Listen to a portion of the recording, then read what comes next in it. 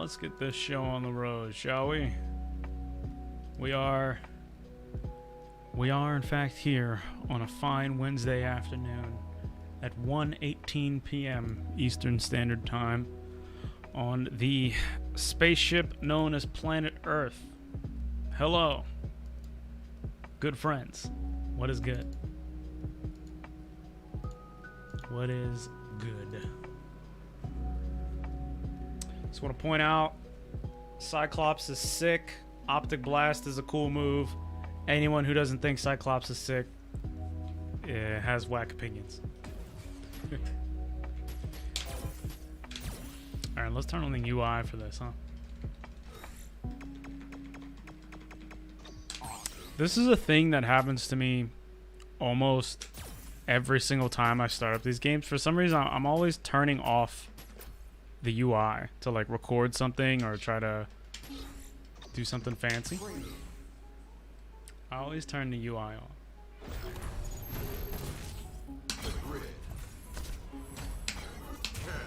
Kian.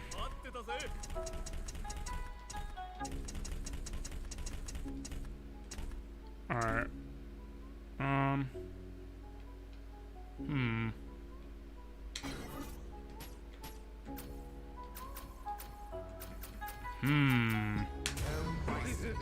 I kind of have an idea here.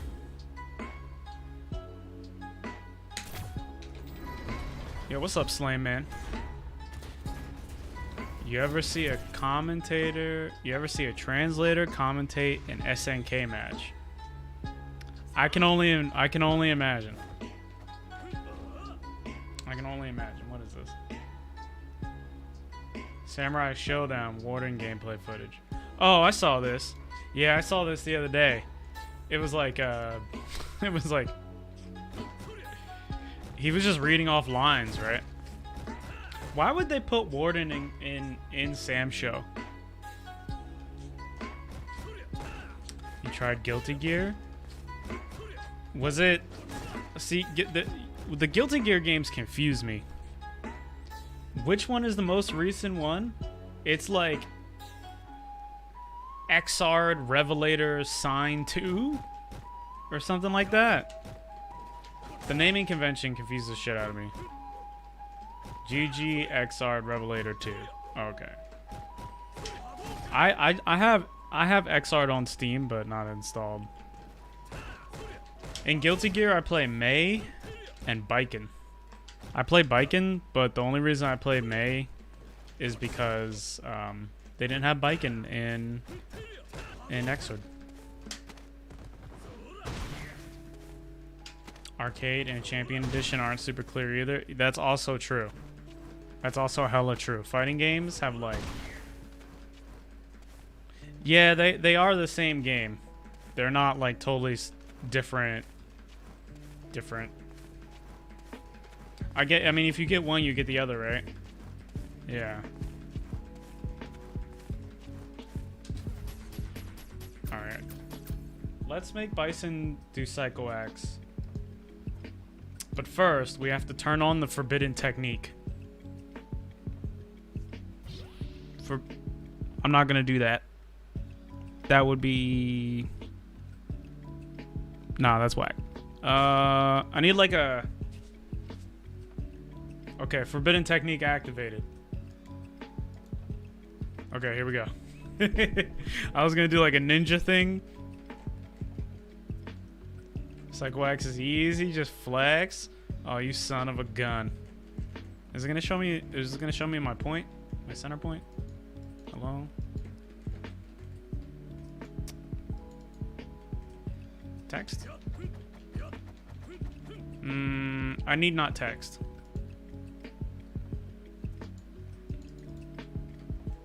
This is pretty useful. Bison move. Well, I actually didn't like. I have like no foreplanning. I just thought like, how am I gonna deal with Psycho X? Because I know this is. So usually what I'll do is I'll do this. I'll stay outside of it. Well, let me just get him a neutral jump. So we'll do bop, And then he'll block, and then walk back a little bit. Okay. What I'll do is I'll stay outside of it, and I'll neutral jump here. Right? What this does, if I stay outside of the Psycho Axe, I can neutral jump it, and I can bait Bison into playing this game of like, oh, are you gonna jump at me, or am I gonna get away with a neutral jump here? Because if you neutral jump this, you get a pretty fatty punish, right? But Bison can do he can do this bad boy on you. He can do his air target combo, and that's a big damage punish for him. So it becomes this mix up as like, okay, am I gonna neutral jump your Psycho Axe or not? So but I don't think that's the strongest strategy, right? Like, I don't think that's the strongest strategy straight up. I want to look at the hitbox on Psycho Axe. So I'm gonna put this in super slow motion. Oh, okay. Yeah, and then we'll pause it. Okay. So this is a crush counter move.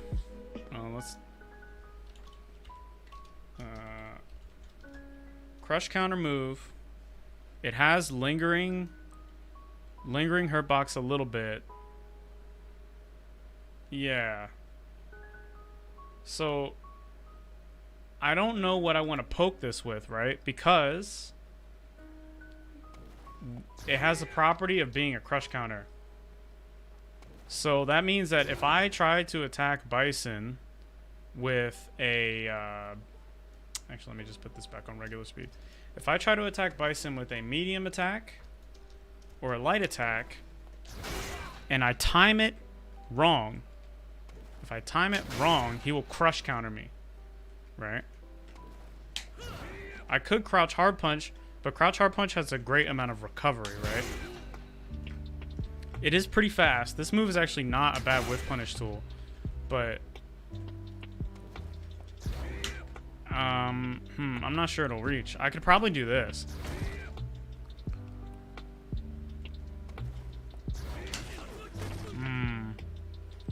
You definitely do not want to attempt to counter poke this move, right?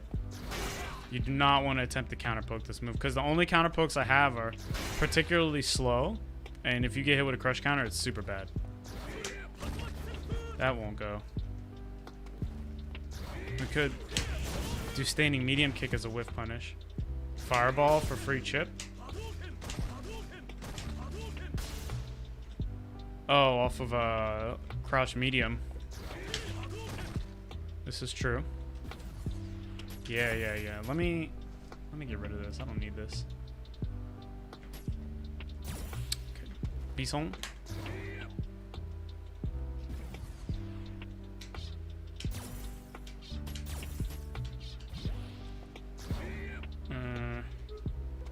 I'm out. Oh, I'm in it. Okay. Alright, I'm out of it.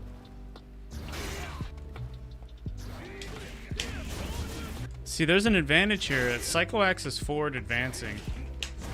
Psycho Axe is forward advancing. So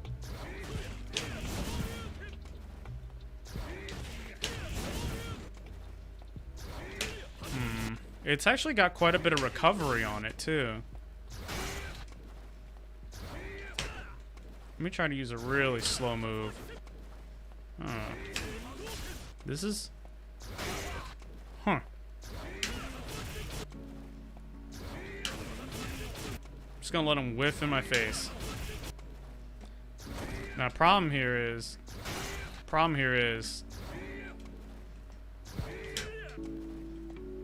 the proximity block box. Okay, so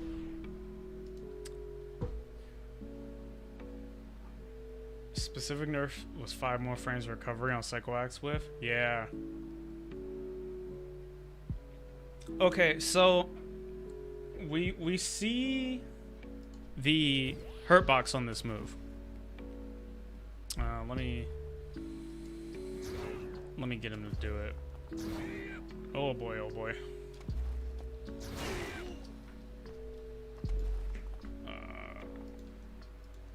So this is one.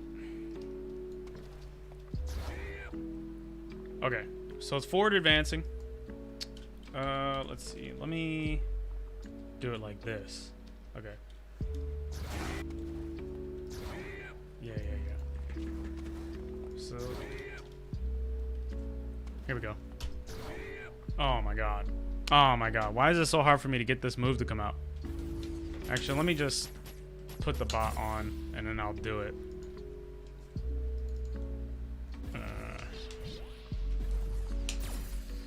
Okay. Alright. So. Bison, why are you jumping? Bison, why are you jumping? Jesus. You would think I knew how to play this game. Okay, so check this out, right? We know that that green box is what we're aiming for. Slow-mo feature Street Fighter 5. Now, I'm using a program right now called FTV Hitbox Viewer. You can give it a Google. It's called Frame Trap Hitbox Viewer. It's really useful. It allows you to see the hitboxes and like speed up and slow down the game. None of this is built in. It should be.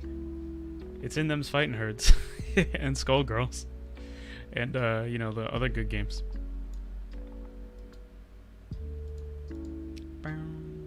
Oh no. Okay, I know these controls.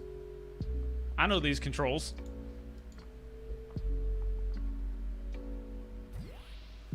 Should look at the proximity block. Yeah.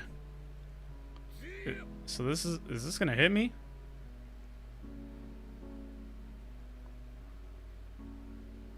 Oh. Oh. Okay. So what we're looking to do, right, is to hit this green box, right? That extended box in front of Bison is what we're trying to hit, right? See that green box right there between Bison and Ken? That's what we're aiming at.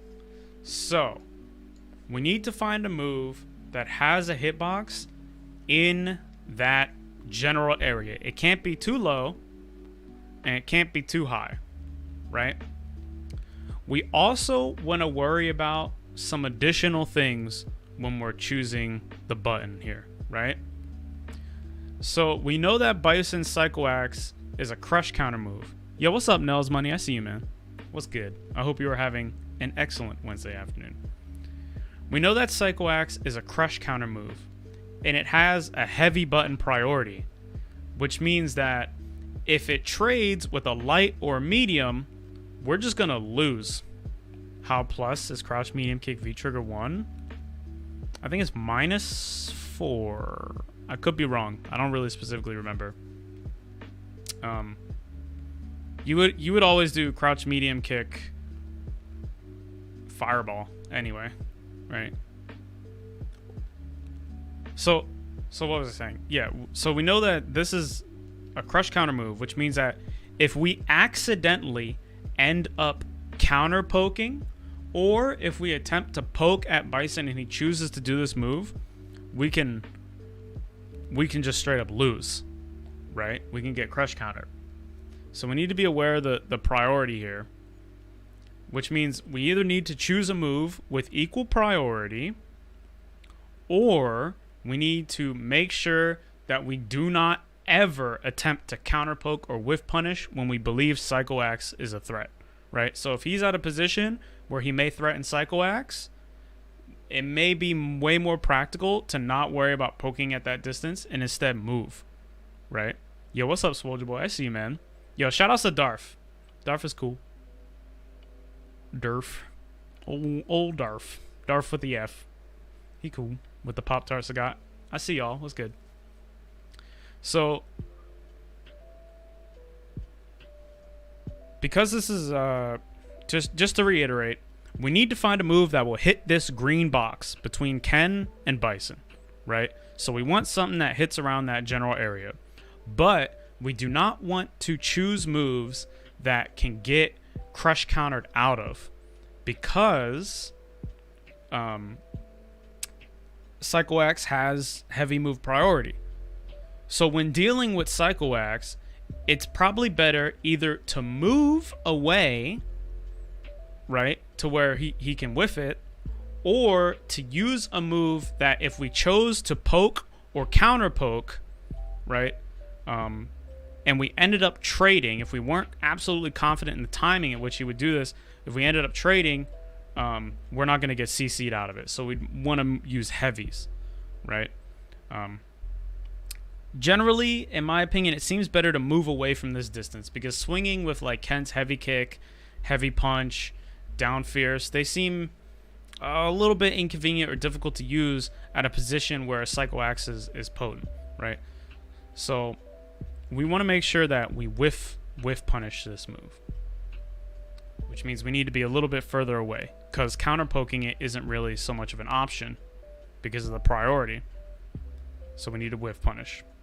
And when we choose our whiff punish, we need something that hits in this area, and ideally we can convert off of to an advantageous situation that also works at a couple different distances, right? So like, for example, right here, it'd probably be really good to do stand medium punch. Actually, right here, probably really be good to do back medium punch, heavy punch, hurricane kick, right? Ken could get that from this distance. But if Ken is maybe a pixel or two away, that heavy punch is going to whiff after back medium punch, right? So we want to choose an option that's not only pretty good, but also more practical, right? So like Slainman mentioned earlier, we saw that down medium kick canceled into medium hurricane kick will not reach, right? But Fireball will touch him. It's not going to be a true block string, but it's free chip, right? So we want to try to look to optimize practicality, consistency, and more so than damage, we want the practicality, the consistency, and we want an advantageous situation afterwards, right? We want a good situation afterwards. So, I don't know, right here, you know, maybe I could hit a roundhouse. If I was like preternaturally quick, I could hit a roundhouse and hit him, right? But it's 3. You could light Tatsu. But here we would also be able to get down medium punch, and there's the distance issue too, right? So we have to explore those options. We have to just try them out. Okay. So let's try to find out what gives us a good situation. Let's run this back and let's pick V-Trigger 1. I had V-Trigger 2 because I was thinking about this. I was thinking about... Is that on? Yeah, that's on. I was thinking about back medium punch canceled into V-Trigger 2. I don't know if this is like super duper useful though. Oh. Wait a minute there. Hey, wait a minute there. Wait a minute. Play this back 9 times. Oh, no. Is that gonna repeat? Let me just do this. You would think I know how to use a training mode in this game, but I really don't. Okay. Alright, we're good. See, I'm not close enough here. The tricky bit is this move is forward advancing, so you need to be a lot further away. Yeah, I don't think... That seems kind of difficult to do, back medium punch. The hard punch will go through, though. That's just because he's not blocking. Okay. Could do this. Could do that. Found that stand medium kick seems pretty good because he's still standing, right? If he ended in crouching, it would suck. It's possible for my stand medium kick to be at the tip though.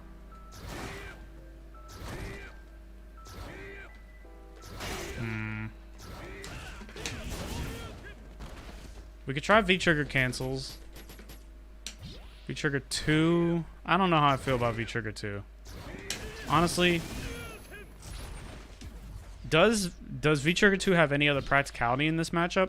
Maybe a little bit. We're still looking at Psycho Axe, but this move, oops, it's kicks. This move, especially if he does the hand, or if he does EX hand, you could theoretically get rid of this with a V-trigger. VT2 is 9 frame of startup with suction starting on frame 7. Yeah, it is kind of a decent whiff punish by itself, but why is that not playing? Did I not do slot 4? Is it slot 2?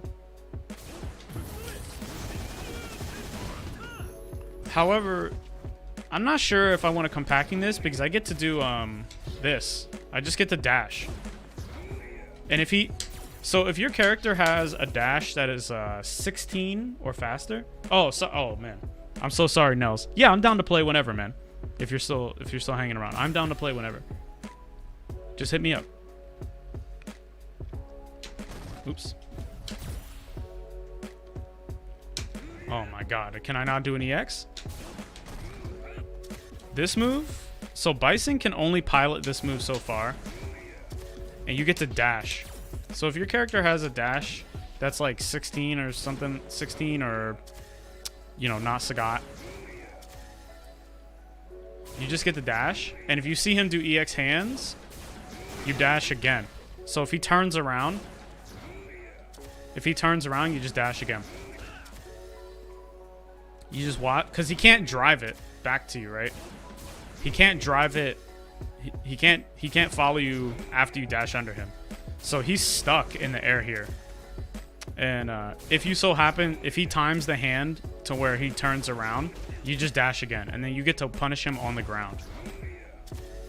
Right? You punish the jump recovery. Most characters can just straight up dash under this move. Like, this is like a super gimmicky thing that a lot of Bison players will get away with. V-Trigger 2 will also deal with that, but I don't know if it's worth bringing V-Trigger 2 just specifically for that, right?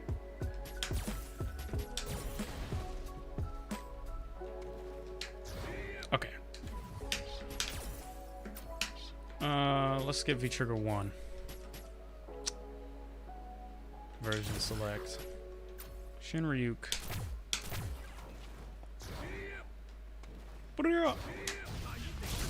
Oh shit, what's this? What is this? What is this? All right, we gotta take a pause. What is this? I think this involves me. All right, what is this? What did iDrop do? What kind of cookery is gonna happen right now? Ken? I'll put Ken over here. Tier list maker? I'll put Ken as. Every Ken player I know is an S tier person. Ken players be bitching. They do be bitching. Nah, wait, hold on. Nah, matter of fact, nah. Ken players got some bad eggs. Nah, Ken players got bad eggs. We know the bad. Everyone knows the bad eggs. Player likability tier list. Oh, yeah, Ken players. Yeah, Ken players go on it. Ken players are honestly. Players are definitely going in 8. They are not going in S. They are not going A tier, huh? Ken players are not going in S. Honestly, Ken players are B tier. Ken players are B tier in my opinion. They are definitely not. Ken players are kind of B tier. I mean, have you seen some Ken players, dog? Have you? Yeah. Have you been online? They're definitely B tier, dead ass. Ken players are B tier players, dude. I've seen some shit. It's 250-50. It's too even. It's too even. There's like S to A. Yo, that guy is wild. He rage quit on me a couple times. I remember one time, not to like waste time on it or anything, but I remember one time, I happened to look at the NLBC Discord, and like I was like, oh, I'm gonna look at NLBC. I love watching NLBC. Team Spooky is one of my favorite Twitch channels. I'm gonna go look in there and see what funny memes those guys posted. Oh, I can't wait to see the Timberlands and the Yankee Fitteds. And then I go in there, right? And I'm like, oh man, I got my tech sweater ready and everything, and my Tim's is on, man. My butters, bro. You know, and I'm struggling to put the fitted on because I got so much hair. But you know, I'm going, right? I go in the Lex Level Discord, and I just see, just lost to that Never Knows Best guy. He's so fucking random and bad. God. And I'm just like,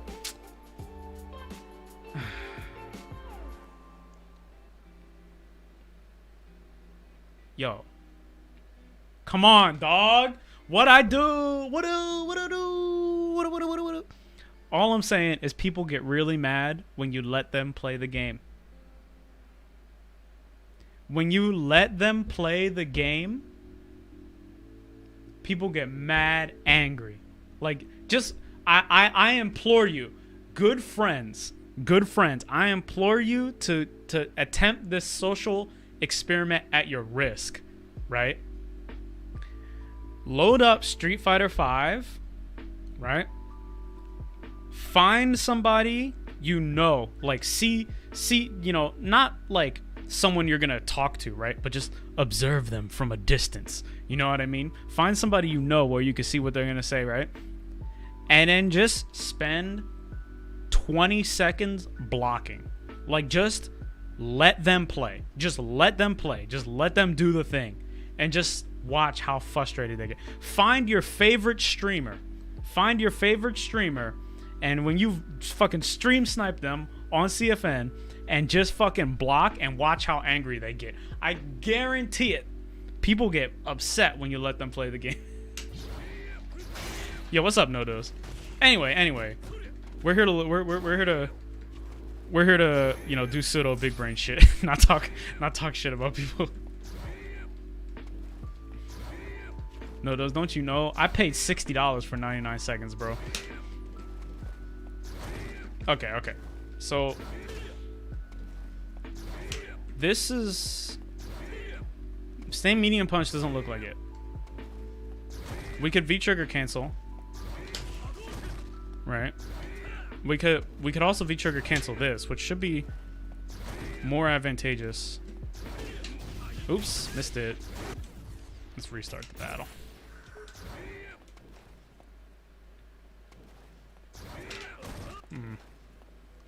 Can you just sweep? I mean, you could.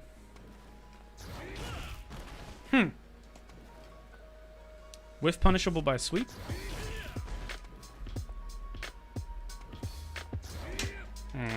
This seems hard to aim. Timing this whiff punish is really difficult.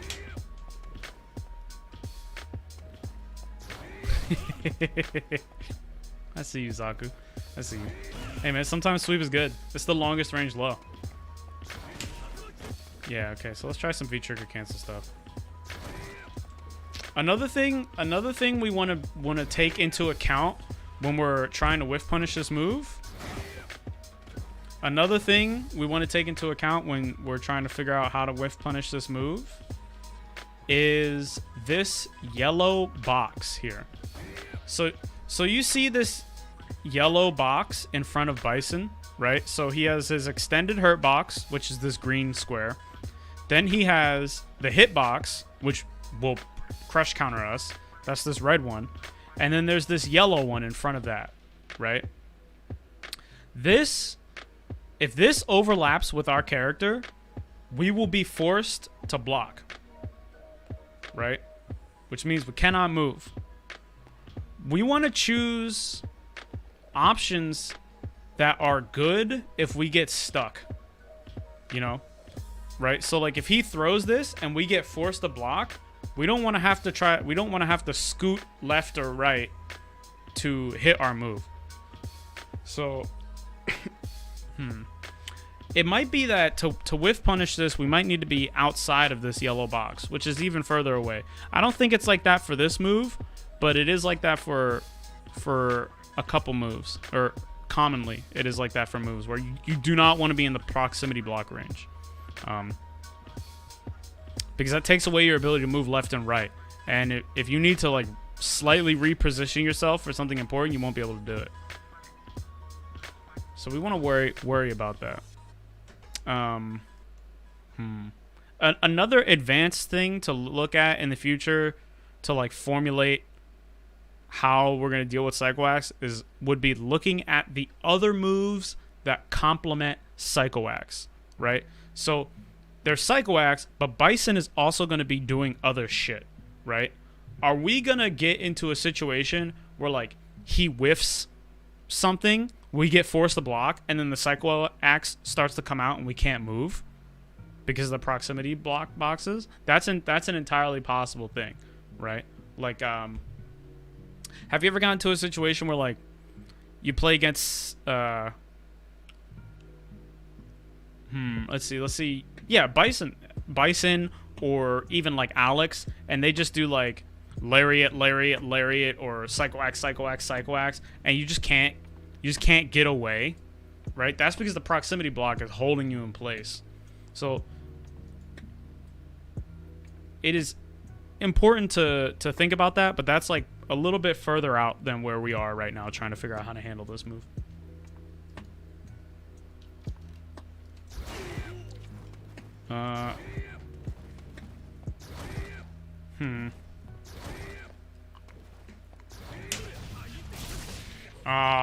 That doesn't get you close enough. So we need to choose something. Oh, okay, maybe this. Maybe stand medium kick? Oh. Could also do fierce, maybe.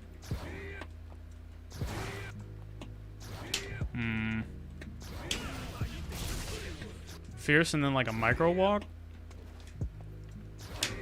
That's very difficult. That's very difficult.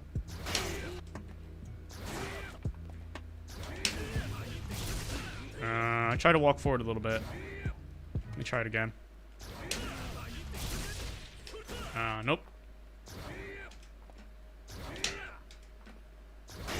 Oh, that's... Kotatsu there. I think stand medium kick is the choice here, because he's left standing, right? He's standing up. He's standing up. Medium kick will hit both of these hurt boxes. That's probably the choice. Stay away from Psycho Axe, go for medium kick. Alright, excuse me. That's probably the choice right here. So I do not play as Bison EXDP. You're not wrong. I do not play as Bison, but let us try to find the other moves that will complement Psycho Axe. Let's think. Usually I see Bisons, they'll go for this or Skizzers. Right? At this distance. I've seen stand medium kick. If he medium kicks, my medium kick will also work. Is this an overhead attack? No. This is a mid attack. So you can block this crouching. Let me put Ken on crouch. So here's crouching. Oops. So one thing you can do in Street Fighter V, kind of like with the dummy, is your dummy settings will go to whatever character you've chosen if you put it on record, right? So this is an overhead. This is an overhead. This is an overhead. His jump attacks are overheads, but he does not have a regular overhead. So from this Psycho Axe distance, a lot of Bison players, I've seen this sequence before. I've seen this before. I've seen whiff Psycho Axe into immediate stand medium kick. My medium kick, even if I'm really super slow, will still deal with this. I've seen this as well. I've seen stand fierce, but this fierce is punishable on block by Shoryuken, so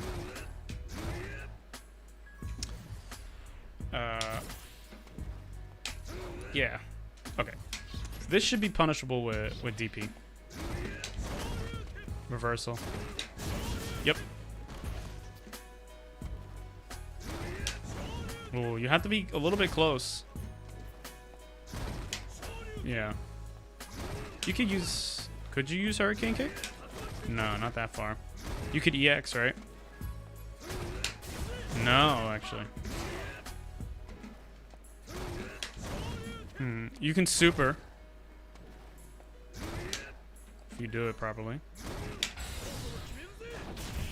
So Bison's Psycho Axe, commonly followed by standing medium kick or standing hard punch.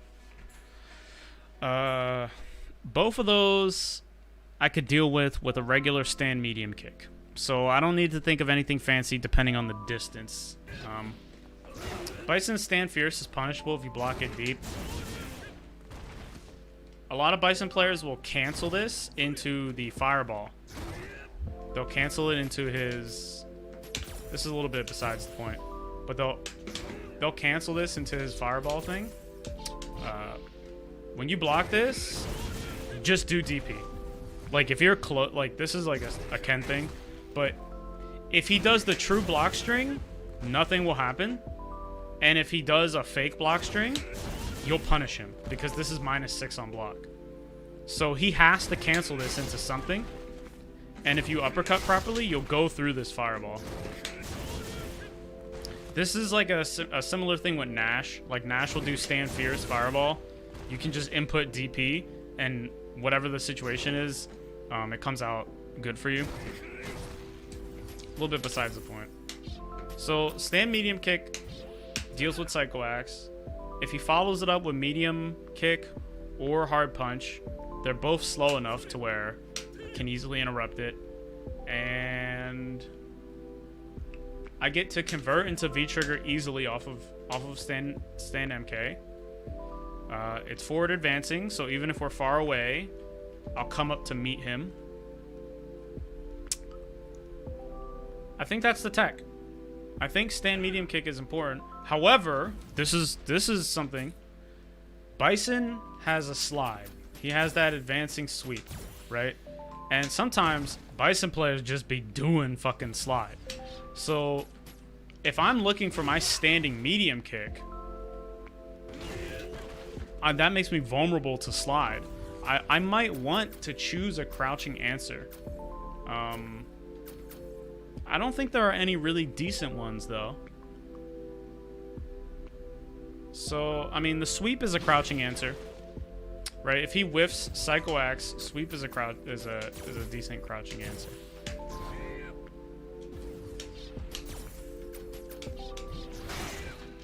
Let's go back.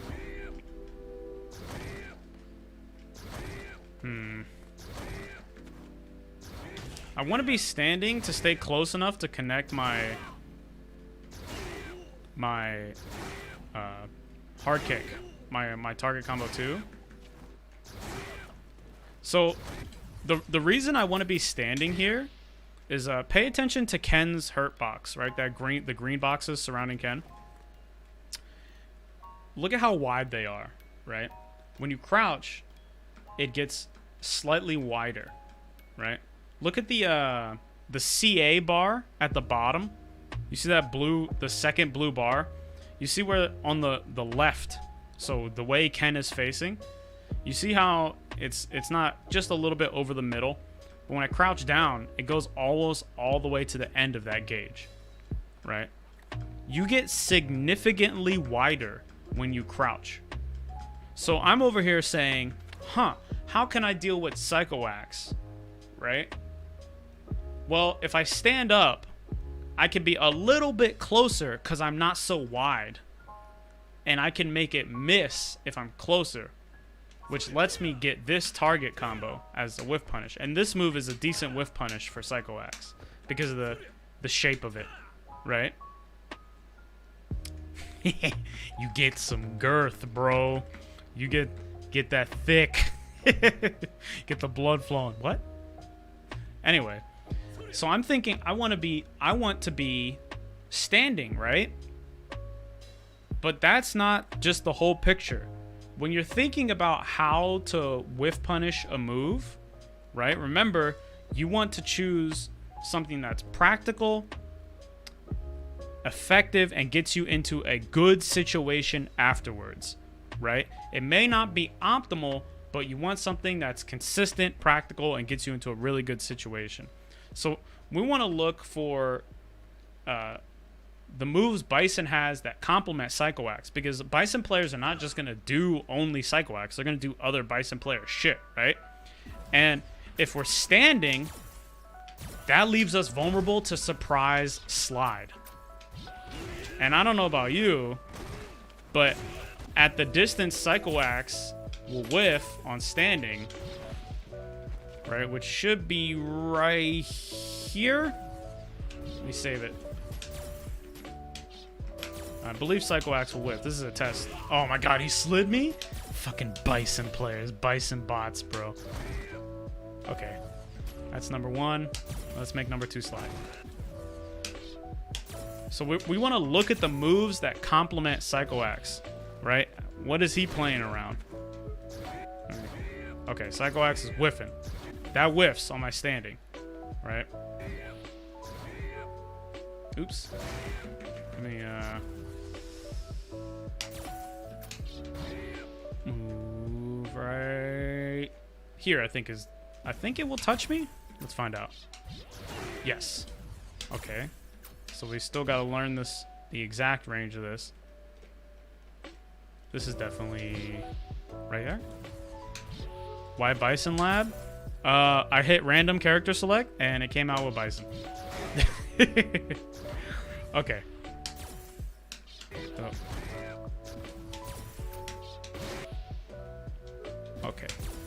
I also want to showcase like how you want to look for options against things. Okay, so this is fine. This is a realistic distance, right? So at this distance, Psycho Axe will whiff, right? And I'll be able to get my standing medium kick as a whiff punish. Am I able to react to surprise slide here? I don't know. I don't know if this is a practical reaction. It seems pretty doable. Let me record one of him just doing nothing. We'll record him just doing nothing for a second. And then we'll mix it up. We'll mix it up. Just trying to react to the slide. So all I'm trying to do is react to the slide. Bison. Oh my god. See, I don't know if this is practical, especially if you're looking for other shit, right? So anyway, the reason I bring this up is because we may want to choose a crouching option here to deal with other moves that also complement Psycho Axe. Because we're not just going to be able to like know when it's coming, right? No. So we may want to choose a crouching option that deals with Psycho Axe well. However, if we're crouching, we get wider. We get way wider. Which means that we must be further away. Now let's think about this. If we're further away, we can definitely react to slide, right? And we could react to scissors, maybe. Choose from 3 options: jump forward, slide, or whiff a normal. Oh yeah. Record neutral jump on all of them, and then so you record the neutral jump so you know when the move is coming, and then you want to do different things, and make sure that you turn this off so you can't tell. So if I turn this on, you'll be able to see which one it is, right? So now it's playing number 3, right? You want that off. Yeah. And usually when you record the dummy, you want to have them neutral jump first, so you can see when the move is coming. If you're trying to react to something, that's definitely what you want to do. You want to record a couple different options that all start out in the same way, so you can't tell the difference, and then just try to actually react.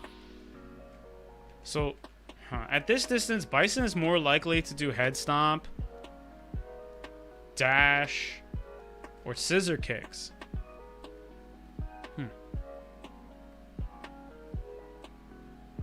Yeah, you don't really need them to neutral jump. You just kind of want to... The neutral jump will just help you time stuff.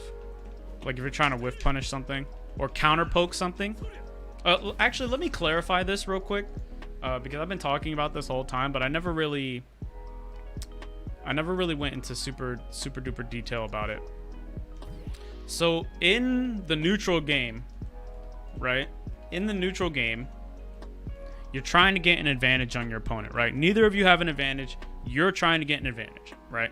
That's a positional advantage, frame advantage. You want to touch them, right? You're trying to get into an advantageous situation. Now, in neutral, there's a subset of actions, right? So there's neutral, and inside neutral, there's a subset of actions categorized as footsies, right? Now, footsies is specifically manipulating space to hit your opponent's whiffed moves, right? Or to interrupt them when they attempt to hit a move, or to put yourself in position to hit a move. Footsies always involves someone setting up for an attack in a specific way. And there's 3 types of attacks you can employ in footsies. There's 3 types of attacks. There's the poke, right? So a poke, you poke them, right? This is a poke. The important part for this lab session is that pokes go first. When you poke, you take the initiative. You are the one that goes first, right? Then there's a counter poke, right? A counter poke is something designed to interrupt. You want to go at the same time, right? So poke and counter poke can a little bit overlap based on like your timing. So you could intend to do a poke and it could come out as a counter poke, right? But a counter poke is that you want to interrupt, right? You want to interrupt their poke, right? So you either want to go second or at the same time, right? So there are some moves that are not very good pokes because they may be minus, or they might have weird looking hurt hitbox combinations that aren't, very useful for initiating, but they can be good counter moves, like crush counters, right? Like this move, this move, this move. These are good counter pokes. Those are for going at the same time or second. And a whiff punish means you go last, right? That's the 3rd type of action you can take in footsies to it, is a whiff punish, which is last, right? So I'm talking about pokes, counter pokes, and whiff punish, but those are what they are, right? It's significant. I should upload this to YouTube. I want to make like a very I upload all the stream archives to YouTube, so this is definitely going to be up there. But I'm planning. All right, this is where I get myself in the hot water, right? Because I'm like, look, I'm trying to make these fancy videos, but then like I don't be making no videos, man. Like I'm like, yo, all right, I'm gonna sit down today and I'm gonna write the script, and I'm writing, and then I'm like, okay, I'm gonna record it. I'm getting footage, and then I get it into my editing software, and I'm just sitting there like, this is not good enough. Do it again. So I've been trying to make all these videos for forever. But anyway, just to re-summarize that, a poke, that's too much work for not enough return on investment. I want, still as an aside, still on this, I want to make content, educational content for Street Fighter about real fundamental skills, right? And a lot of people, when they talk about the fundamental skills, they just talk about understanding the game's mechanics, and that is incredibly important, but they don't actually talk about what those skills are like made up with, how you employ them, and how you can practice them practically, right? So like I want to produce content that's like, I don't know, an encyclopedia or like a textbook, like very scientific, very well defined, straight up, this is the deal, you know what I mean? And if it's a YouTube video, it's there for forever. And really, I want to make these things just because I wish I had these things when I fell in love with fighting games. You know what I mean? Especially, the main thing for me is, how do you practice these? You know what I mean? How do you, like with acting and everything like that? Nah, the videos, my content style is the exact opposite of my streaming style.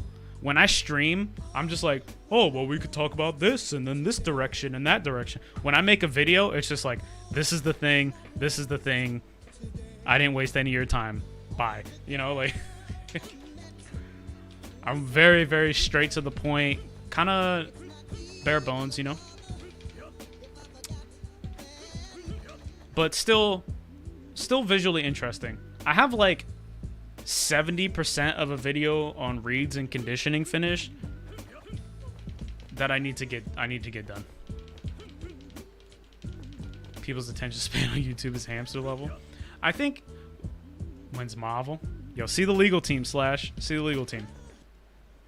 But I think for a lot of fighting game content, it's kind of like this, where it's just like stream cuts, and it's a little bit waffly, kind of out there. It's not very exacting, you know?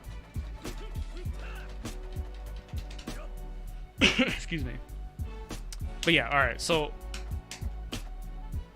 just to recap on what I was saying, I'm not going to go too deep into this, but in neutral, there's a subset of actions under footsies, right? So there's other shit you can do in neutral that's not footsies. Footsies is a very specific subset of actions, right?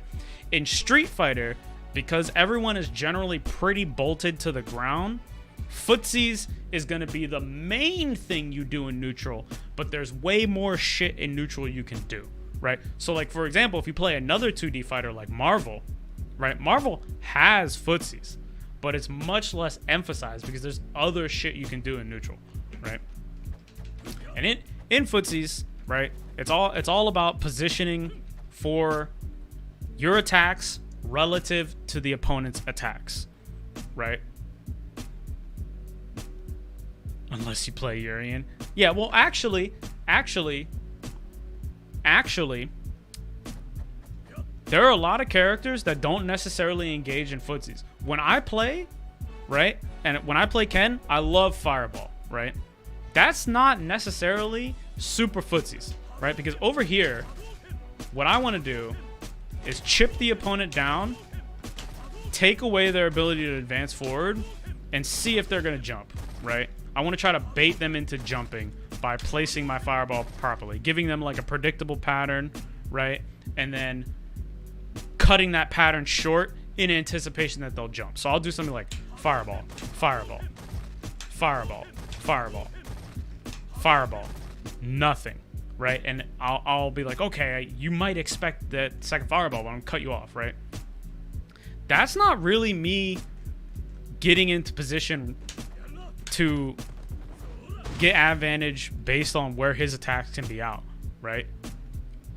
So that they're like that zoning is not necessarily footsies. Like footsies is specifically getting into an advantageous position based around either character's attacks, right? So if I want to get into position to do this, that could be footsies. Or if I think Bison is going to Psycho Axe and I move back to whiff punish him, that's footsies.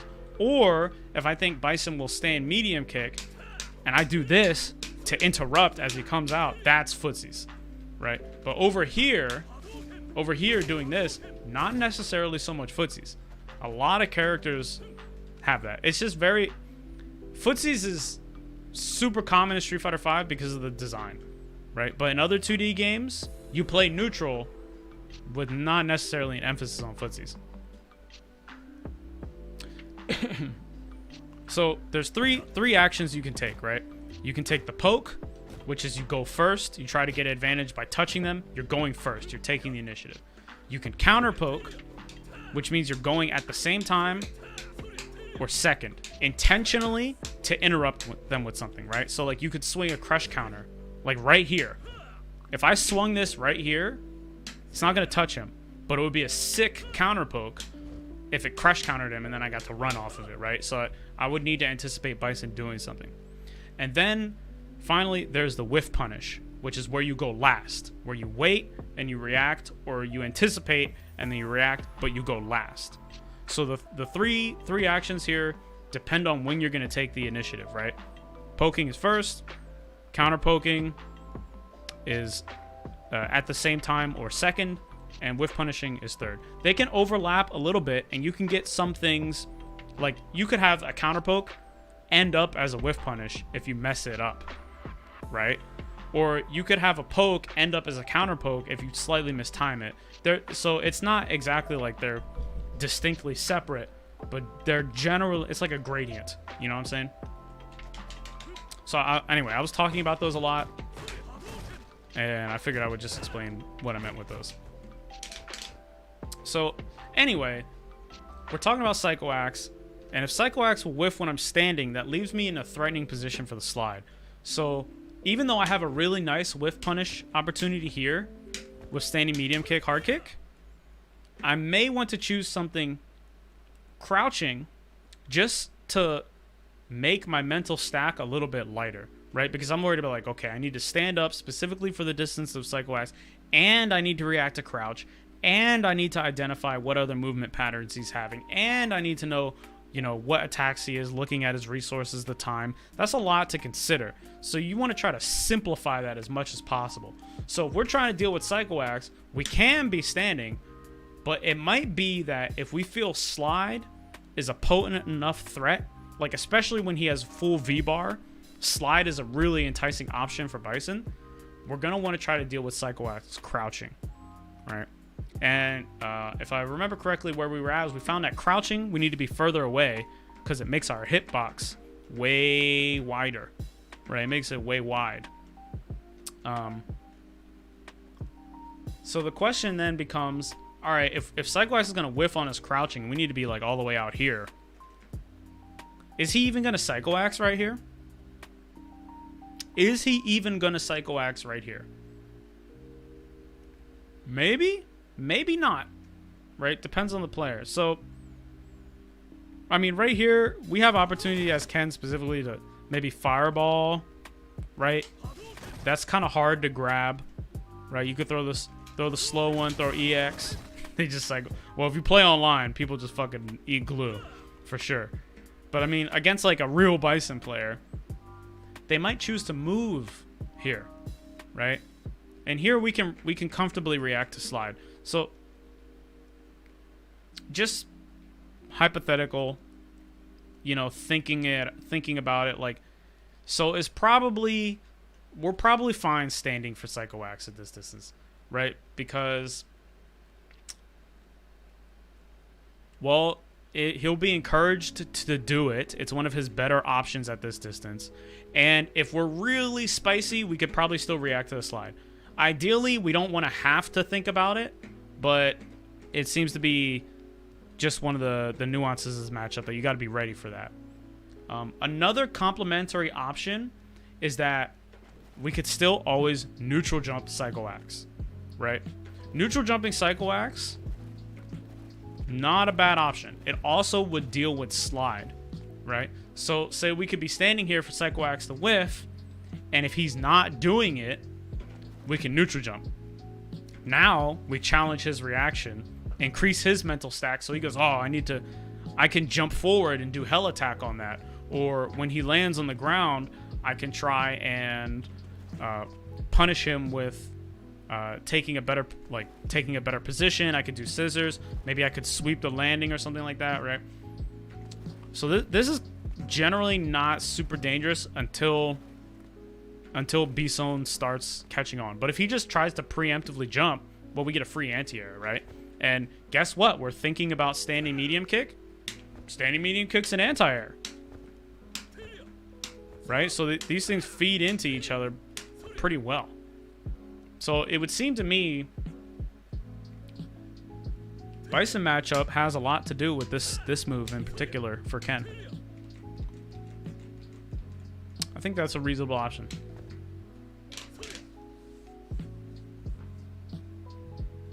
I learned some shit. I learned some shit about Bison. Oh, let me explain this mix-up again. So this is a mix. This is actually dead ass a mix. Right here, jumping. Are you gonna send the? I gotta change the emotes. The Charlotta emo has to go. The Charlotta emo has to go. Like, we gotta get rid of Charlotta, right? I mean, Grunk booted. Yeah. R.I.P. Charlotta. Never get rid of Sour the old pepper. Okay, so there's lore here, right? The lore about Never K Pepper. The lore here. So this is my good friend iDrop combo, right? Otherwise known as iDrop __, right? This emote. This emote has a sister emote, right? And it was called Salt. So the first emote I had was me losing to Snake Eyes, and I looked salty. I wasn't actually salty. I was just trying to think, right? But I'm like doing a salty face. And then there's this, which is a fucking hilarious face. So there was the salt, and this can't be salt, so this has to be pepper. Right? There's salt, and then there's pepper. True story, I got an email from Twitch asking me if these were racially motivated. And I was like, what? No. True story. Anyway, so there's salt and there's pepper, right? But then Grand Blue Versus came out, and Charlotta was definitely a potato. And I wanted to spam this everywhere. So I replaced salt with Charlotta, but Charlotta is underperforming, man.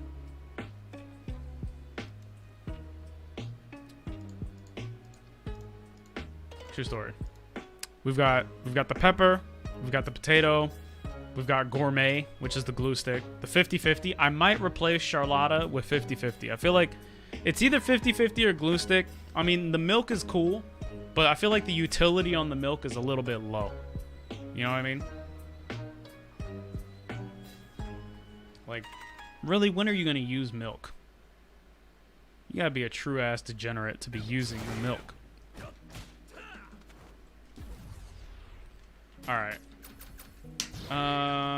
Let's see. So really? All this lab stuff? There's two reasons for this lab stuff, right?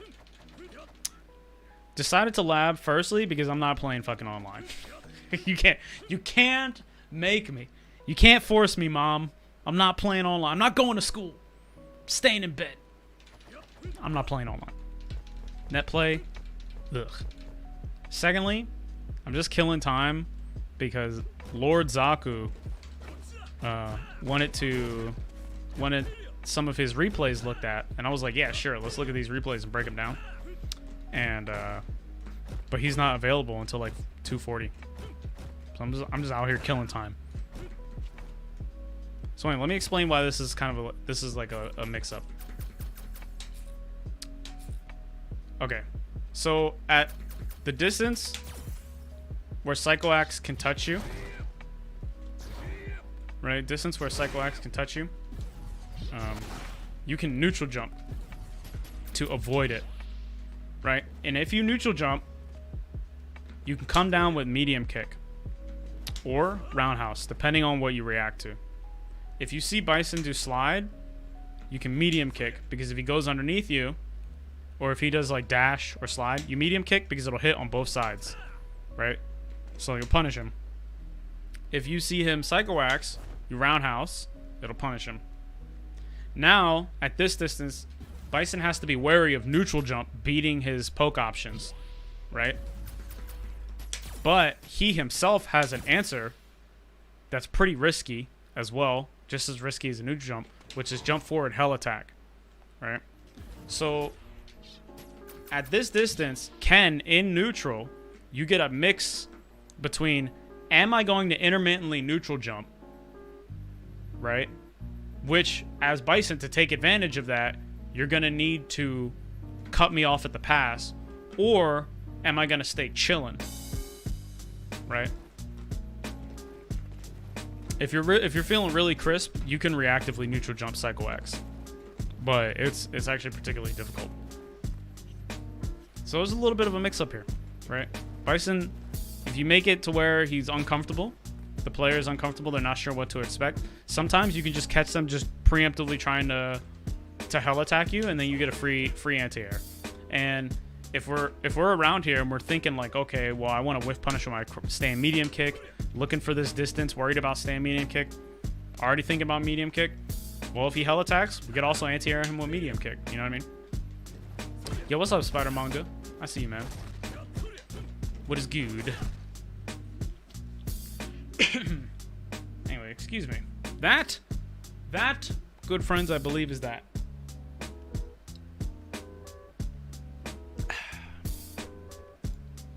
Is anybody who wants to play a set still around? You guys still hanging out? Because now we definitely have about 20-25 minutes where we're just doing nothing. Ran out of material.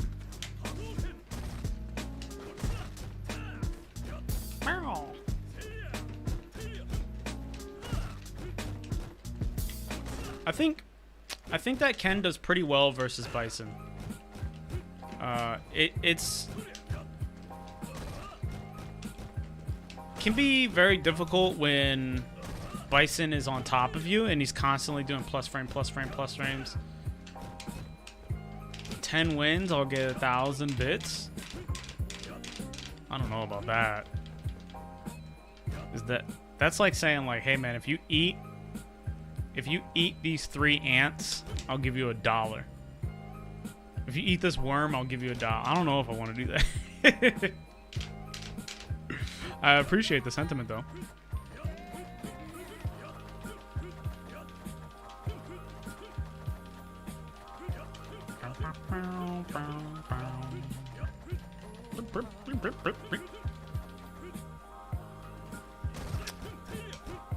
So if Bison's on top of you, it can be kind of rough, but Ken has a really great V reversal.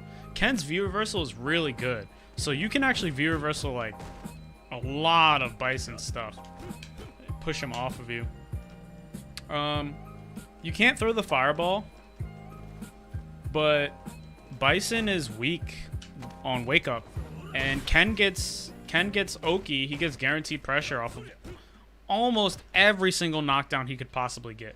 There are some situations where like if you AA them with DP, you can't get Oki, but anytime Ken does a combo or like if he does a throw, depending on what distance you're at, he's gonna get some options. So that can kind of really smother Bison. Bison also kind of has a difficult time doing anti-airs. Like especially above his head. You'll see a lot of Bison's players will do crouching jab. This is a preposterous fucking movement. Crouching jab is an AA. If you look carefully, you can see. Let me slow it down here. You see how Bison's hurt box gets lowered? You see how his hurt box gets lowered? See, he does jab, it gets lower. But if he's not doing anything,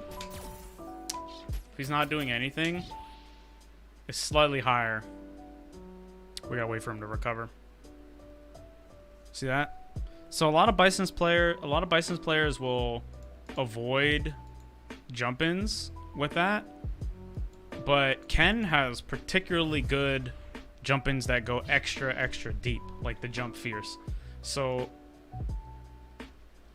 AAing is not exactly super easy for him, because you can just jump fierce right down up into him. Yes, right down up into him. Yeah. you can just jump fierce, and he has some trouble anti-airing you. So you can actually kind of maul him a little bit. Bison does have access to a 3-frame attack, which makes it so that some of Ken's more potent block strings don't work. This is one that's like really stressful to deal with from Ken in the corner. You ever have a Ken player do this shit to you? Now it's like, okay, all right.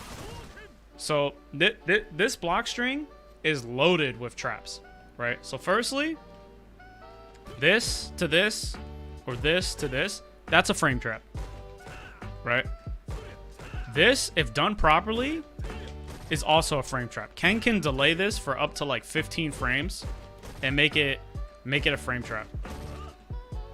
Then the EX Fireball is +1, which means that if he does this again, because it's a medium move, it will beat 4-frame lights, and I mean, it'll beat 4-frame lights, and not a lot of characters have 4-frame mediums. I don't think anyone has a 4-frame medium anymore.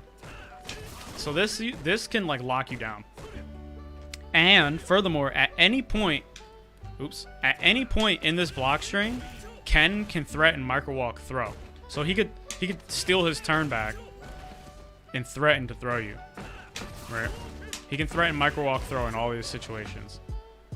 He's also at a decent distance to shim sham. Right? He could take you to Shimmy Johns. Right? He can shim sham you. So this is like tough to deal with. And on top of all of that, it does a pretty good chunk of gray health. Right?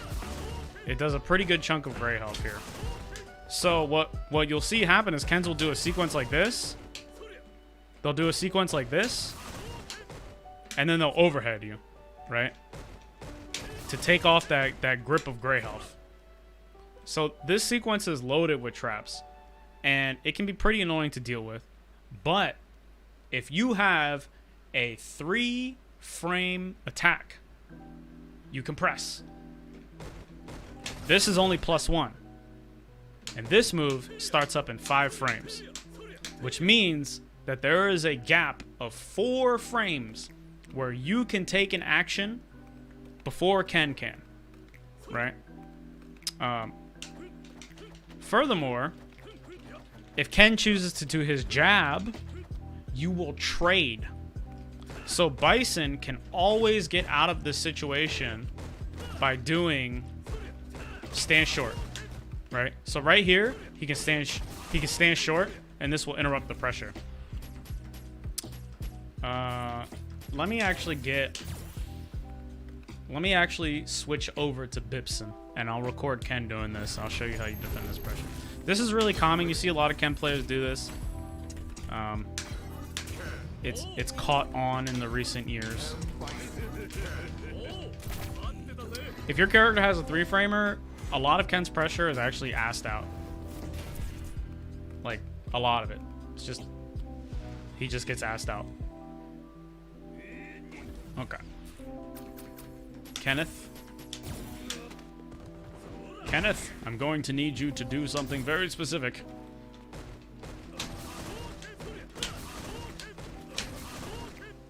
Okay. Oh, I need him to get close.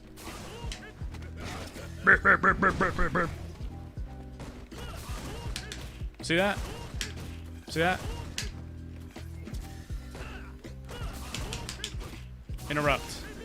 And then if he tries to do jab, so you get a counter hit here, right? Which means that if you play Bison, you should know what your counter hit jab combo or your counter hit short combo is. When you get a counter hit in Street Fighter, you get 2 additional plus frames. So you get to do a unique, more damaging combo. If Ken chooses to do this, you just trade.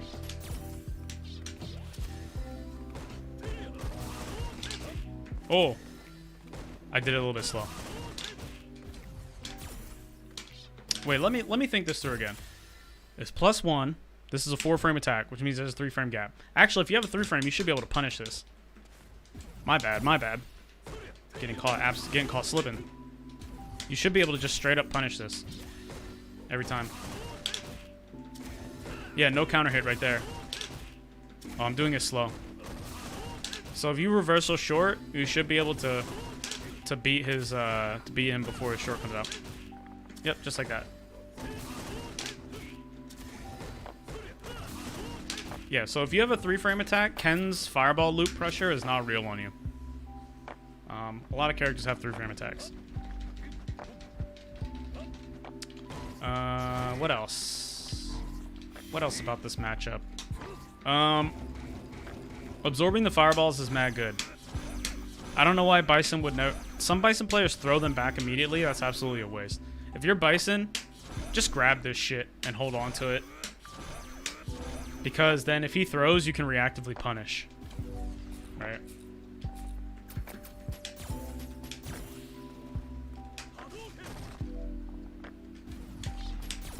So like, just hold it.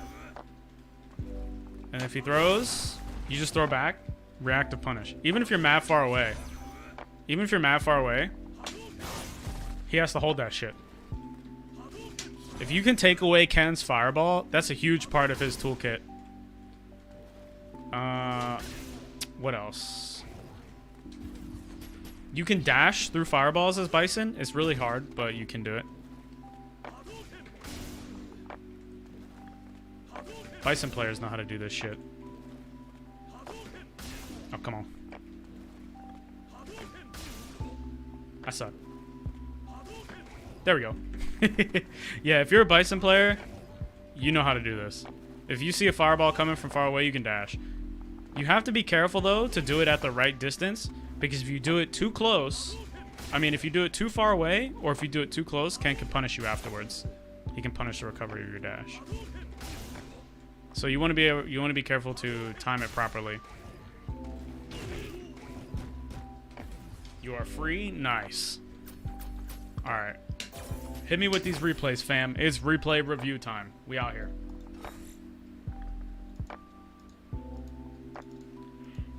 I'll go to your profile. That's not how you do it. I can actually just look it up. Yeah, I can actually just look it up. Alright. So these are from the CPT. Oop. There we go. There's a Zaku too? Scandalous. Scandalous. Okay. Alright. So here's the plan. Here's the plan, right? We're gonna watch these replays from Zaku, and which were CPT Online, right? This was CPT Online NA. We're gonna watch these set of replays.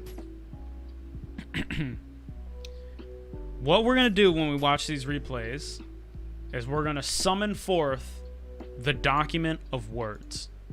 We're gonna summon forth the Word document.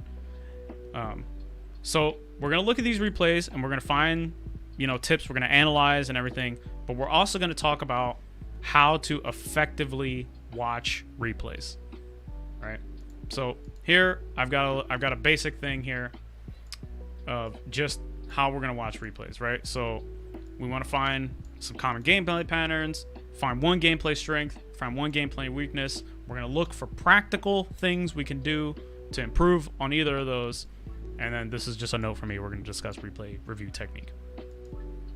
That will commence shortly. We have been sitting down for an hour, 24 minutes, and 59 seconds. And your health is mad important. So I'm going to get up, get some water, move around a little bit. Nothing fancy. You should also consider just standing up. Your lower back will thank you. Your health is mad important. I'll be right back. Also, shout outs to you guys. Thanks for hanging out. I really appreciate you guys. You guys are super sick. Stay chilling.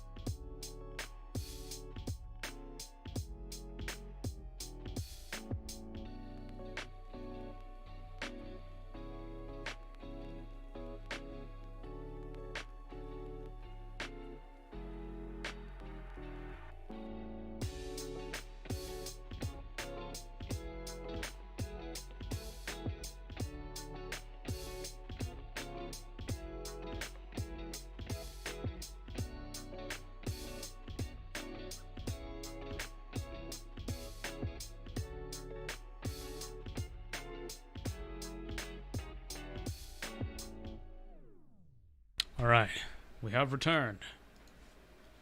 Let's see. How should we set this up? The previous song? The last one. I don't remember what the last one is, but I should probably put the song title on the thing. If we look, let's see. Type exclamation song list. Or is it music?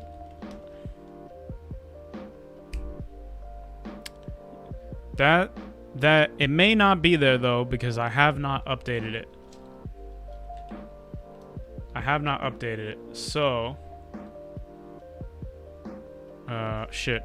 You know, I don't know how to work these controls. It's like a spaceship up in here. You know how to work these controls? Well, I'm supposed to like arm the quantum torpedoes and energize the transporter beam. Like, what is the Nightbot? What is it songs list? What is the Nightbot thing?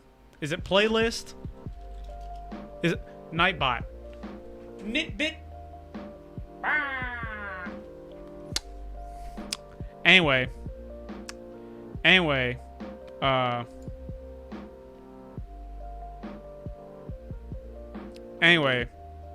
there's a big playlist of all the music on YouTube and then on SoundCloud, but the SoundCloud one is not fully updated yet. Anyway, yeah. Shoutouts to your boy Hado CS _, the Ryu player. He made a lot of the music that goes on here, but also a lot of it is just shit from the internet.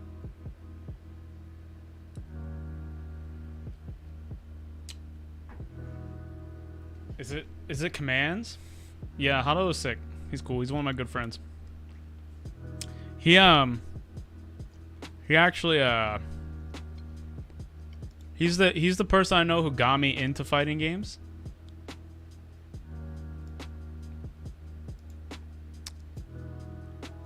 Street Fighter 4. I got Ultra Street Fighter 4 when it came out on PC, so I got it late, and then I played a bunch with Hado.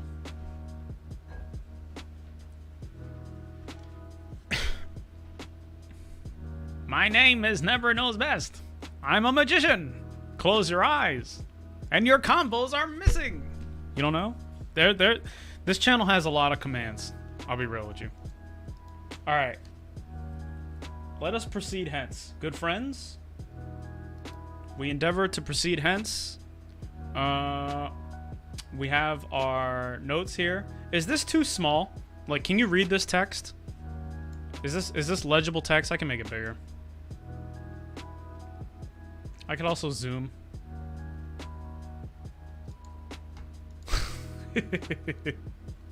Okay. Can read it fine on 1080p. HD. Hey, man. Your boy Hado CS _. Alright, we need to look for...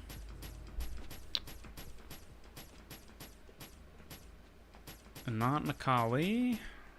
Well, yes, Necalli, but a different Necalli, right?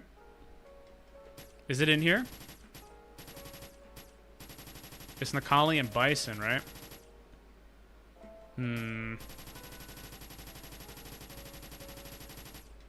I went way past it. Alright, let's go to the top again. It's a spaceship up in here. Oh, I see. Here we go. Okay, so here's the Bison. Here we go. Alright. So this is the first one. What's this? This is a 120831. This is 1210. Okay. Alright, so here's what we're gonna do, right? When you watch replays, I recommend to watch replays in chunks, right? Now, a lot of people will tell you, well, if you lost to something, you should go watch the replay. Now, that's not necessarily bad advice, but who the fuck wants to watch a replay right after they lost? Let's be real. Ain't nobody want to do that.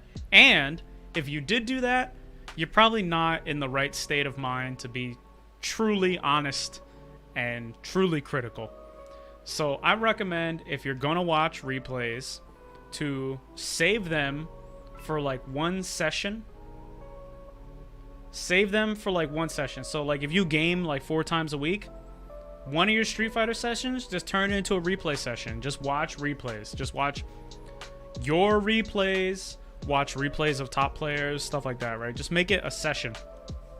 So we're gonna watch this replay, and we're gonna watch this whole match, and at first we're just gonna watch it, right? So I'm breaking out the Word document, right? So this is Zaku versus, what's this guy's name? Randizzle. This is the First to 2. All right. Should have used replay ID. Yeah. This is also fine. The only reason it took a long time is because I don't know how to like recalibrate the shields to like, you know, change frequencies to defend against the phasers. I don't know how to work this shit. So we're just gonna watch this through, and when we're watching it through, we're just gonna take in what happened and see if we see any patterns, right? Just see if we see any patterns. If you have a lot of replays to go through, watching them on 2x speed,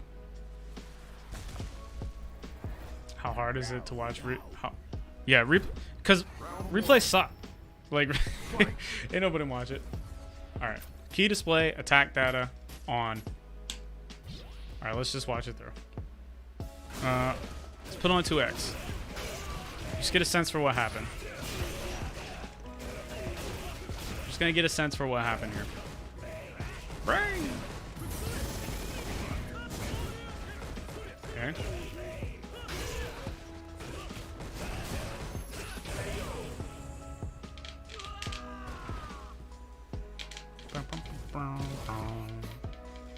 Round 2. Fight. Oops. We need 2x. Let's go back. We missed that part. Let's go back.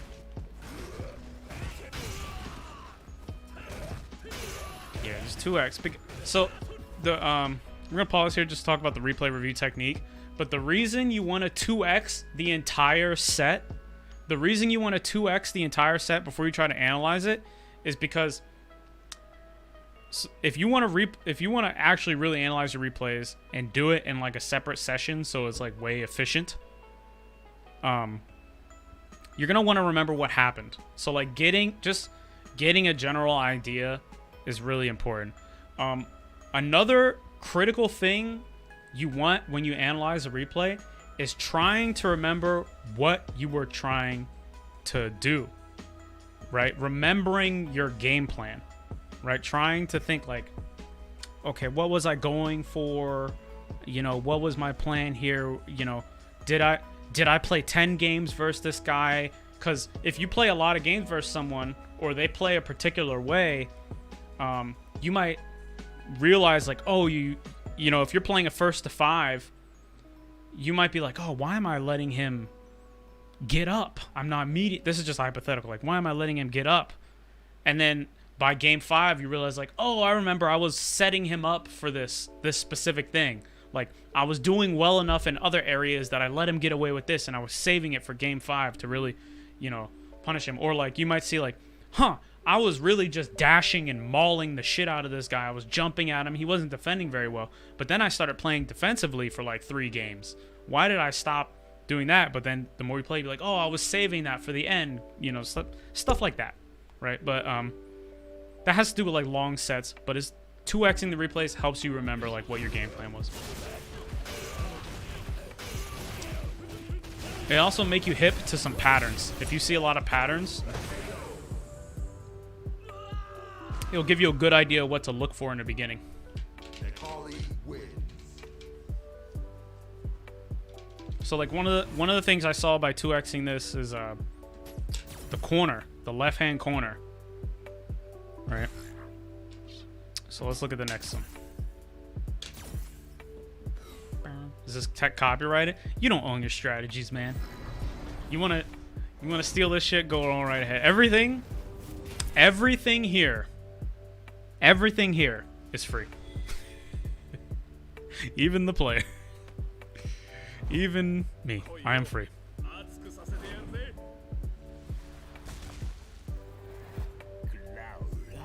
It's Devour Hour. Round 1. Fight. Oh, I gotta turn the... It's useful to turn this on. So, okay, so the attack data is nice, right? But what you want, no matter what, is key display. You always want key display on.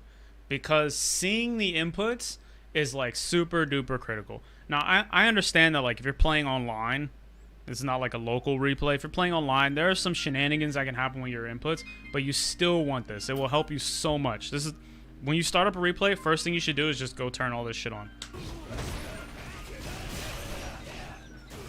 Okay, I see the left corner again. Okay. Round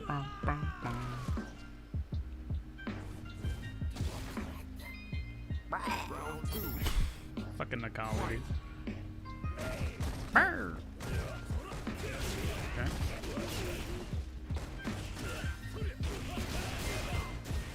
Okay, here's that corner.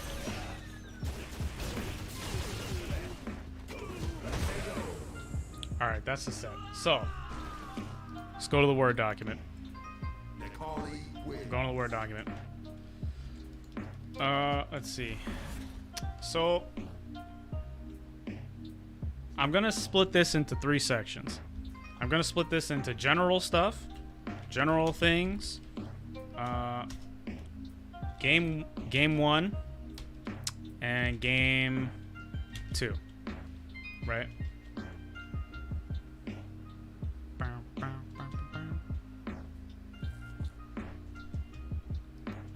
So these things here are things specifically that I noticed, right? So I'm gonna put general shit is gonna be things that happen in both games, and then this will be for specific situations, right? So we'll have like game 2, round 1, blah blah blah blah blah blah blah, right? And then this general stuff will be what happened in both. We're not gonna get too super specific, I don't think, with this. But it's important just to keep everything organized. So the general things, what did we notice, right? A lot of time in left corner. Got to left corner quickly. I noticed a lot of low attacks. In both of the replays, a lot of low attacks. Used V-Trigger 2. That's something to note. We were using VT2 in that matchup. Now, depending on how deep you want to go, you can list tons of shit, right? But just in general, these are some things I noticed. All right, game 1. Let's go back to game 1. This is game 1, right? 1208, yeah. Oh, also,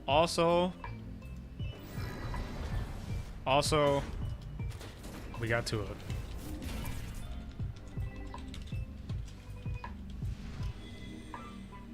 V-Trigger 2 is for fireballs. Yeah, that's something I would think about in the matchup, right? Fight. Let me be more specific here. So, a lot of low attacks. We used a lot of low attacks, right? So Ken used a lot of low attacks. Got to the left corner quickly. A lot of time in the left corner. These kind of share this thing. Okay. Another important thing to maybe catch on to, we'll see about that more in general, is the round time. Right? If the round times are really quick, that can tell you a lot about your playstyle or their playstyle, depending on what you see. Okay. Okay, V skill.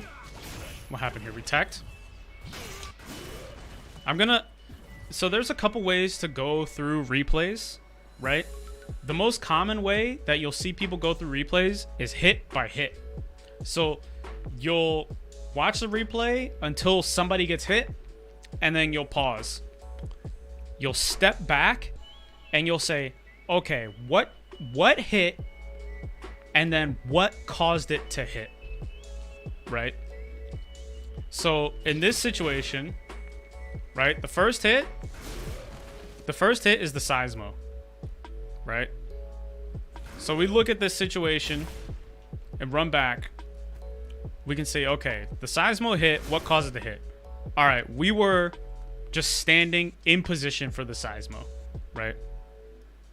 Just note that down. Like, okay, that can hit there, right? Another way you can review replays is to look advantage by advantage, right? So advantage by advantage is a little bit more advanced and depends on like your knowledge of the matchup, right? So it can be harder to analyze replays this way, but sometimes it can be more effective, because there will be times when you watch a replay and you'll just be like, why did this guy lose? Or like, why did this guy win? And some of that can be like really subtle, and I don't want to use the word hidden because it's not, but like kind of non-obvious. But we're gonna look at this. We're gonna look at this hit by hit because most of those things seem pretty straightforward. But if we were looking at this advantage by advantage, right, situation to situation, you would look at, okay, I've retreated, right? From the perspective of Ken. Ken retreats, right? Now we're at this distance. Actually, let me move this camera. Let me move this camera. Actually, I'm just gonna get rid of this camera. At this distance, who is winning? Right? Who is winning? Who has the most advantage? Well, Ken could throw a fireball. Necalli could throw a Seismo. Right? That's situation by situation. So you would say, oh, maybe I don't want to be in that. Maybe I don't want to be in that distance, because if I'm in that distance, then Necalli is winning because he has a little bit more advantage than I do, right? But we're gonna look at this hit by hit. So, first hit, Seismo. That you need to block that low. The second hit, so this is a low. Okay. Got caught pressing buttons here. Combo. Pressing buttons again. So here we got hit because we pressed. Here got hit because we pressed again. Another counter hit. We're dizzy.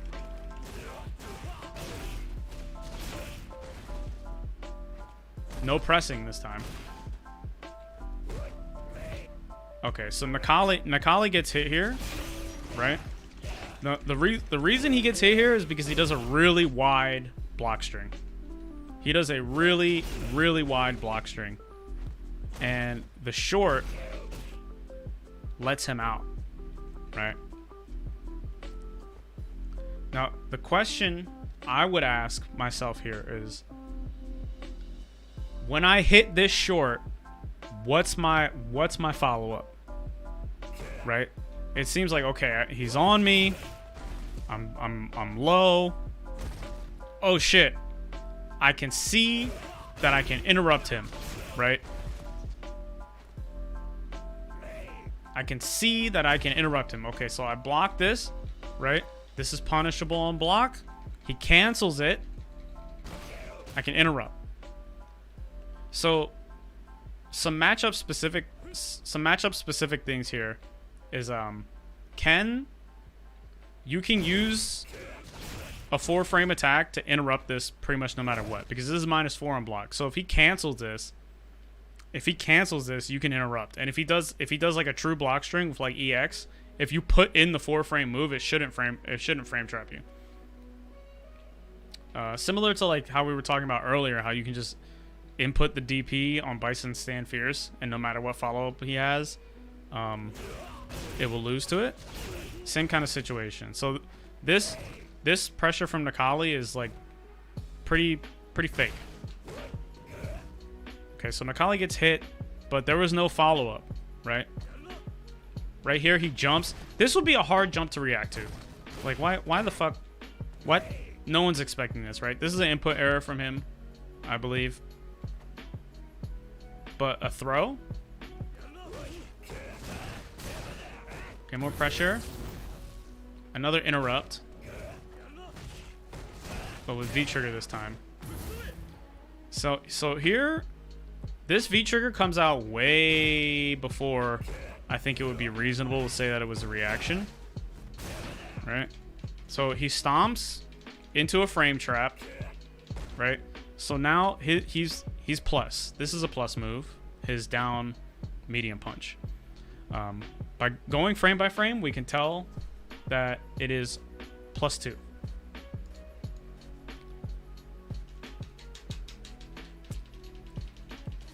Okay, so he chooses to dash here, but this V trigger, this just comes out. I mean, that's pretty quick reaction right there. Okay, so we hit the V trigger, interrupt his pressure, DP, follow up into a low. All right, into another low, into another low. This sequence of attacks,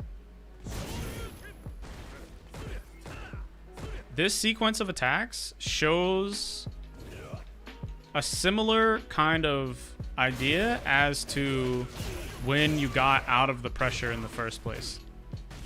So here where we're mashing short, right? Low, but no follow-up. Right? And when I say follow-up, I don't mean like a hit confirm. I mean like literally like a follow-up situation. So if you touch them, you should always generally be prepared with a sequence that you know will get you into a situation you want. So if you hit them with low short, you might want to do stand short, EX fireball. Right? That's an example of one sequence that could work here. You low short, stand short, EX fireball. If it hits, right? Cool, you get a little combo, you get a hit confirm. At a more advanced level, you can, you know, confirm that into DP and then do fireball if they block the stand short, right?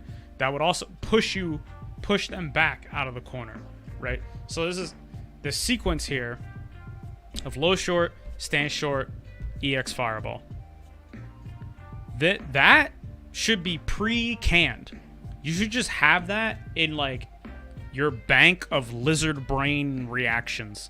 Is like, okay, I touched them with short. This is my sequence that's gonna come out.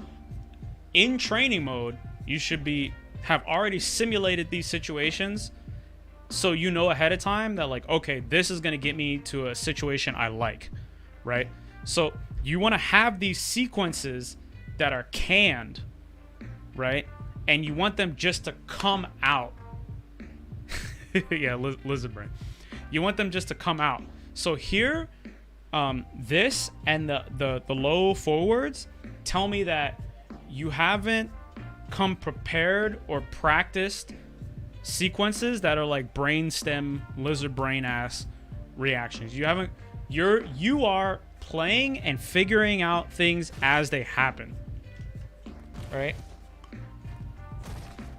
So, I mean, there's any number of sequences you could do here. Like, you could do low short into crouch medium punch, or low short into move, or low short into full walk forward throw, low short into stand jack. There's a lot of shit you can do, right? But just this low short pause shows basically there's not a sequence prepared. There's no sequence in the bank.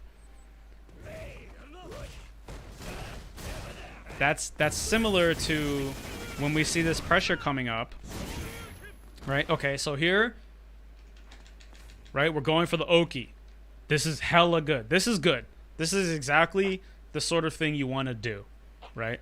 So you hit them, you get your knockdown, and you go for the Oki, right? This, again, is another pre-canned sequence, right? You want to have this set up a little bit ahead of time, like, okay, this is just what I'm gonna do here, because that gives you a lot of mental room if you don't need to think about what the next step is. Now this will come as you become a more experienced player and as you just generally become more fluid. It's like driving a car. When you first start driving a car, you have to Remember to grip your hands appropriately. This one has a little bit more pressure than that one. Put this one here, put this one there. Oh, is my left foot in the right spot? Oh my god, is there anything under the pedal? Look through the windshield. Oh shit, the windshield is in the way. Oh, there's other cars coming. Am I on the middle of the lane? Where am I? Where's the curb? There's all this you're hyper like aware and uncomfortable of everything. But the more you drive the car, the more it just becomes, oh, just get in and drive it, right? That's the same thing with this. But you want to have some sequences prepared, right? So here, you're going for low forwards, right? But what are these low forwards doing? Right? What is, you're just, okay, low forward, low forward, low forward. There's no fireball cancel. There's not really a frame trap or like a run, right? So here we go. Okay, nice. We have this Oki set up. Boom. We're in there. Right? We are in there. What's our follow-up? Right? We got an advantage. What's our follow-up? So let's just speculate on this low forward for a minute, right? Let's just speculate on this low forward for a minute. Okay, so we get in there. We get in there. And we're +5, right? We're +5 right here. What in our toolkit is going to take the most advantage of this situation? So we're +5. Here's Ken. We could do a crouching medium punch. We could do a standing jab. We could do a throw. Or we could block or retreat, right?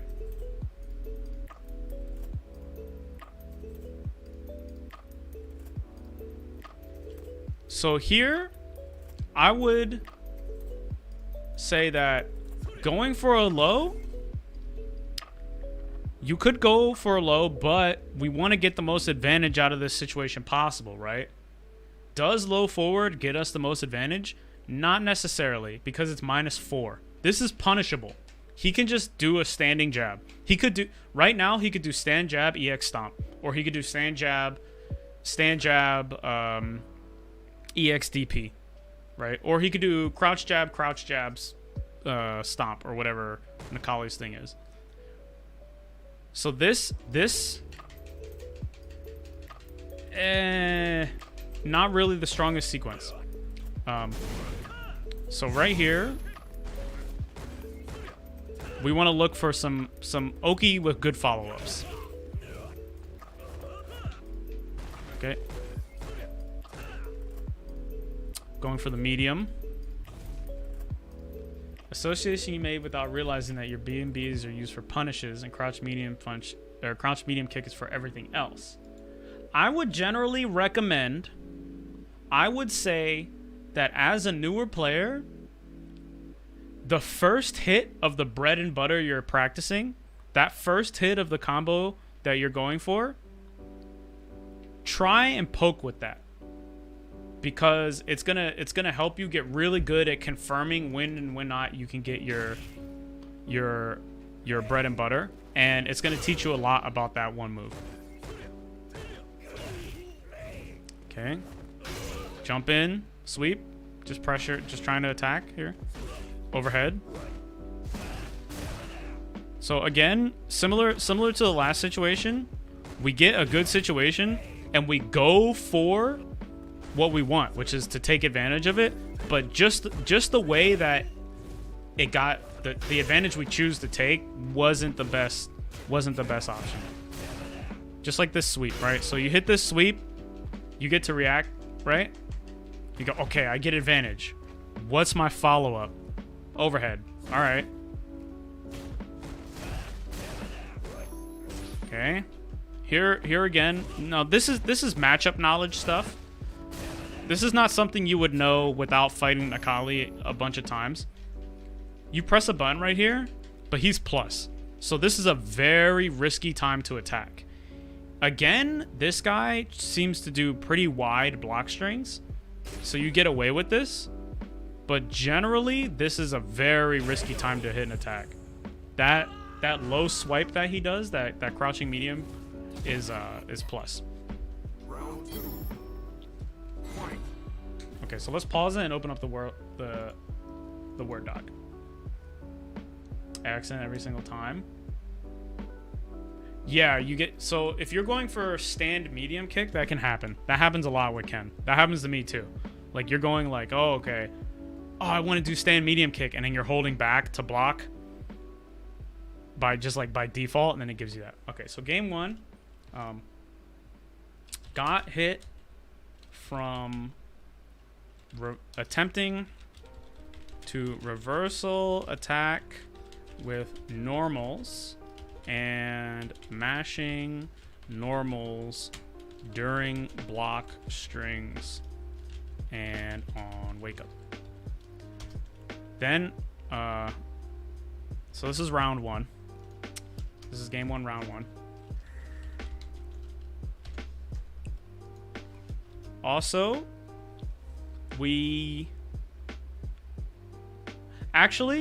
let's just keep it right here because we could get more advanced. We could talk about matchup specific stuff. We could talk about, you know, all sorts of situations. Like there was a moment in there where you could have whiff punished, whiff stand roundhouse, with stand medium, all this stuff.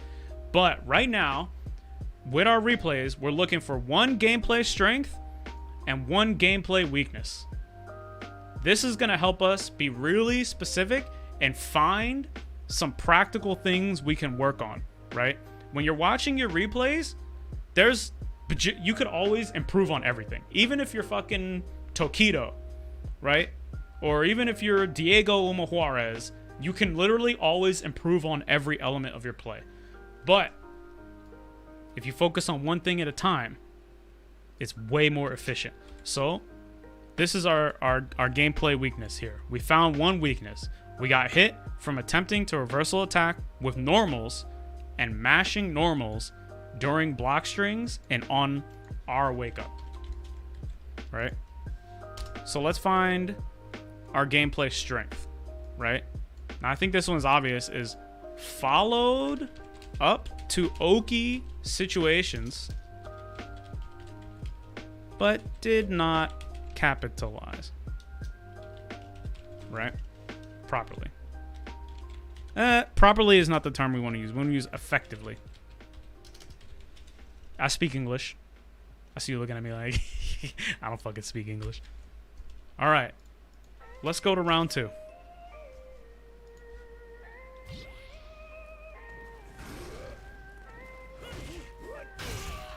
Okay, sweeping.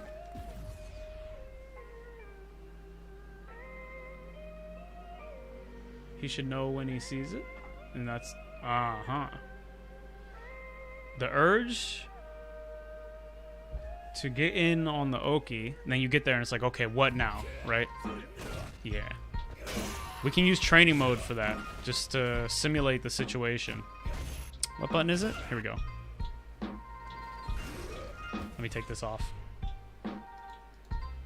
Excuse me. I got to get like one of those fancy stream decks or something. Okay. I notice more jumping now. Medium kick, stand medium kick. Okay. Let's look at this knockdown. Let's go back and look at this knockdown. Was this similar to the other ones? What happens here? Okay. Yeah, here's the... Oops. Here's that pattern again, right? We get knocked down.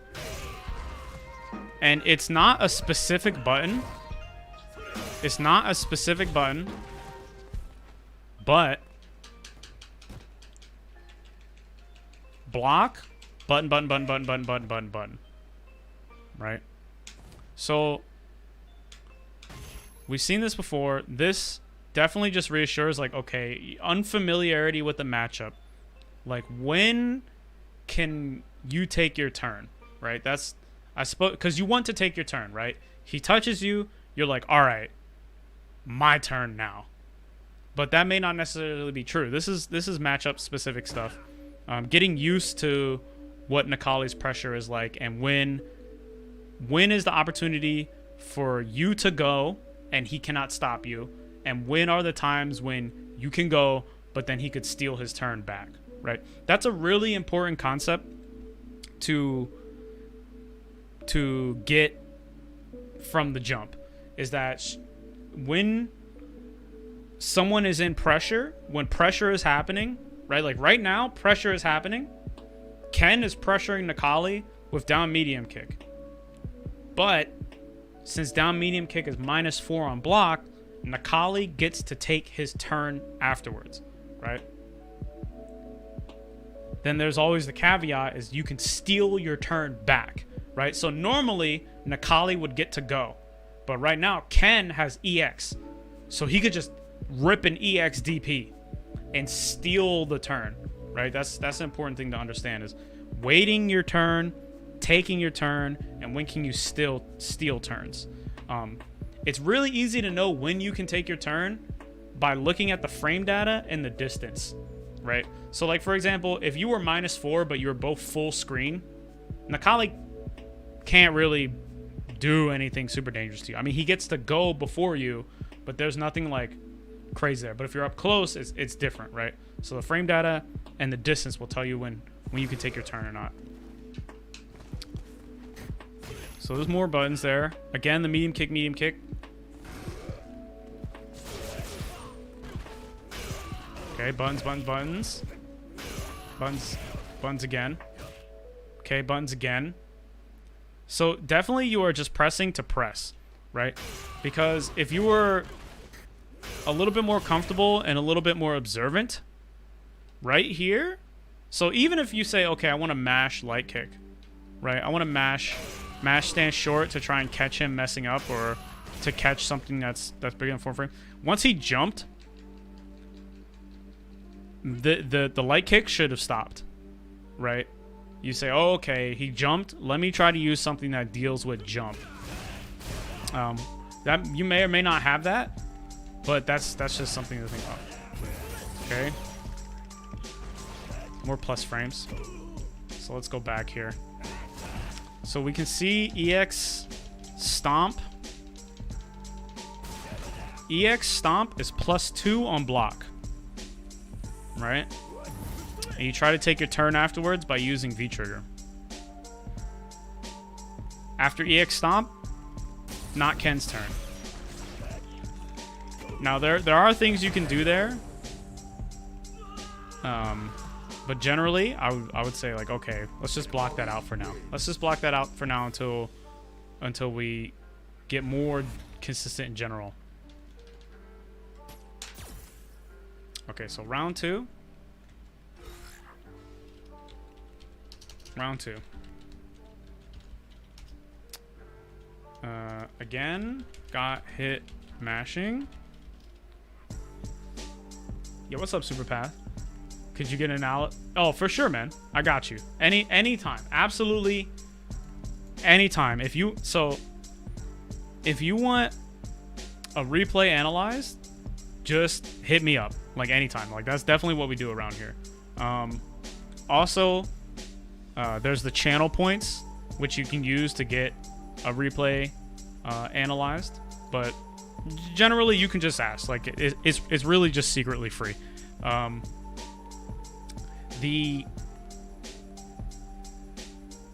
The only like real rule about that is like we play Street Fighter on Wednesdays, you know. So like if we're playing like Tekken or something, don't come in like, hey, stop playing Tekken. It's time to look at this replay. You know what I mean? But if it was a Tekken replay, then it would be fine. You know what I mean? Common sense stuff. You like V-Trigger 2, but you need to stop treating it like it works like a V-reversal. It's not 0 frame or get out of jail free. That is true. Ken's V-Trigger 2 is actually really difficult to use. It's actually a very hard to use move properly. Okay. A little bit more. Was there more blocking? Let's go back and look. It took a little bit longer to get to the corner.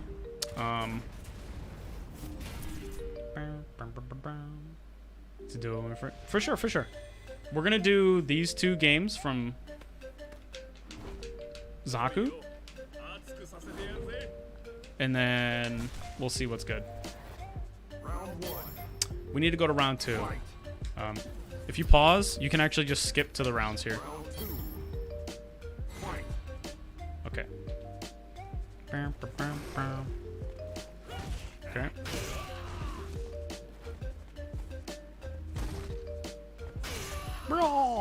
Okay. Not getting hit by seismos. Okay. Okay. So, didn't really get a chance to do much. Too much. But avoided slams. All right, let's go to the next.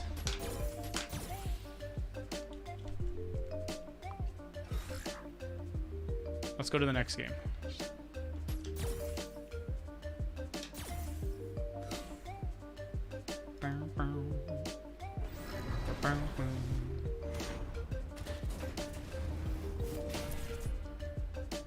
So right now we're just trying to pick out one thing. Like we could nitpick and pick out, Round 1. you know, everything, but we're just trying to pick out what seems to be the most prominent thing, because the purpose of viewing the replays, the purpose of watching your replays over again, is to find something you can train, right? So to train effectively, you need to have targeted and intentional practice, right? A lot of players, almost the majority of players, just practice by grinding out games, and that is really, really slow, right? You will improve so much faster if you just take a look at what's going on and say, okay, I'm going to work on this today, right? Another benefit of that is that you get to give yourself your own goals, which makes the online experience a little bit more palatable. Because if you go online and, like, say you have a bad day, you just get washed, or, like, you know, your opponents are a little bit rude to you, or it's laggy or something like that. But if you can still practice that one thing you set out to do, and if you accomplish that, it's still just as rewarding as winning, right? Or a little bit more rewarding, like winning. Okay, so this looks a lot more tentative, a lot more patient to me. I would say patient, but to be patient, we have to be waiting for something.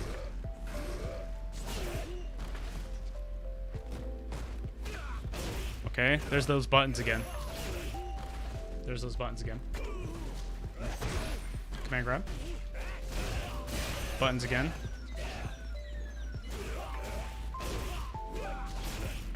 Okay. Oh, got away with that one. There's those medium kicks, sweep.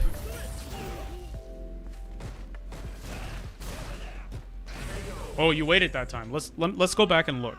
Let's go back and look at the very end of that round. Let's see Round 2. if you truly did wait. Fight. Round 1. Fight.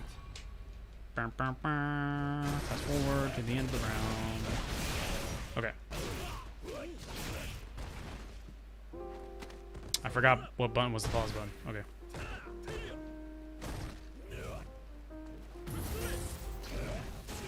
Okay.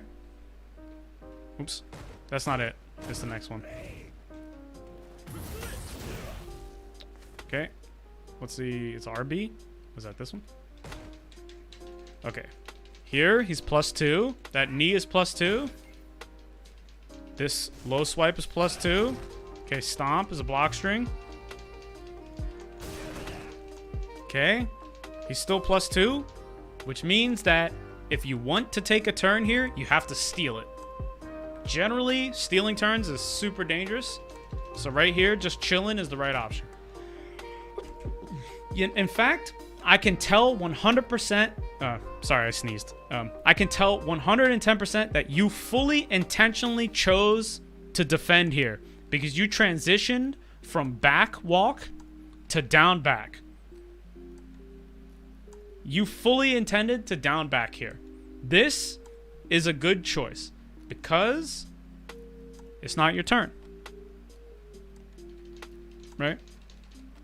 So, but here's that bad habit again. You block, and you're like, okay, I blocked this. Now I'm going to take my turn. And we see here, I didn't even know this, but that crouching short is +1. Right? That crouching short is +1. So, if you wanted to get more advanced and you knew Necalli's frame data and specifically what he can reach with at this distance, you might be able to do something. But generally, if he's plus, just let it go for now. Because you get yourself into hot water again. Round 2. Let's actually note that down before we miss it. So game 2. Ooh, I'm clicking something. Okay, here we go. Game 2, round 1. Round 10? Could you imagine playing 10 rounds with someone? That'd be crazy. What do you even do with your EX bar? Okay, so got hit. Mashing again. Still crouch MK, crouch MK, crouch MK. No follow. No effective follow up. Follow up. And then defended well after EX stomps. Okay. Let's get round 2 here.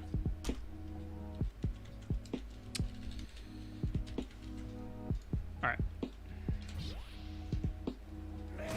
Oh, roundhouses. Unintentional back medium kicks. Turn stealing. Let's look at that. So here we are. Okay, got hit. Press in medium kick. What is this knee on block? I was like, okay, so this happens. We see this. He's +2. If we wanted to take a turn here, we'd have to steal it. Okay, this is a pretty wide gap, but we're not gonna worry about this for now. What is that stomp on block? Let's get some matchup knowledge. That stomp is 0. So you could choose to do a fast move here. You could choose to move here. There's a lot of things you could do. Both of you guys are kind of in a standoff situation. 50-50-ish. So in a situation where you and the opponent are both 0, right? You're both neutral. Generally, you want to try to do things that are quick. If you do not have a read, if you are not confident in like, okay, he's 90%, 80%, 70% gonna do this, right? If you're not completely confident in that, generally you want to go for something that's quick.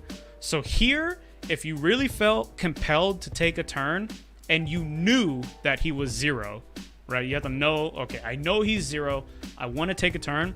Do something fast. So for Ken, you would do crouching light kick, crouching jab, standing jab. Those are the things you might do here. Here you choose medium kick, and he just chooses a move that's faster. Okay, so we're in the corner again. Ooh, blocking. But then there's that button. So you started blocking on wake up, but you still have the habit of pressing immediately after you block something. Ooh. Okay.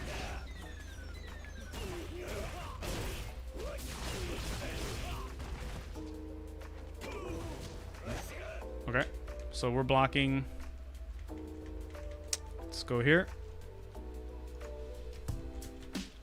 Block on wake up instead of mashing normal.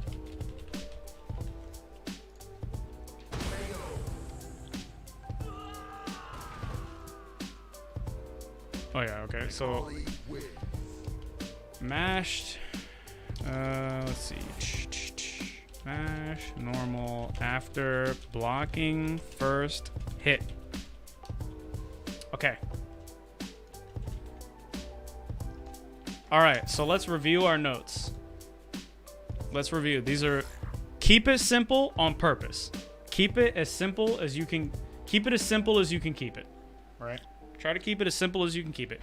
Identify one strength, identify one weakness, and try to look for general patterns. Right? Okay, so spend a lot of time in the left corner. Now I'll say to figure this out, this is actually a lot more complicated than it seems. So actually, we're just not going to worry about this.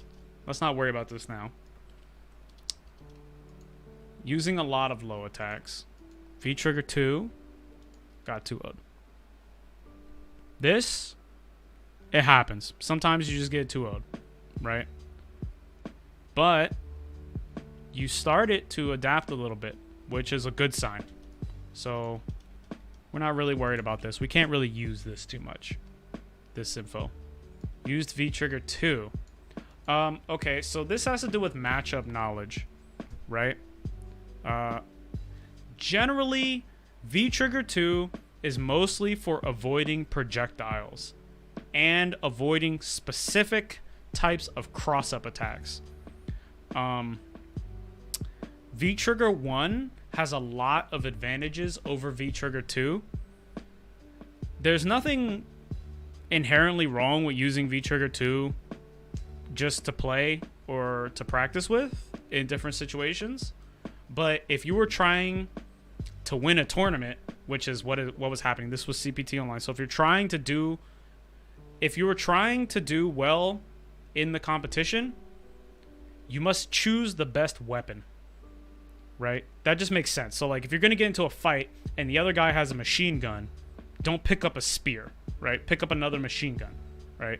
So there's a little bit to be said with like, well, don't pick Ken, just pick Akuma, right? But that is true. That is true. Picking the best weapon is part of the skill. If you're dead set on using Ken or whatever character you want, and you don't want to just pick a top tier, try to optimize your V-trigger selection, right? So V-trigger 1, I would recommend try going with V-trigger 1. So let's go down to recommendations here. Let's make a recommendations.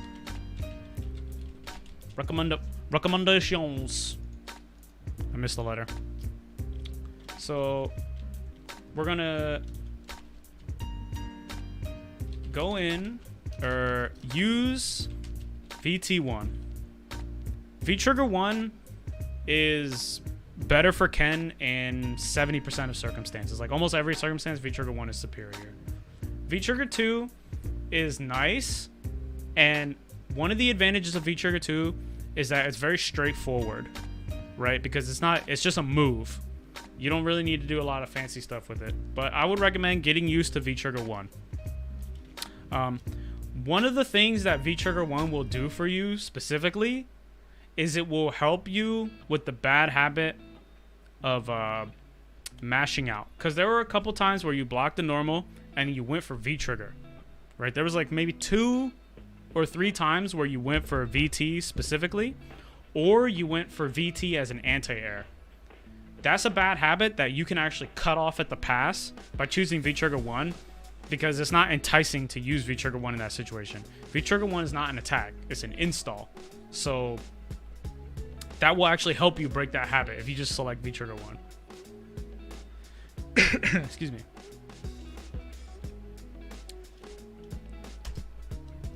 All right, number 2. Actually, let me format this. Okay, 2.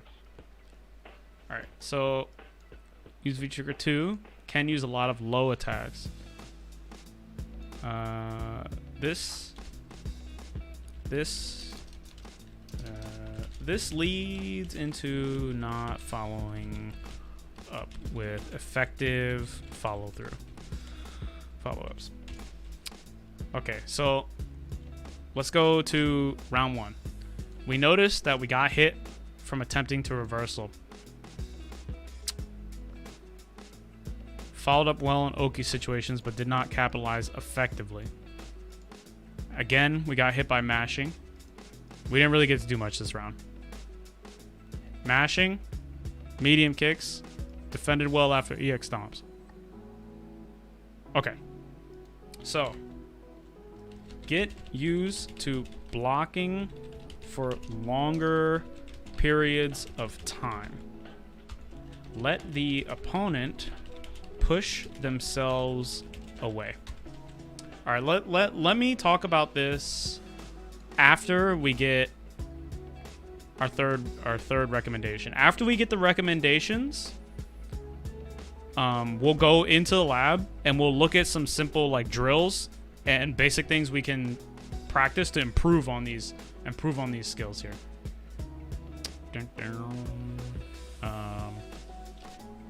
So actually,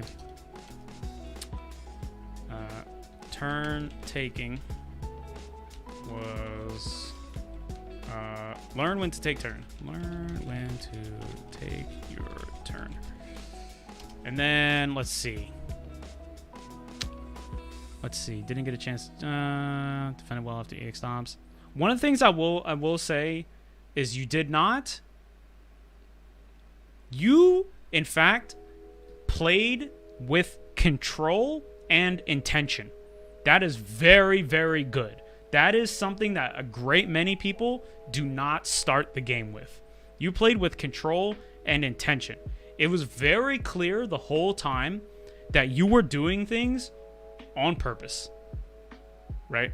You were absolutely doing stuff on purpose. So that's very, very good. But it just so happens that you just ended up choosing the wrong things to do. A lot of people will just panic and just mash, but it pretty, I mean, a little bit, sometimes there was a little bit of a panic, but most of the time you did not panic, which is very, because that means you will improve way faster because you're very cognizant of what's going on. Can we throw out crouch medium punch instead of crouch medium kick as a poke? Get your muscle memory. Yeah, crouch medium punch can be the poke. I would recommend going for that. So let's see. Is there anything else we should recommend? Okay, so 2 and 3 go together. 2 and 3 go together. Recommendation 2, recommendation 3 go together. Okay.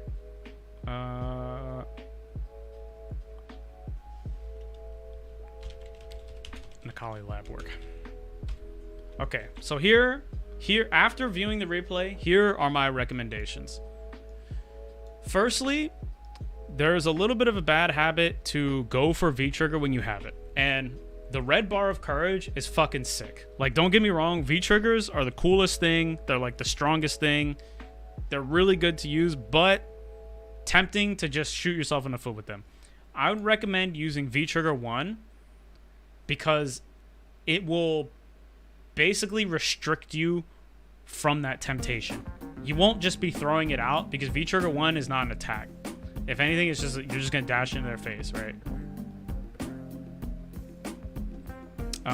It's definitely. I mean, even top level players, as soon as they get the red bar of courage, it's fucking on, right? That's why it's the red bar of courage, because people get really enticed to use it. So I say, just put on V-trigger 1, even versus Ryu, even versus the mirror match, even versus Akuma. Just put on V-trigger 1 for now. Just make that the default. That will help you with, mashing out the V-trigger, and that will help you more in the future as well when you start getting to anti-airing with uppercuts and things like that, right? Because you won't be tempted to try to use Shinryuken. Let's go into the training mode.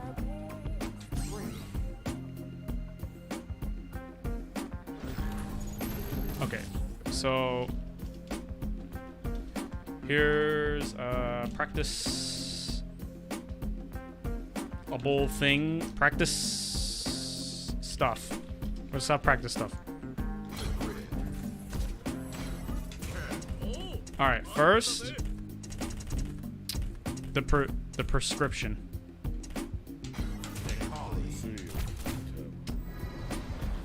Here's the prescription. Go into training mode. Go into the lab.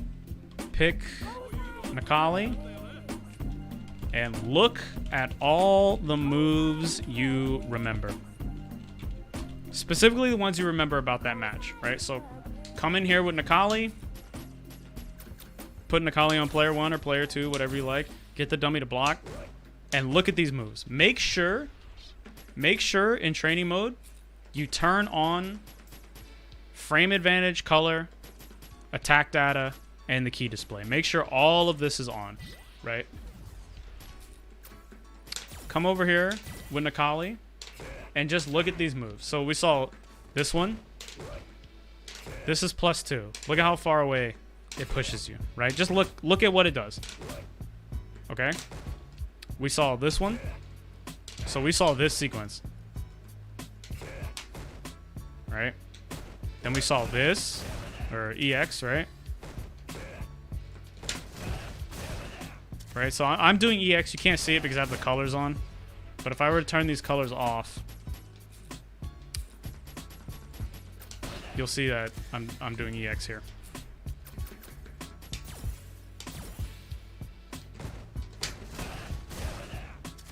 Right? So we see, think about the moves you remember and the sequences you remember. Try to think about what he did, right? The second thing, so this is going to help us get familiar. Helps familiarity with matchup knowledge. I'm just with matchup. So going into training mode and just fucking around with Necalli, just messing around with him, is going to help you get familiar with what his moves look like. The second thing is get used to blocking for long periods of time and let the opponent push themselves away. So take the sequences that you remember or saw in the replay and do them. Look to see if you get pushed far away. Get used to only attempting to take your turn once you get pushed back. So here's what I mean by that, right? So look at the sequences this guy did, right? So let's say he did this, right? He's plus right here. Is this a good idea to take your turn right now? Maybe not. Maybe not, right? But what if he did this, right? Can he touch you after he does this? Right? He definitely did this. Can he touch you? No. Okay, so now you're free to take your turn. He can't... What's he gonna do? Nathan's hot dogs. He's got nothing. He could roundhouse, right? So take those replays and look at the sequences you remember from them, and just see, like, when is it over? When is the pressure over? Right? So, like, if he does this, okay, now it's over. Right? He could roundhouse, but I still get to back up and walk away. Right? Like, okay, I can do something now. It's over. But if he does this is all true block string, by the way. So if you try to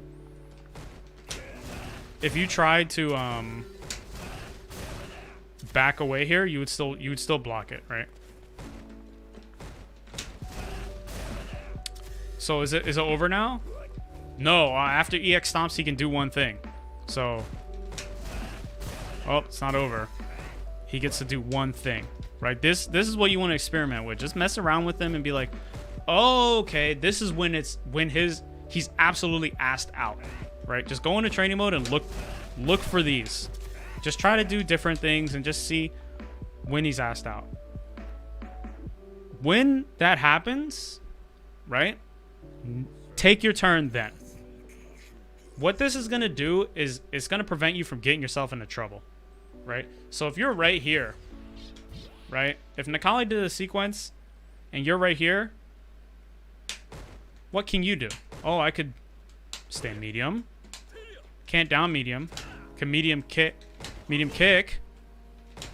right? Could do this. I can move. Moving is important. This is the go-to option most of the time, is moving. So, okay, stand medium. Could stand fierce if you really wanted.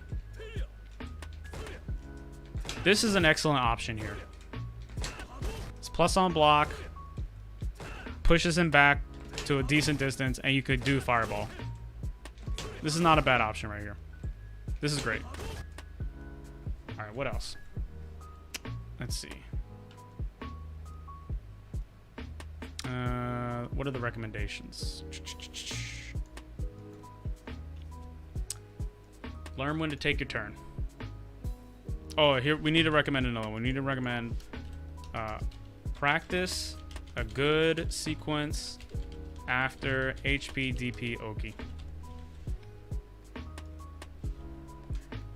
Yeah, so if you put in the fireball, you get chip damage. So you see when you press medium punch how it turns. If you look into Kali's health bar, it goes down a little bit, right? You see that gray life? But if we use a fireball, we chip him out. We actually take life off of him. Generally, at any time you can do chip damage, you want to do chip damage because it is actually a good, important optimization. This is not minor in the slightest. This is actually very important chip damage. You wanna try to apply chip damage. The same thing with this. If you go for down medium kick, try to buffer fireball. So just practice this a couple times. Get used to doing it. Crouch medium kick fireball. This is the classic.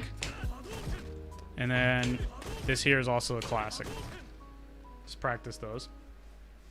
Yeah, it's a super easy buffer.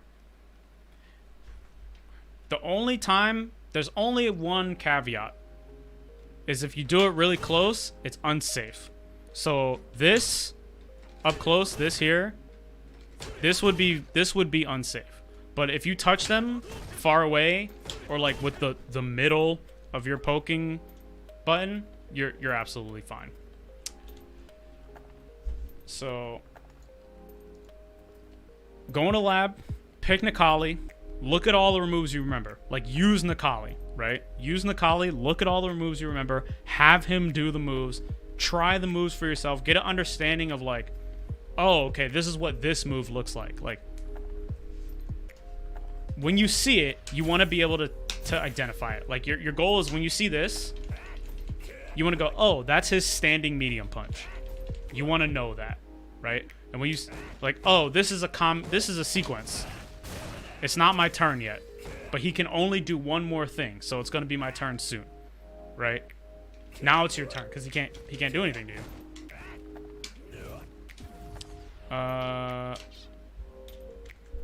Go look into Kali, a little bit of lab work stuff, right? Take the sequences that you remember, do them. Look how far you get pushed away.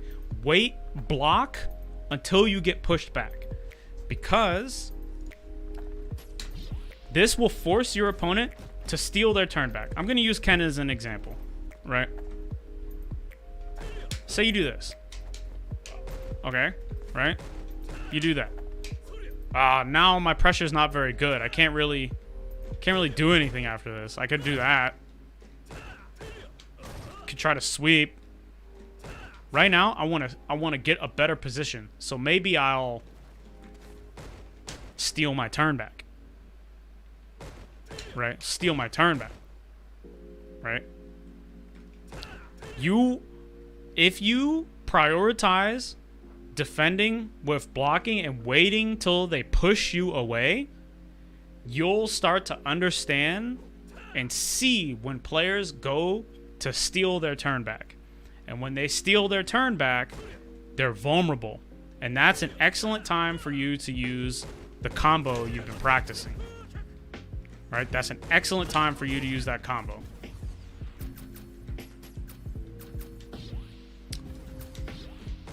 Right? So, here's this combo, right? Now, you hit this. You hit HDP. Or you would like sweep him or something. And you were able to get close, but you would just do this. This while, okay, you do take advantage of the knockdown situation by pressing an attack, this absolutely surrenders your turn afterwards because you're -4 on block, right? You could do this. If you did it too close, you'd be unsafe. But if you backed up, you could do that. But if you just did the combo you know how to do again, if you just did this as a meaty, hey, wait a minute. You now have a situation that loops into itself. This is a really solid, simple game plan that you already have all of the tools to complete, right? So you just do this combo, go for your Oki, do it again. This is the sequence that you should be doing when they get knocked down. You should be looking for this, right? You want to look and see if you hit them, right? So basically just do this, and look for the hit, right? Just look for the hit.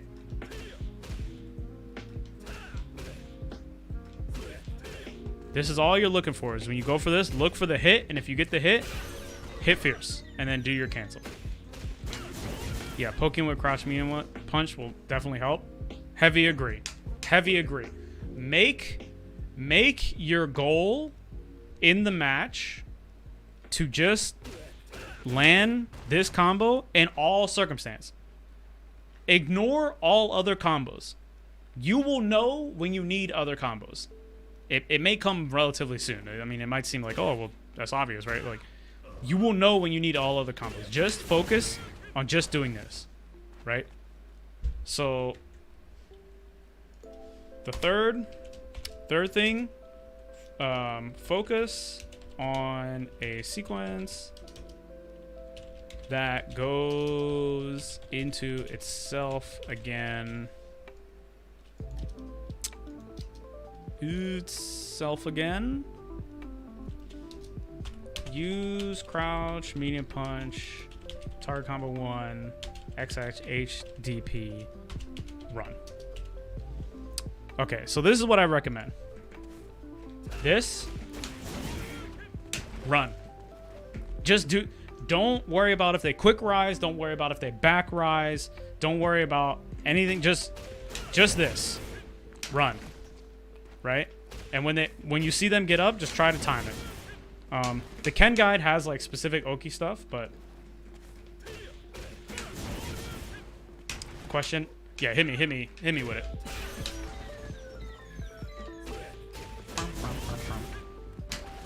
Just do this. This situation goes into itself again. Also, when you get pushed away, when you're blocking, you get pushed away, right? Just try to take your turn with this again. Just do this again. If it whiffs, let it whiff. Just keep doing this. Just only use this to begin with. This, you gotta learn how to use this one thing before you learn how to use the rest of the things. So just keep it super simple. Target combo 1 on block, -13. You have meter. Is it worth canceling into fireball anyway to just be 8? So if you're doing this on block, say you accidentally let this rip, right? Theoretically, it is always better to do this. The reason it's better to do the fireball on block, even if you do not have EX, to make yourself safe, right? So this is safe. This is advantageous for Ken. This is safe. This is unsafe, but look at the distance. So this is the distance if I do fireball, right? So boom, there's fireball. Now let's look at the distance if there's no fireball. That's significantly closer. So here's fireball. Look at the distance between their legs, right? The tips of their toes. It's almost a training mode square. Maybe 1 or 2 small squares short, right? Almost. Actually, let's just turn on the hitboxes and look. Okay, so the edge of that green box is where they're at. So we're looking from edge to edge. right? That's really where they are, right?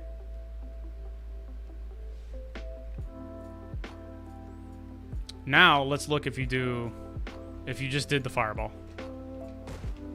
or if you didn't do the fireball. Closer, you're closer, pretty significantly closer. You ask because you know you're gonna happen. Honestly, I wouldn't. So you want to have options from your sequences, right? You want to have options from your sequences. So this run up, okay. Let me just get into the quick rise, for example. I mean, to make it faster. So, okay, if he blocks, you can frame trap with this. You could cut it short and go from throw, right? You could steal the turn back. You could steal the turn back with stagger pressure again. You could continue to frame trap into EX, right? There's a lot of things you can do. When you're creating your own sequences, you want to look for things that have the most advantageous possibilities, right? Like there's a mix-up, right? So there's a mix-up here. Am I gonna stagger or am I gonna frame trap? If he tries to press a button to interrupt me staggering, he'll get clipped by my frame trap, right? But right now, just go for this. Just worry about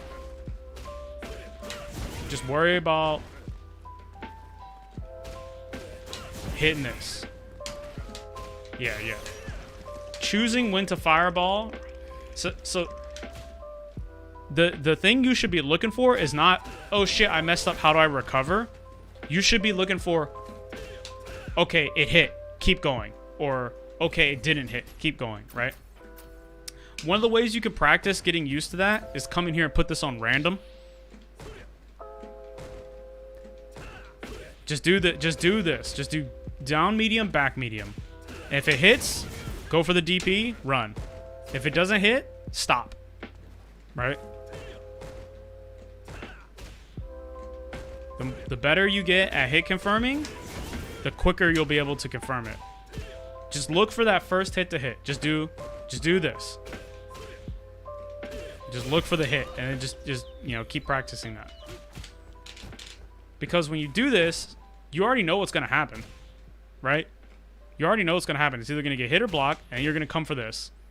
And all you're looking for is that yellow spark and that sound, right? Don't think about pretty much anything else. Like, just ignore all other options. Just go, okay, this, run up, do it again. And if he blocks it, just chill. Just stop at back medium punch, just chill again. Let him take his turn. Let him do his thing. Don't try to do anything fancy until you get absolute control over landing this solid combo. Excuse me. So, if you fuck up and this happens, that's not bad. But this is where you should be looking for the fuck up, right? This is where you should be looking for, like, okay, I need to make sure I choose appropriately here.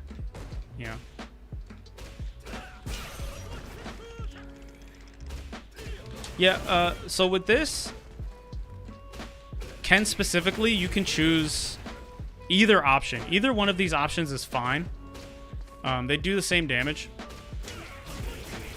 Right, so it's 244. Oh, that's because he got dizzied. Should do 2. I must be tripping. Anyway, the damage, the 1 point of damage is generally insignificant. They're both good options. Alright. This is what I would recommend on practicing.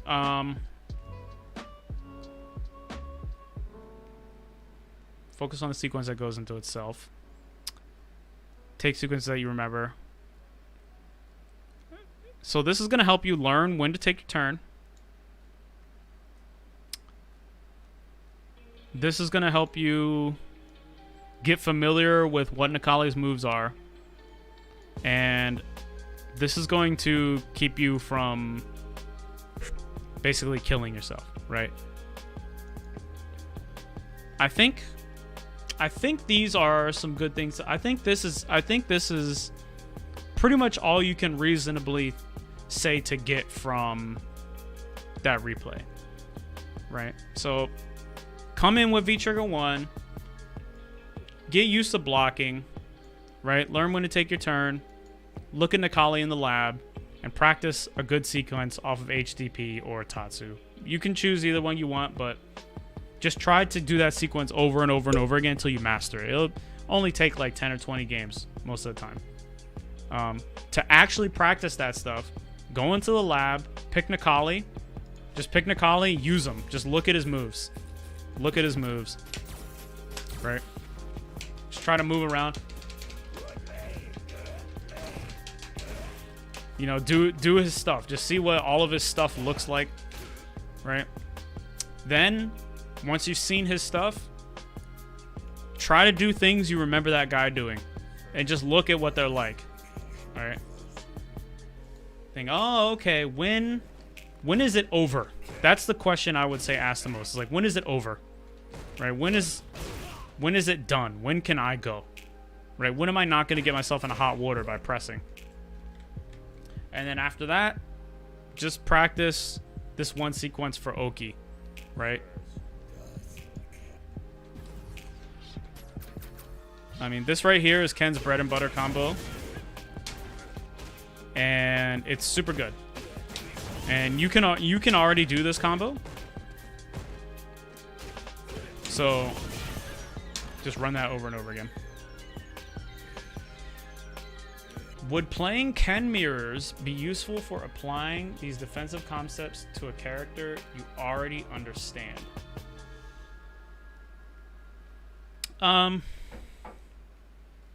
So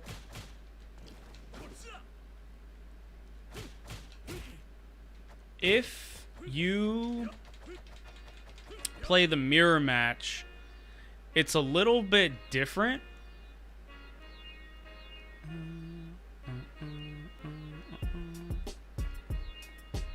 V-Trigger 2's. Yeah, I mean, so the reason... I'll talk about the mirror match in a second. The reason I recommend using V-Trigger 1 is because V-Trigger 2 is a really enticing attack, and you get it very fast. You get V-Trigger 2 way faster than you get... Well, you just get it faster. It's not really way faster, but you get it faster. And Zaku's saying, oh, man... He pointed it out. He's like, oh, I have a bad habit of mashing buttons because I want to attack them. I just don't know when, right, to take my turn back. Well, if you use V-Trigger 1, it kind of takes away that option. You can't really shoot yourself in the foot if you don't have the gun, right? So using V-Trigger 2 is not inherently bad. I would just say V-Trigger 1 is more complementary to learning what he's trying to practice, right? Like mastering what he's trying to practice right now. V-Trigger 2 is also a lot more difficult to use. Even though V-Trigger 1 seems more advanced, right? Like V-Trigger 1 has like all this shit you can do.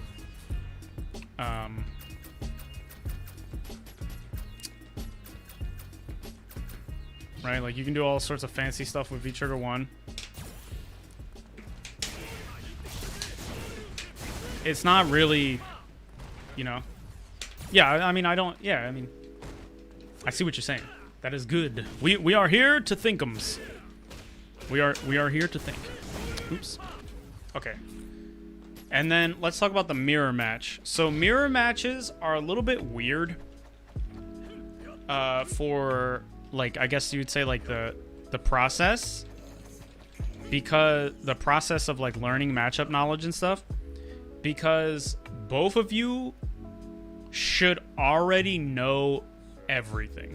Like in a perfect world, there should, you know, and in the inner, so you should already know literally everything, and you are strong and weak at the same exact positions.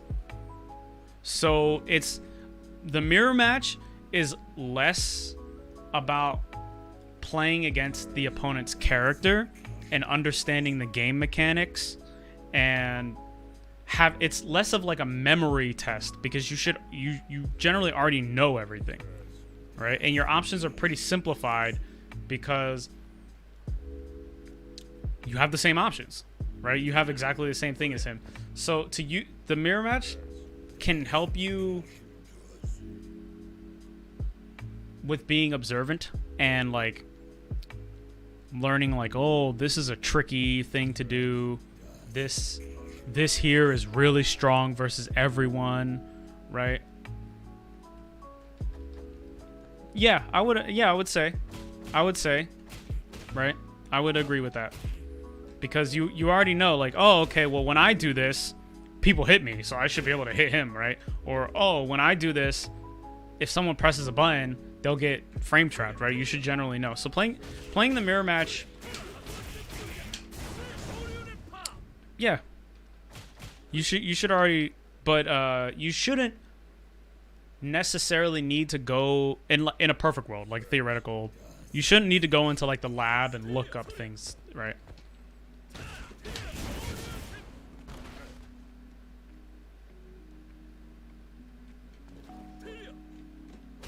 Yeah, HK Tatsu is only -4.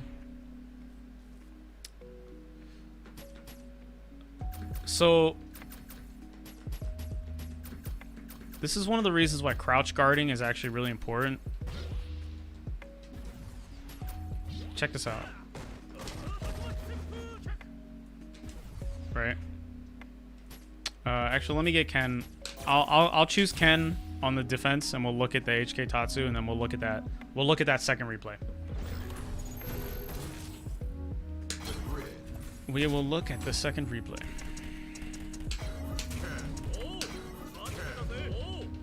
This is anti-Ken technology. Anti-Ken technology. A lot of Ken players like to use Hurricane Kick because it's weird to punish. It can be a little bit tricky, especially in V-trigger mode, because the properties change. But okay, so you got a couple options here. You can try to anti-air it.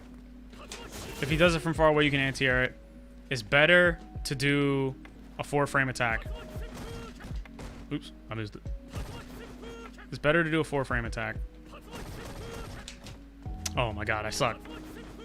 Do I play this game?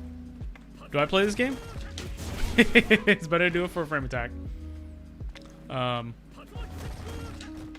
boy. Oh, you don't want super pass to wait all day? I see you. So this is -4. You want to do a 4-frame attack here. But ideally what you want to do is crouch. Because this is not a high. This is not a high attack. Even in V-trigger mode, you can just crouch. Right? If he goes over top of you, you get to do a jump-in combo. You get to do a whole fatty jump-in combo. Crouch blocking, this is one of the reasons why crouch blocking should be a default type of blocking. Right? I mean, look at this. Yo, what's up, this guy? I see you, man. What is good? So yeah, even if Ken is in V-trigger mode, even if he's in VT1, where he has access to this fucking beast, still crouch. Just crouch. Now, the frame data changes, so he's only -2. So you can't outright punish him, but if you crouch under it, you get to follow him. Depending on what character you use, if you're slow or fast, you get to punish in a different way. You just do a jump in. I don't know why people don't punish this in this way. Like if you just let him go over top of you, you get a whole you get a jump and punish. Go to the middle of the screen and crouch. I got you.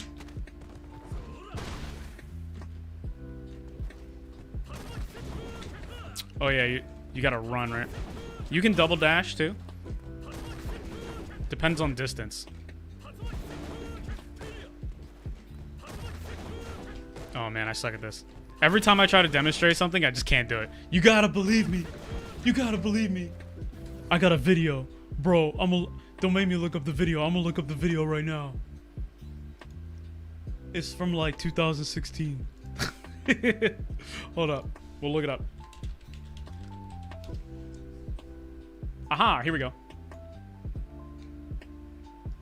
Okay. So this still applies. Okay. PSA time. If you block Ken's hard hurricane kick, just crouch and let him go sailing over top of you. Oh my god. Could you DP as they go over? If you wanted to, yeah. This move is minus 59 on block. Gives you plenty of time to follow him with a big jump in punish. If you block the last hit, he's minus 4. This is a YouTube video from a long time In ago. V-trigger mode, the frame data on the last hit changes from minus 4 to minus 2. This is all So still while the he's same. still negative, many characters can't punish him. If you block the first hit in V-trigger mode, Ken goes much further across the screen. So depending on your character's movement options, you'll need to adjust your punish Is accordingly. it dash dash or is it run? Oh, it's dash dash. Okay. So you could do it. You could do it though. See, I did it before though. There's no hitbox on the back of the hurricane kick, so you don't ever need to be afraid of him clipping you as you follow him in. Stop letting Kens get away with this move. I used to be way more salty. I used to be passive aggressive as fuck. All right. You could also choose to autocorrect DP. Maybe EX here. You'd have to time it really well.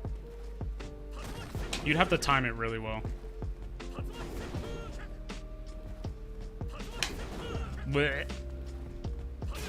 Oh my god, I got hit.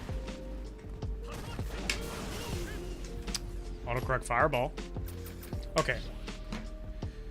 Let me get the dash dash just to. Oh yeah, jab. Come on. I can do it. I believe in myself. I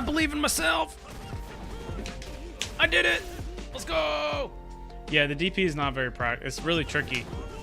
I mean, you could do it, but it's not optimal when you can just follow him. Oh man, I'm doing it so slow.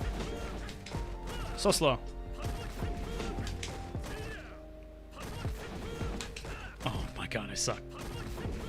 There we go. Jizo. Yeah, even getting him on block gets you back. Yeah, that is true. You get into a decent situation. Ken players like to while out. The HK Tatsu is actually mad fraudulent.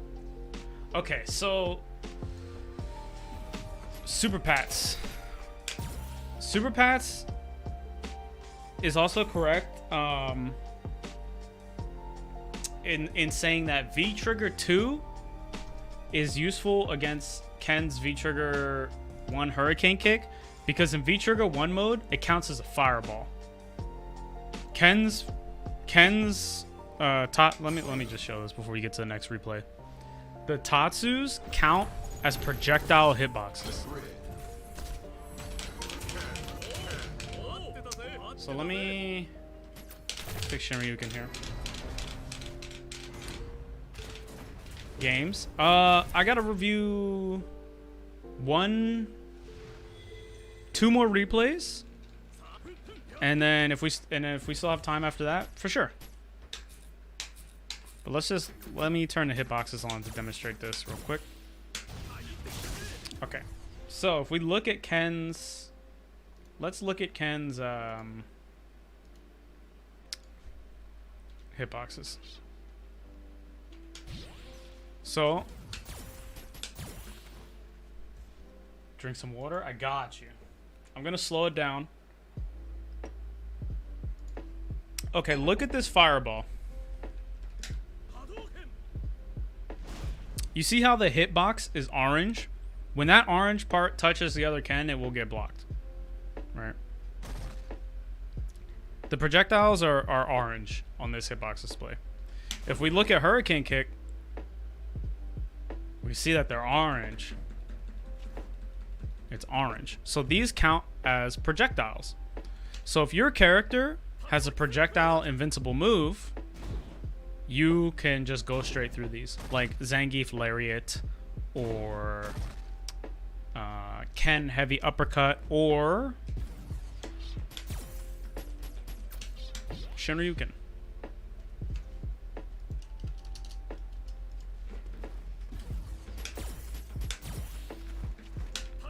Okay. Oh god, he's just doing it. There we go. So yeah, this will punish this. You could also do this. And if he's close, you still want to crouch. Because you get the full, you get the old. Okay. Alright. Let me scroll up. Scroll up. Okay, so Zaku says, let Super Pats go for 1. Okay, so I have this. You know what? Let me get rid of this. Let me change this a little bit. Think of... Okay, these notes, this document,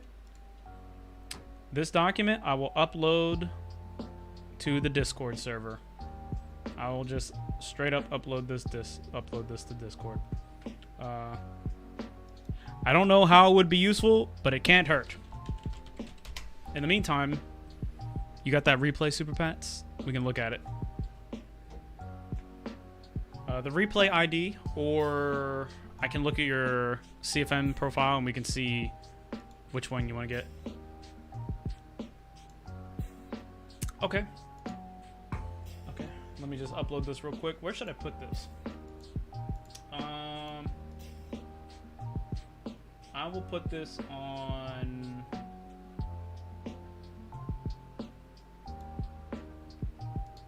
Here we go. The Elite Super Secret channel.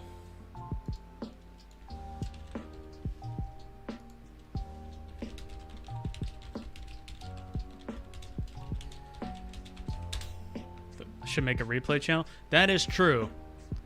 There, however, is an Elite Super Secret channel for Patreon supporters only.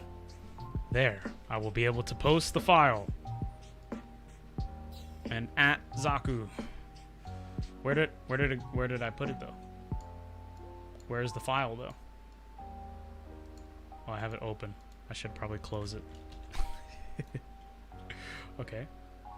Is it on my desktop? There it is. There it is. Hold up. I gotta do something.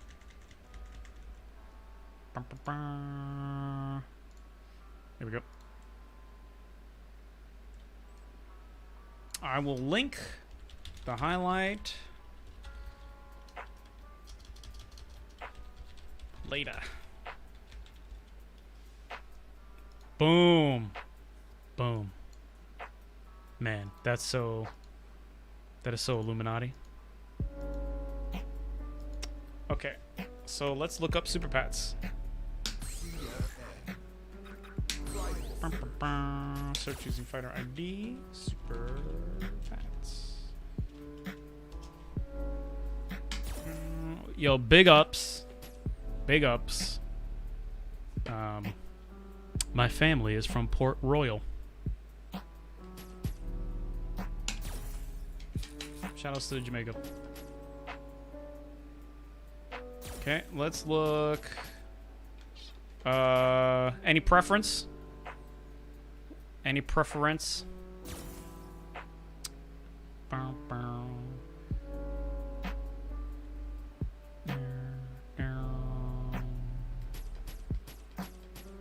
Let's look at Your dad was born there. Respectable.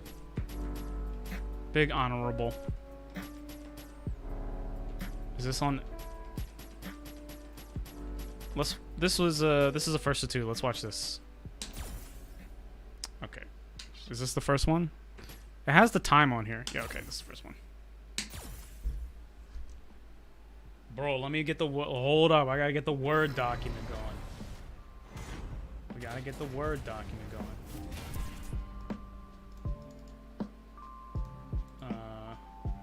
I'm about to just copy this one from Zaku and then erase. Bro, I got a format, dude. Make a format real quick. Hold up. Oh my god, there's so many screens. What do we do? Okay, there we go. Boom. Okay. Boom. Boom. Boom, boom.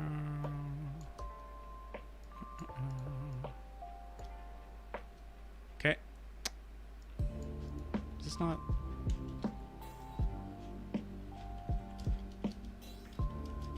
There we go.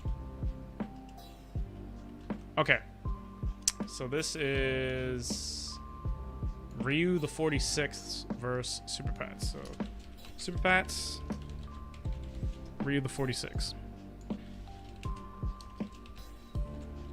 You know, if you do this, right?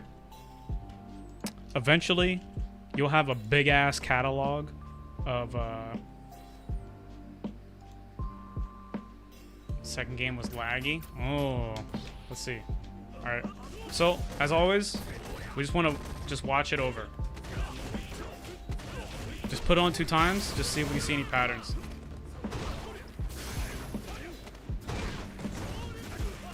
Okay. Oh, okay. Appropriate V-trigger selection for the matchup.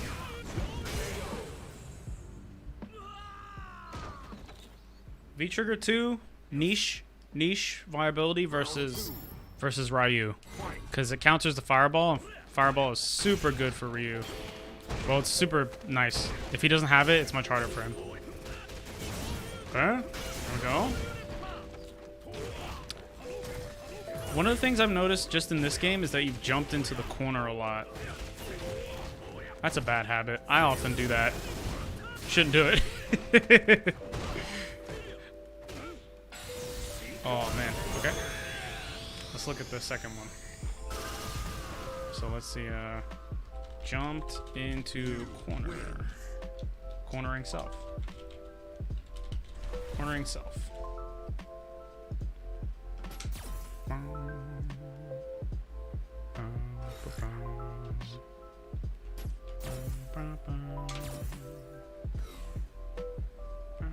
Oh, double water? We hit it with a double?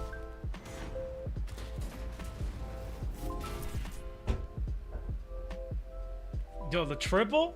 I'm running out. I'll just go get more.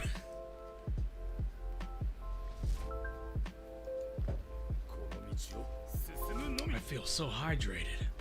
My hands. I'm not gonna lie. One of the best life decisions I've ever made is putting that option there. Putting that there. Okay.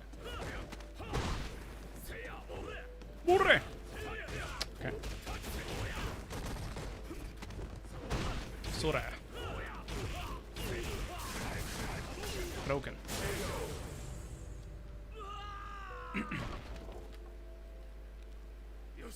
Yosh. Round 2. Ryu is a hobo, but he shaves his armpits. How does he shave his armpits, but he has wild eyebrows? Okay. A lot of jump. Okay. My bad. Oh. Again into the corner. Okay. Okay. Ryu wins.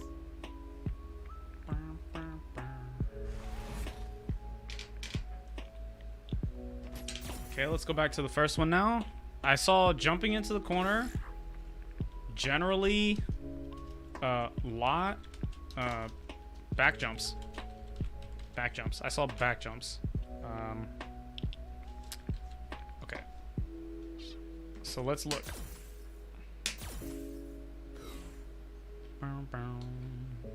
Yeah, the Red Bull ones were from like a promo thing. They were limited time. You had to get like a can of Red Bull. I had a Red Bull. I literally almost died. Like I had a Red Bull for like the first time, like maybe 2 weeks ago. I literally almost died. Like it was. Woo. Okay. Okay. Retreat. Fireball. Step kick. Okay. Surprise run. Surprise run. Oh, he messed that up. He messed that up. Yo, I see you, Blue Ice. Thanks for the host, man. So, let's go back here. What you choose to do at 99 seconds is pretty important. This retreating... So I'm going to assume this is a fireball attempt. This retreating fireball, not a bad option. If he 99 seconds jumps, you will still have time to anti-air him, I think. Generally, you want to be careful about giving up space, though, but still not a bad option. Generally, unless you have like a super strong idea of what they're going to do, you want to take a pretty conservative option in 99 seconds. You're just feeling it out. So this is not a bad choice. You give up a little bit of space, but he doesn't choose to walk forward, so it's not really the end of the world. Okay. Step kick. So this here, if he blocked or parried this could be a pretty nice frame trap. You can follow up your fireball with step kick. You have to do the step kick in the run right away. But if you hit them on the tip, with like the tip of your foot, it's very difficult for them to punish you. So that's not a bad thing to go for. It was just weird that he got hit. He just failed his parry. Okay, he jumped. This here is an anti-air opportunity. Pretty straightforward one. These are just hard to get. But like, we just got to get them. Like this is free heavy uppercut damage. Right there. Okay. Ooh, let's go back. Okay, another dart in run. Okay. Oh, he's really struggling to react. This here. So surprise run. Not that bad. It's basically a command dash. One thing to note is that Ken's run, no matter what, at bare minimum is always 22 frames. It takes 22 frames for you to get to the cancelable portion of run. Ken's run is cancelable. So you can press it, and if you let go, he'll run for like 44 frames or something like that. If you press anything after frame 22, he'll cancel out of it into the next thing. So if you're trying to sneak up on the opponent, you want to pay very close attention to what distance you're at, because it's always superior to dash forward as a surprise than it is to run forward as a surprise when you are close enough for dash to reach. So right here, a minor optimization you could make to this surprise attack is to exchange run for dash, because run is 15 frames, which is significantly less than 22. So this is a little bit easier for him to react to, but you still get away with it. Like, it's still fairly quick, and if they're not expecting it, it can be difficult to react to. So the throw, this is a 13 plus 13 on knockdown, and it puts them pretty far away. Being plus 13 means that you can follow up. You could choose to do a meaty heavy kick here, or you could walk forward and try to manually time a normal attack, like a stand medium punch or something like that. A little tricky. It's a lot easier to follow up in the corner. Here, you choose the dash. If this player was more aware of the matchup and ready to react, this is your life. This is a health bar. Like, you're taking damage right here. Because you can always 100% react with jab. When you see them dash, you can always react with jab. So this is another sneaky surprise attack. He tries down medium punch. He's just too slow. Now, I'm not saying that these are poor choices to make. Not at all in the slightest. I'm just pointing out that they're the consequences of these, right? You want to separate risk from consequence. This is like a more of a general thing. Okay, so the consequence could be that he interrupts you with jab. But if he's never in his life ever interrupted a dash, you could get away with that on him. So the risk would be low, right? You want to try to separate these things. This is why you see like top level players will have like a pixel of life versus like Dhalsim or Sagat, and they'll just hold forward. They'll just fucking, hello Dhalsim, please come into my arms, Haagen-Dazs, and they fucking grab him, right? You'll just see top level players do risky shit, and it's like, what? That's because they've identified the difference between the practical risk and the consequence. So when you're employing surprise attack strategies, you want to be aware of whether or not they've like caught on or whether or not they're ready. Because while this has big potential negative consequences, the risk is dependent on the context. So again, this is more of a shenanigan than anything, a shenanigan. Okay, big block of Ruski. CC punish. Okay, so an optimization here we can make is, how long have I been a Street Fighter player? I started playing Street Fighter when Ultra Street Fighter 4 came out on PC. So very late into the game. So here, what you want to do, I mean, obviously you know this. You want to run cancel this. To get optimal damage, you want to do run cancel, target combo 1, special move. Okay. So here is this is the number one thing strategically that I would look at during this match. Just overall is jumping into the corner. This happens a lot. Right here, you have him cornered. If you choose to jump, he can actually auto-correct uppercut you. Like, he could actually put... It'd be very difficult to do, but he could DP you. And higher level players will... They will punish you for this, right? But before all of that, let's just consider the consequences of the situation. So we have him in the corner, right? If we jump into the corner, we lose all of the benefits of having the corner. It can be somewhat difficult to defend mix-ups right here, right? But we knocked him down with EX Shoryuken. He can't do anything but EX himself. And he can reactively anti-air you off the jump. Like, it is 100% possible for him to just put DP in backwards right here and get you, because you start jumping before the reversal window, right? So here, even as Ken or any character, you see he's not even anywhere near getting up yet. He's still on fire. He has all of these frames till right here to react to you jumping. So he can actually 100% just go, oh, he forward jumped, I'm gonna DP. Right?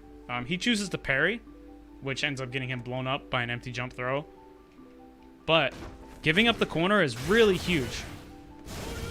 I mean, and for what, right?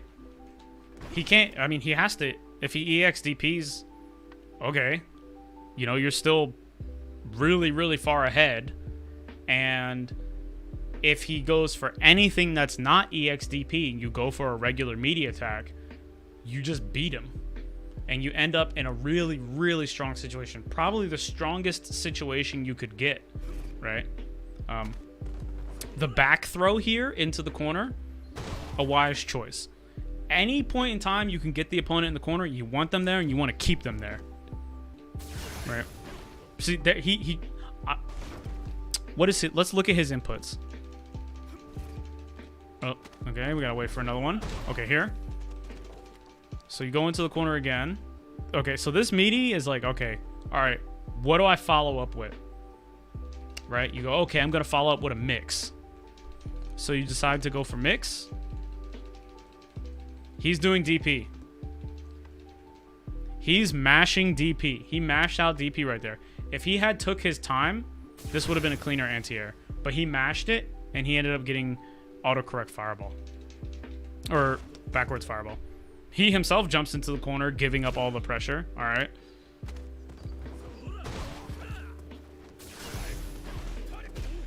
Okay. Yeah, I am guilty of this as well. Like, this is like, it's so enticing because you get the schmicks. Are you going to cross up? Are you going to empty low? Are you going to empty throw? Are you going to do a fake cross up? Right? Like, you have a lot of, if you position yourself, you can be very ambiguous as to what side you're going to land on in the corner. And it's super enticing. But in the long run, and by the long run, I mean in the span of an additional second, it gives up the strongest advantage in the game, right? The space behind you to the wall,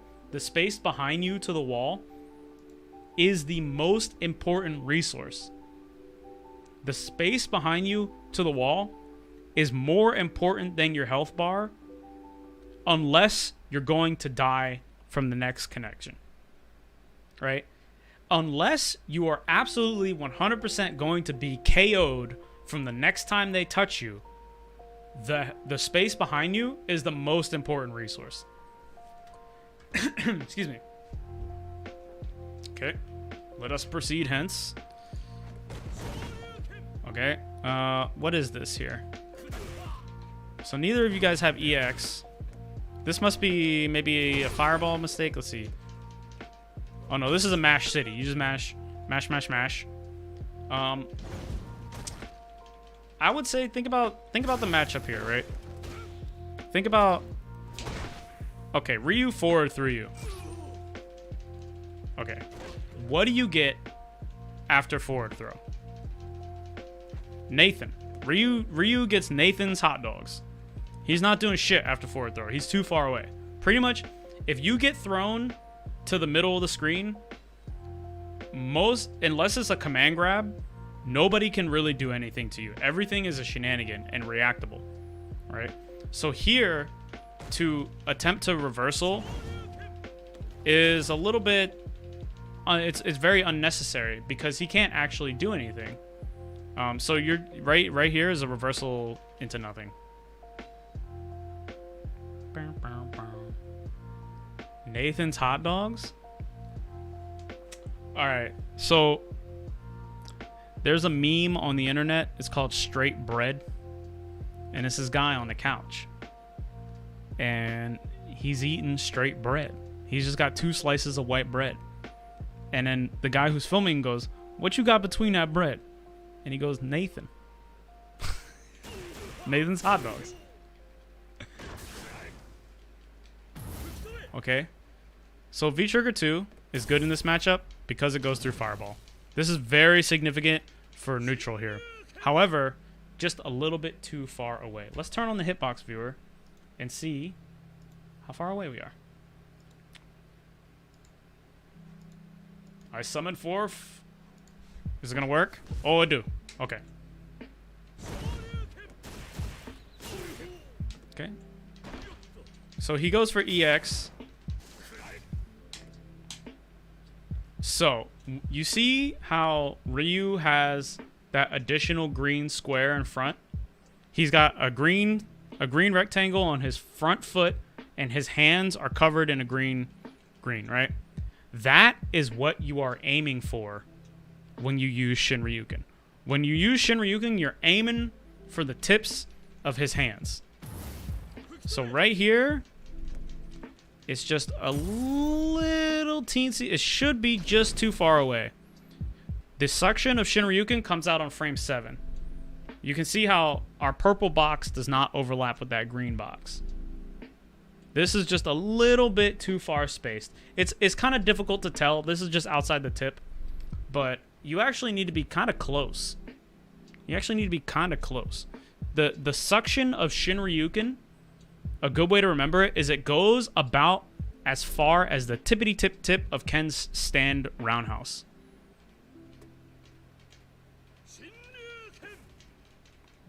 That's just unfortunate. But that is a good thing to do in this matchup, and that is what you want to use it for. He kind of messes up his punish. Lucky. Okay. Chillin'. Again, here's this. He's jumping into situations where, like, the anti-air is kind of free. These are not very ambiguous jumps, and you're well prepared in the sense that you're very far away. He can't really cross up. So maybe you attempt to go for air to air here, or you're just looking to jump. But those just need to be reacted to. I would say that this maybe suggests a little bit of a problem of you're going for what you're going for, but maybe you're not really looking at what he's going for, right? Like, you're just ready to do your plan. You're just doing, you're just going for what you're going for, right? But you're not waiting for him to give you a chance to adapt to it, right? Yeah, he was jumping. He definitely jumped before you. So, I mean, this might look like a air to air, but there's no button here. So, okay, after throw, he gets nothing. Just remember that. Pressure is over. Just block. Okay. This is actually punishable. This raw activation is punishable. Okay, raw Tatsu. Nani. That's very dangerous. Okay. Okay, so he raw Tatsus. The reaction is jump back. I think, again, this here is a sign of, like, okay, you're just going ahead of him. You're just, like, playing your own game right now. You're just going, okay, I'm just going to do what I'm going to do before he does anything.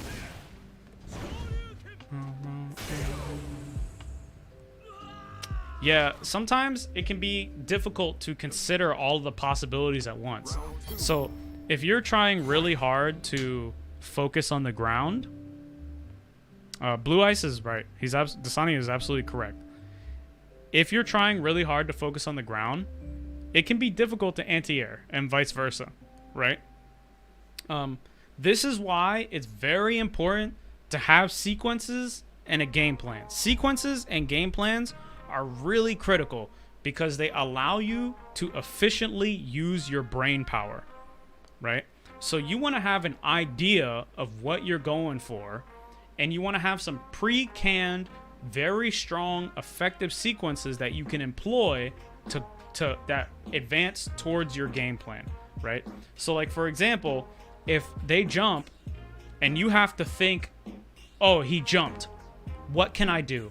I can stand medium kick. I can down fierce. I can stand fierce. I could stand jab. I could stand medium punch. I could air to air jumping light kick, rising light kick. I could air to air rising back jump medium punch. I could light Shoryuken, medium Shoryuken, heavy Shoryuken. I could walk forward, cross cut. I could crouching DP. If you have to process that all is actually going to happen very quickly for a lot of players. Like, that whole list will just be like, right? But that split second that it takes to process that is enough time. Enough time transpires in that split second for something really bad to happen. So you want to have it already prepared. Like I was talking about earlier, you want that lizard brain ass fucking brain stem just up. DP came out. You know what I mean?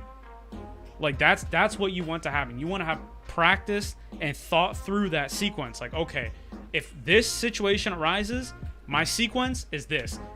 anti-air HDP run meaty, or anti-air medium DP walk up into advantageous range, or stand medium kick run cancel, or down fierce run cancel, or stand medium kick dash forward cross under, right? You want to have a sequence locked and loaded, and you just want it to come out as subconsciously as possible. You want that lizard brain shit. You know what I mean? That's why it's really important to have a game plan and sequences, because you get to free up the mental resources to observe and adapt. And observing and adapting is of critical importance. Okay, here's an A. This one was a little bit harder to AA. This jump, I would say, is a lot harder to AA because he might cross up. He might not. A little ambiguous to see, but still possible. Okay, Sweeperoosk. Schmifty. He parries. There's a dash. This, much like jumping, is just something that's got to get reacted to. This is hard to do. This is really hard to do. But right here, this is 244 damage. This Ryu player right here on this minus, this what is his dash? His dash is 18, 16? This here, so -2 into this dash. I think his dash is his dash 15. This is 244 damage. If you reacted to this would have been really huge. First to adapt wins. Generally, yeah. So he got away with that, but that's just like jumping. Okay, attempted. 16. Yo, what's up, Chili? Hadouken. Okay. So here is just another hard thing. Okay. Oh, combo city. This is a good combo. But again, yo, what's up, Rubes? I see you, man. Again, forfeiting this massive advantage. I cannot drive home this enough. I cannot English speak the words of language. I can't drive this home enough. Having your opponent in the corner is really, really good. So jumping into the corner here is like, it better pay off. Like, it needs to pay out. In this situation, it does, right? You get the opportunity to do the run cancel combo, but still giving up a lot of advantage there. Okay. Now he's close to dizzy here. If you suspect he's going to want to contest, I would maybe stay away because he's got V-trigger and almost super. But when you have them high on dizzy, you can really encourage a lot of people to make some critical errors because of the pressure of the situation. Like, it's very, like, you want to try everything you can not to get fucking stunned right here. So walking back right here, it's not a bad play, but I would say that going for the meaty is a little bit more, it's appropriate risk. Or appropriate, Okay. Okay, jumps.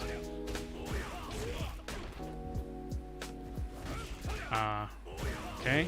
Yeah, he's jumping a lot. Most of his damage comes from jumps or dashes. Okay. So this is not bad because it works out very well. But there's an optimization here. This, you could have chosen to do either medium punch or heavy Shoryuken into a cancel. Generally, you do not want to attempt to anti-air with just Shinryuken because it's not super powerful. Shinryuken can get stuffed. It can whiff because it's kind of slow. And you don't get as good a juggle afterwards. But yeah, it does not have invincibility, but this works out. And to be honest, at this distance, it's if you are saying if in this situation you go, oh, I can suction him in, that's a good observation. That's a very good usage of your character's tools, right? So if you're thinking like, oh, I'm gonna suck him, I'm gonna give him the SUCC, wise choice. But at this distance, it looks like that was not a necessity. But that's still a decent use of it. You just want to be careful anti-airing with this move. Here, the EX Hurricane kick. The EX Hurricane kick, I would say. Oh, damn. Okay. I see you. I see you. Yo, thanks for the subscription, man. I see you. We out here. I see you. Oh, I gotta hit that button. I gotta hit that thank you button. Thanks, man. I really appreciate that. That's a lot of subscribblers.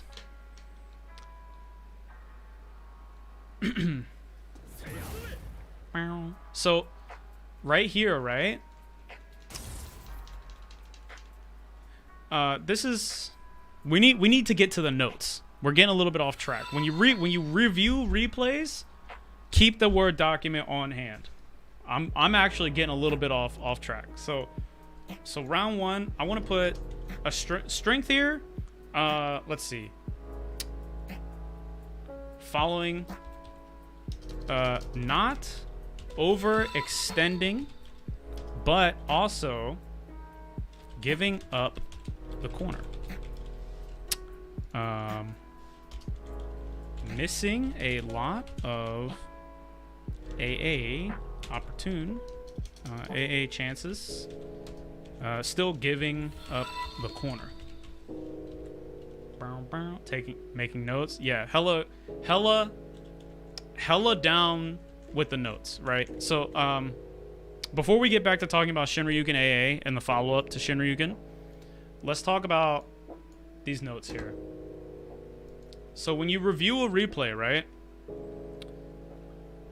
Firstly, again, I wholeheartedly, absolutely recommend reviewing replays in bunches, right? If you play a game and then you lose, man, ain't nobody want to fucking watch that replay. Be real with me. Be real. When you play a game, even if you win, you don't want to. You just want to play again, right? I know I want to play again. Don't worry about watching the replays then, unless like you're curious about something specific.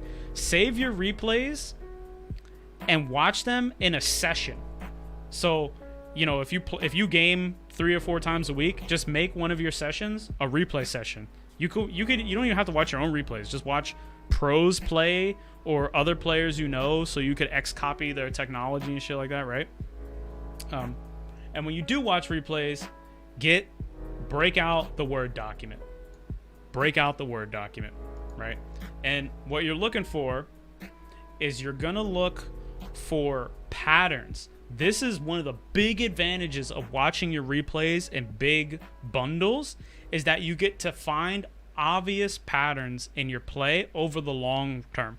So for example, with Super Pats here, if Super Pats watched maybe like 4 or 5 of his matches from, in a session, he might say, oh wait, it wasn't just versus that Ryu, versus a lot of characters I'm jumping into the corner.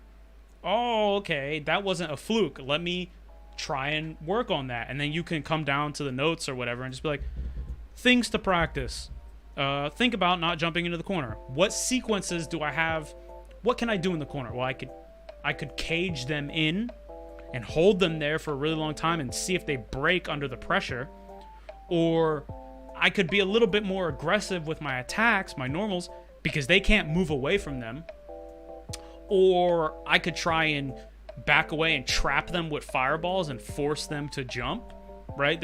Just think about the options you have in there, and you might come to think of that because you recognize that pattern, right? So you want to watch your replays in big chunks.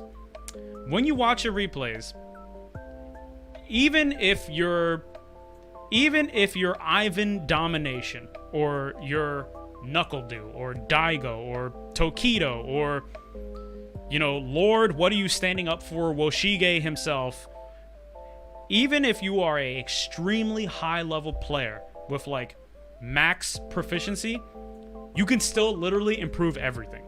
Like literally everything. So when you're watching your replays, try to isolate 1 or 2 things to work on, right? So find one thing that you liked about the replay, like, okay, this is my strength, right?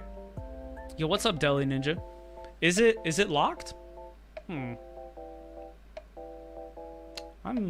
sorry about that. There should be transcoding options, but if there isn't, my most sincere apologies. That is out of my control.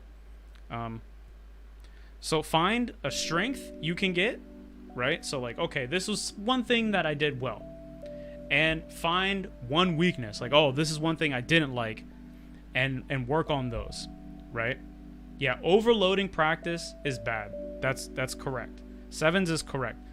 You want efficient, targeted practice, right?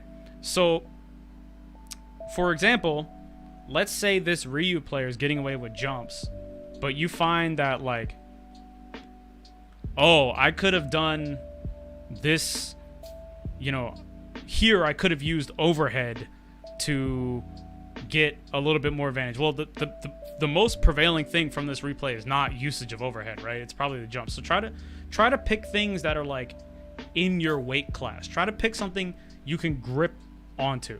Don't try to get too fancy. Don't try to get too advanced. Just try to find things that you can actually practically do, right? Practically work with.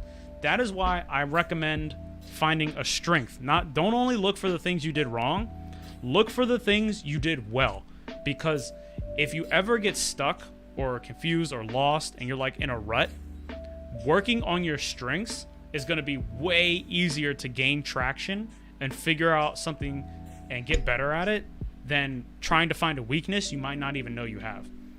And then after you identify one of the strengths of the replay, one of the weaknesses in the replay, think of practical ways you can practice that, right? Think of methods, drills to improve on the strengths and weaknesses, right? So, for example, we're jumping into the corner in this replay, right? That's a weakness. What can we do to improve that? Go down to the bottom of the thing where you're putting your practice, like, okay, these are the things we're going to practice. And we're really only trying to list 1 or 2 things here, right? So come down here and write, like, think of ways to apply pressure in the corner that's not jump over, right? Just write a note to yourself like that. So then the next time when you go into the lab, right? The next time when you go into the lab, you can go, oh, let me look at this situation. Because, I mean, I know we've all loaded up the training mode like, yeah, I should find some sick tech, bro. I'm about to put it on Twitter. It's about to be sick. And then you just sit there and you just practice, like, you know, nothing, right? So you want to try to be specific. Give yourself practical things to do. All right, so Shoryuken here. This right here, at a higher level, this right here is a little bit mismanagement of resource. So you choose to EX after this, which is not bad, but look at how close you are to super combo, right? You are super duper close to having CA. You could, and another thing to consider is he's a round up, right? So you're down on rounds. Round victories are a resource, right? So round victories and game victories in a set are a resource. You can take more potentially risky and higher negative consequence actions the more rounds and the more games you have, right? So like right here, Super Pats cannot really afford to make that many mistakes or take that many uncalculated risks because he'll lose, right? But the Ryu player, because let's just say he's up in the set, right? Let's just imagine it's like a first to 5. Let's just imagine this Ryu player had 4 victories and Super Pats had 1. This Ryu player would be on set point. He could totally just fucking wake up CA if he wanted, right? He could just blow all the bars. And because he has so many games behind him in our little theoretical here, it wouldn't really be that bad, right? So you gotta consider these as a resource. So that's gonna affect how you want to spend your meters, right? So I would disagree with this EX Hurricane kick here because you are so close to getting super. You're one heavy Shoryuken and like one more. You're one combo away from super right there, right? Okay, and another thing to consider is his V trigger is on, so he's not going to be able to V reversal. So even if you do HDP, get Oki, right? You do HDP, get Oki, you can block string him into building up EX, and then you can actually 100% secure a checkmate, right? Because you could have chipped him out. That's just something I was saying, something I would consider.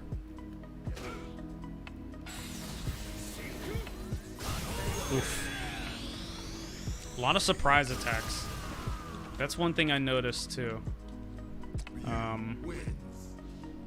lot of surprise dart ins. Backing away. I also put backing away here. Backing away mid screen. Okay. Let us look at game 2. Okay, let's look at game 2.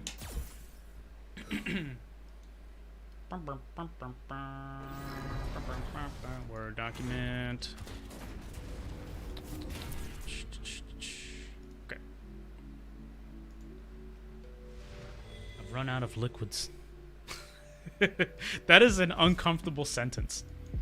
I've run out of liquids. Oh no. Okay. Round 1. Fight. Alright, let's turn this on here.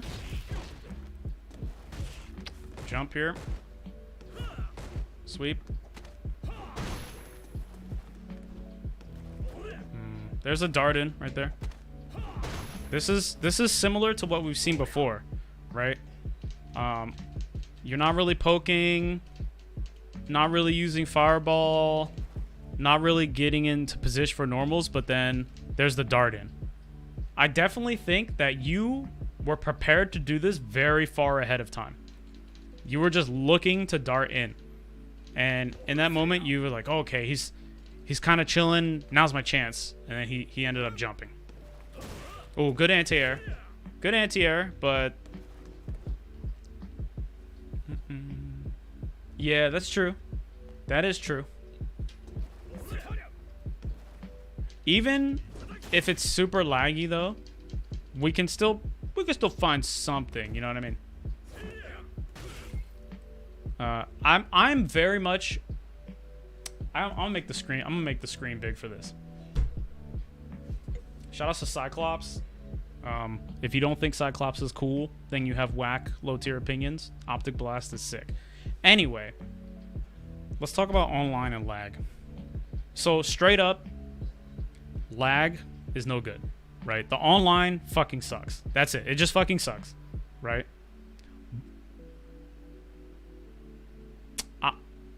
You lucky I'm talking about something. All right. Anyway, the online is bad. All right, it's just bad, right? But let's be real with ourselves, right? Let's be real with ourselves right here. Most of the time when people lose, and I mean like 75, 80% of the time, when you lose, when I lose, when, you know, Shin Kirito 42069 XXPZY SLY ER, when they lose, it's not because of the lag. It's because of a decision they made. It's because of a set of decisions they made. Sure, sometimes the lag, it happens in a critical moment, and you cannot deal with it, right? But most of the time, it's a decision-making error that causes losses. That, and a lot of people will get upset and frustrated with the lag. Like, I know for a fact, when I see it lag, I'm just like, fuck, this game is worthless. Just get angry. But the truth of it is, you can actually just keep a cool head and deal with it. So, most of the lag is bad, and it affects your play, but most of the time, the decisions you make are independent of the fucking shitty net play, right? Like, most of the time, people lose to things that can happen offline. And that's a really tough, frustrating, and annoying thing to deal with, but sometimes it be like it do, you know? I had to make the screen big for that one. Y'all lucky I was talking about some shit. Well, you said Jubilee was useless?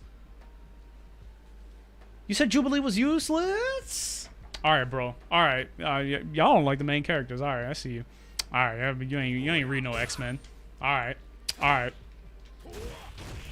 I see you, Rubes. I see you. Okay, there's another Darden. There's another Darden. So, I'm gonna list out round 1 of game 2. Lots of Dart-ins. AA'd with Crouch HP.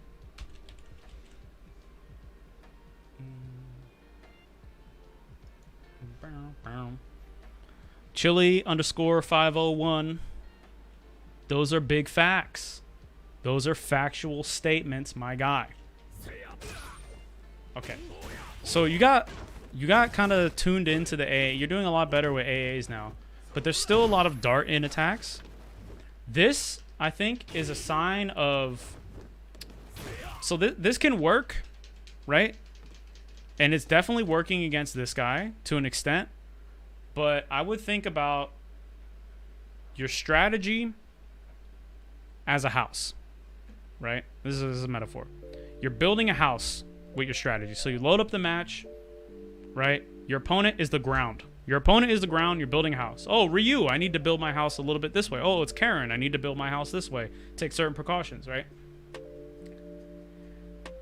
If your house is only made up of surprise attacks, it's gonna be pretty shaky, because once the opponent gets tuned in to when you're trying to dart in and surprise them, they can really cut you off at the pass and really blow you up for it.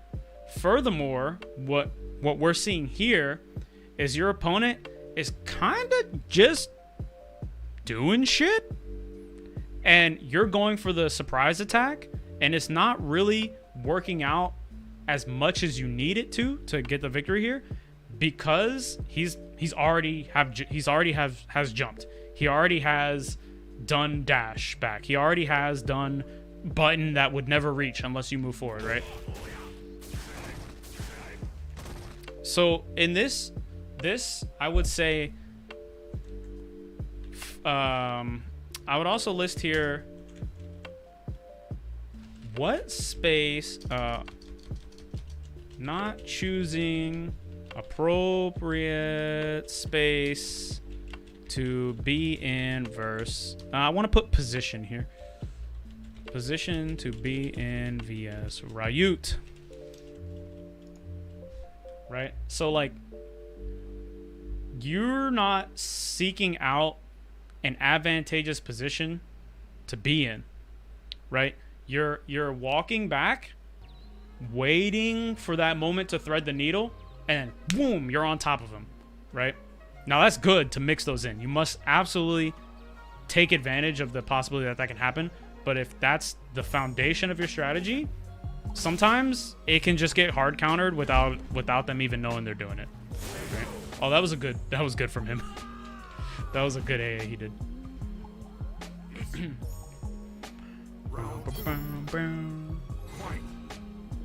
Okay, back jump. Again, I really want to push this home. The space behind you, the spacing behind you is more important than your life bar. Unless you are going to die from the next time they touch you, the space behind you is the most important resource. So here, he just chooses to walk forward, and you're walking back, and you lose a bunch of space. He starts out with this. If you had just chose to move forward cautiously and like move forward until you get to a range where he can touch you, and then start walking and blocking a little bit more cautiously until you understand like the timing of the normals. But you just give up so much space right here. You never really want to walk back unless you absolutely have to. It's hard to do. I mean, you'll see even pro players, they'll just walk full screen for like no reason, give up a good position. It's really hard to do, but you want to try not to walk back as much as possible. This is another reason why I recommend crouch blocking as like the default way you should be trying to defend stuff in Street Fighter. It's because it also helps you not to walk back too much. Okay. You guys are swinging. Dart in. Oh. Okay. Anti-airs again. Okay. Oh, he didn't super. He could have had it right there. So here, let's go back. Right here, in this position, if you're like, okay, I think he's gonna walk, right? I think he's gonna walk away really far, or I think he's gonna stand up. Sweep is not a poor choice because it's a long range low, but you have to have it. You have to shoot it with accuracy because, man, you can get exploded for missing this, right? So I would be a little bit more conservative with my options here. I would think like, what can I do versus Ryu that will get me a good position, but also more importantly will not just get me killed? Because a lot of these things are just like, oh, I'm gonna jump at him, I'm gonna dash at him, I'm gonna run at him. A lot of these things are just like Death City.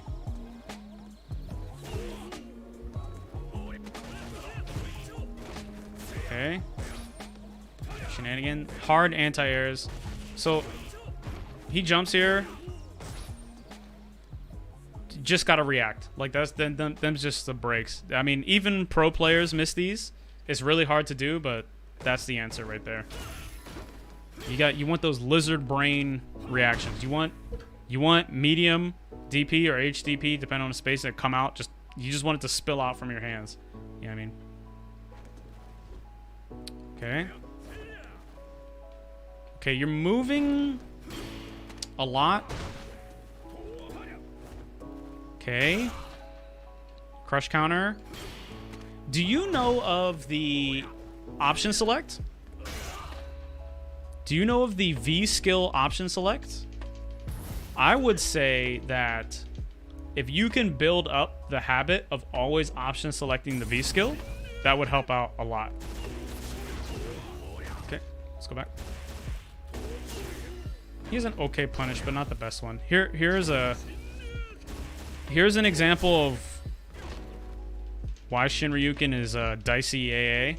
So he just stuffs it right here.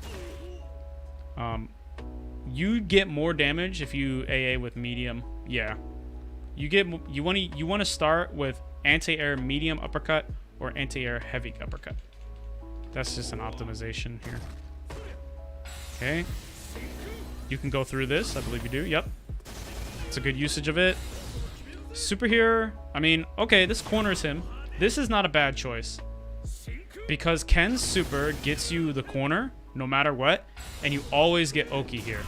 You get to be plus 31 after super. He does not have any EX bar, so you get to go for your meaty no matter what. And, well, we know because he did CA, right? And, I mean, he's got V bar, so that's something to consider. Just talking about resources here. During the super, you want to think, okay, I know I get Oki, but what follow-up do I want to choose? Right? Here, I would opt to try and go for some staggered pressure or something involving a throw, because he can V reversal a long block string, and if he gets to be +2, you don't want that. So here you get to run. I think this was a little bit late, but this is the right choice. You just got to do it a little bit sooner, but you do not want to step kick. Just run up. You'll be +9, I believe. He does raw activate, which is really lucky for you, but you just want to run up and you get a meaty standing medium kick. Actually, let me bring that up. Let's bring that up to double check what our options are. I'll actually bring up the Ken guide.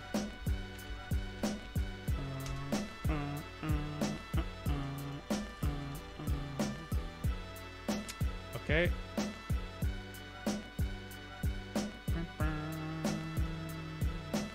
Hold up, I'm bringing it up. You think I would have this on my computer?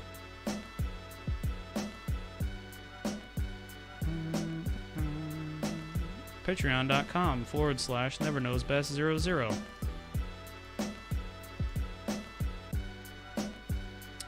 So in the back of the Ken guide, there's literally all the Oki you could ever.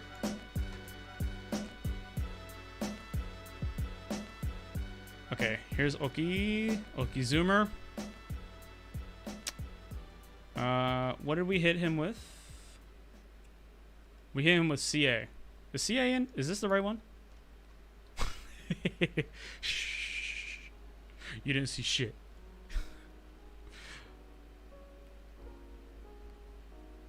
Okay, so anyway, look, I'll be real with you. I didn't list CA in here because it's really obvious what to do after CA. You only have 2 options.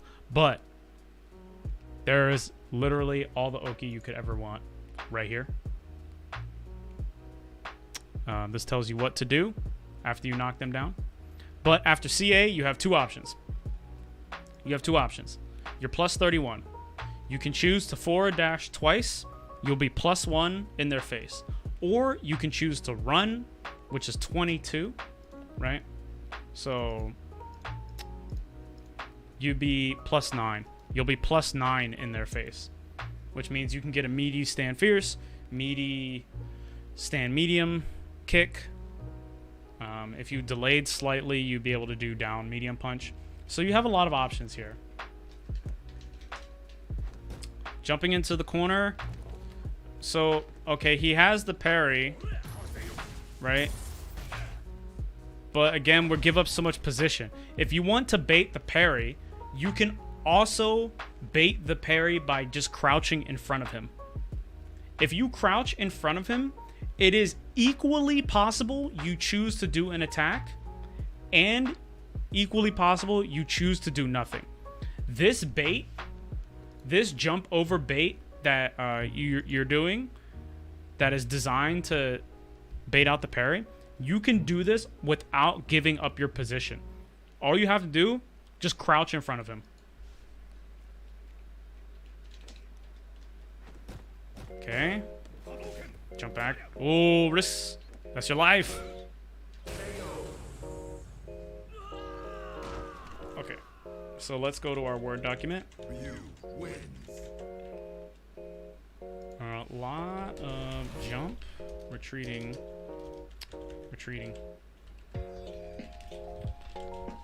I spelled retreating wrong. Retreating like mad. Alright. Okay. So. Jumped into the corner. Backing away mid-screen. Back jumps. A lot of surprise dart-ins. Okay, recommendations. Find a normal or 2 that you prefer to use versus Ryu and focus on using those to get a better grasp of the Ken v Ryu neutral game. Use more fireball. VT2 discourages. Spelled it wrong. Discourages. VT2 discourages Ryu from using Fireball. Opening up chances for Ken to abuse his.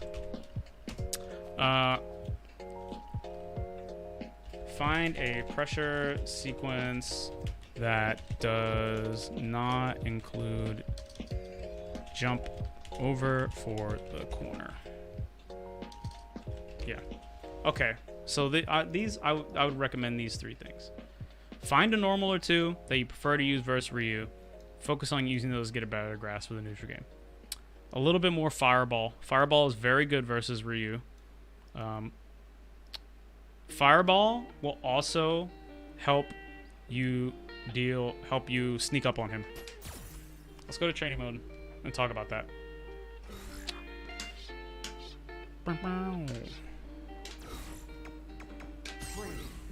Fireball will help me sneak up on him. What do you mean? I'll show you what I mean. Okay, so let's pick Ryut. V-Trigger 2 is good. What? Let's type out some practice stuff. So,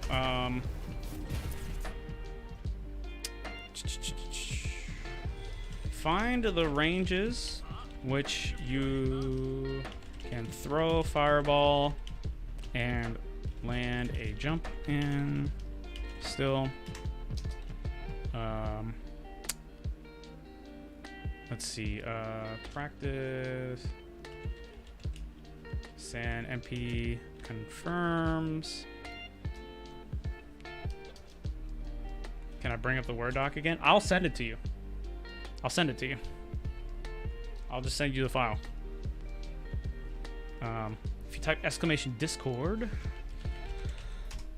you can join the Discord server that we're hanging out in, and I'll just link you it right there.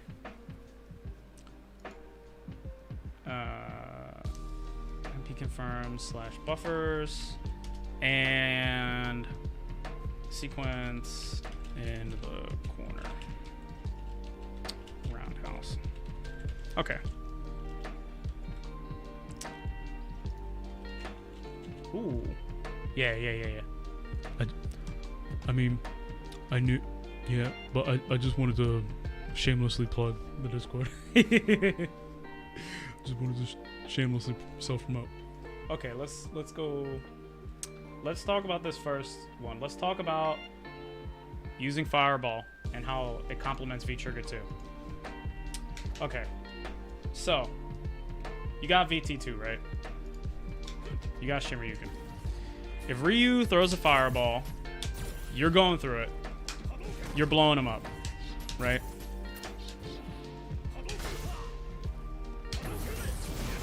You're blowing him up, right? You can even do it from quite far away.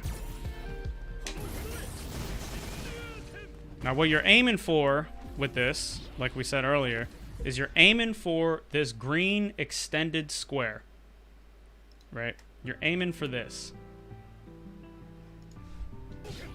That extended square in front of Ryu. You want to hit your suction on that, right? You can hit that from pretty far away.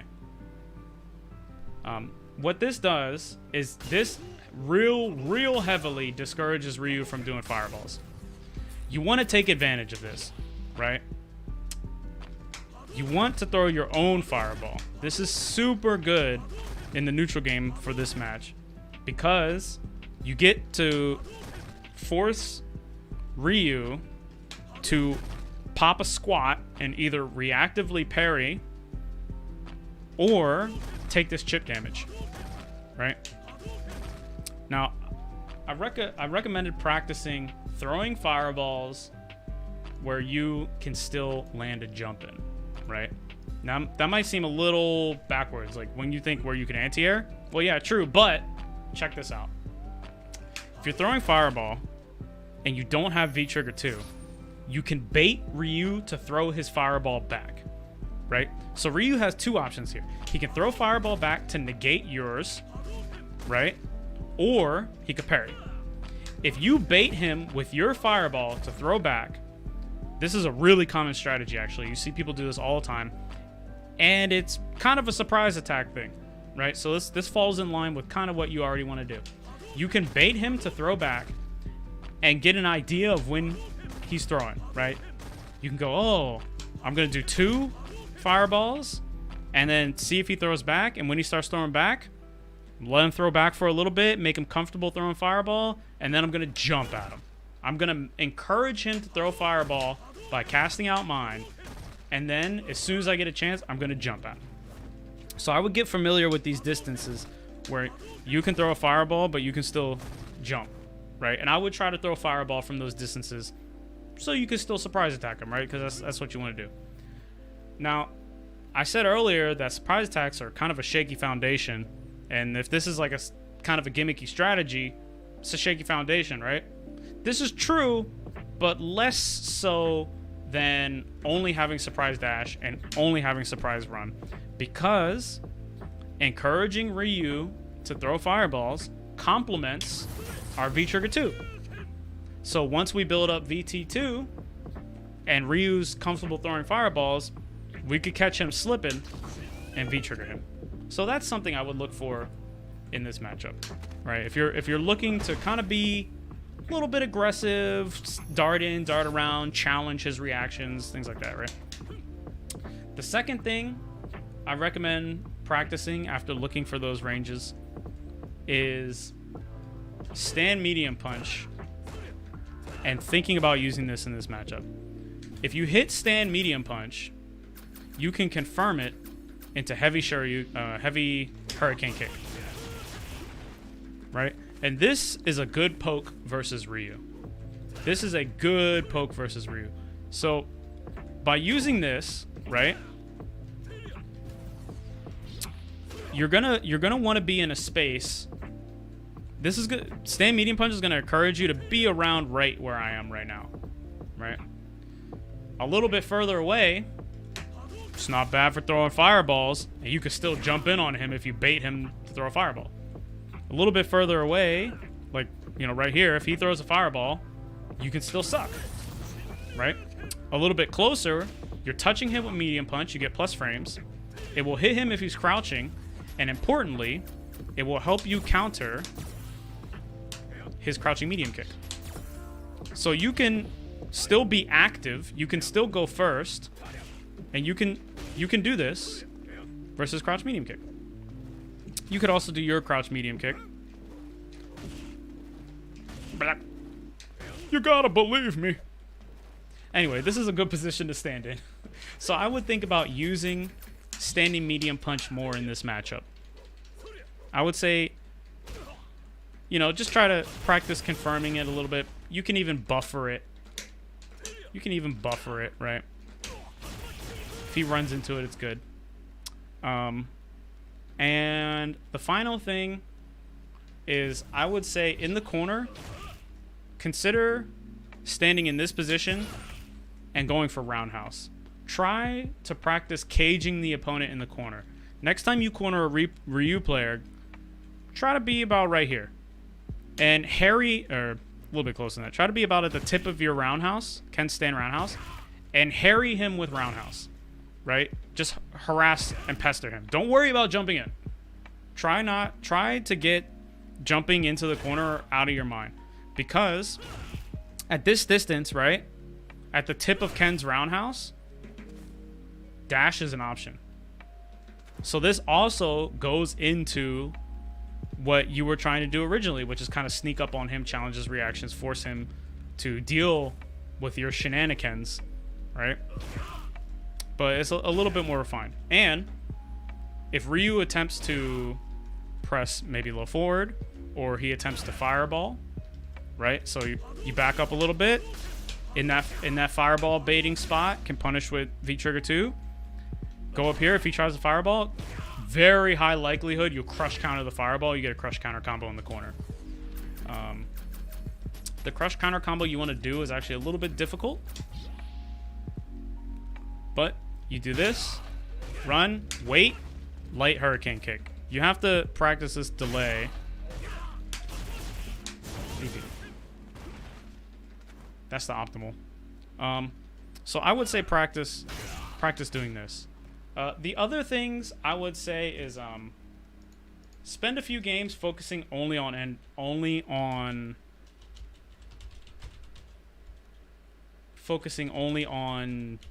AADP, because he was getting away with a lot of jumps, like a lot of jumps. I mean, you definitely have control, right? Like you definitely know. Oh, here's another one. Practice making stand hard punch, OS V skill run a habit. I would go into training mode, put the counter hit on random, and just practice hitting fierce, and then hit and run kind of late till you get the timing for the option select. If you don't counter hit him, the run should not come out.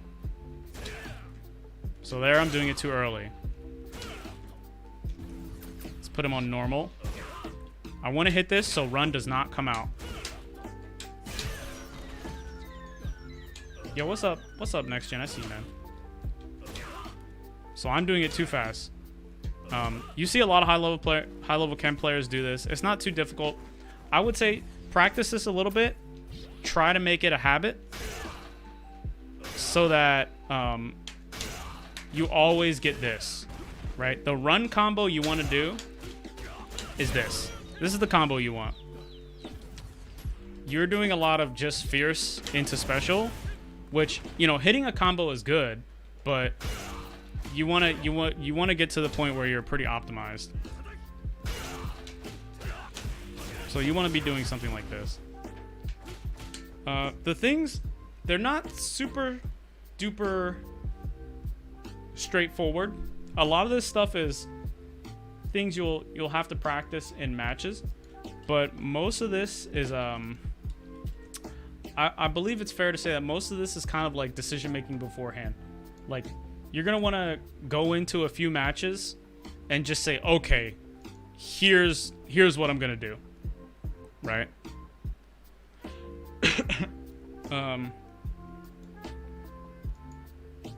Let's see. So yeah, you want to find range. So if you want to be tricky and kind of get ahead of the opponent and do stuff, you can bait him to throw fireball back, right? That's going to complement V Trigger 2, and it's going to complement, you know, duping him into throwing fireball so you jump in, hit a roundhouse on him. I would use more stand medium punch in this matchup. Just practice, get used to buffering it in training mode, throw it out. Get used to confirming it in training mode. So put the dummy on random block, right? Put the dummy on random block and just say, oh my god, you know.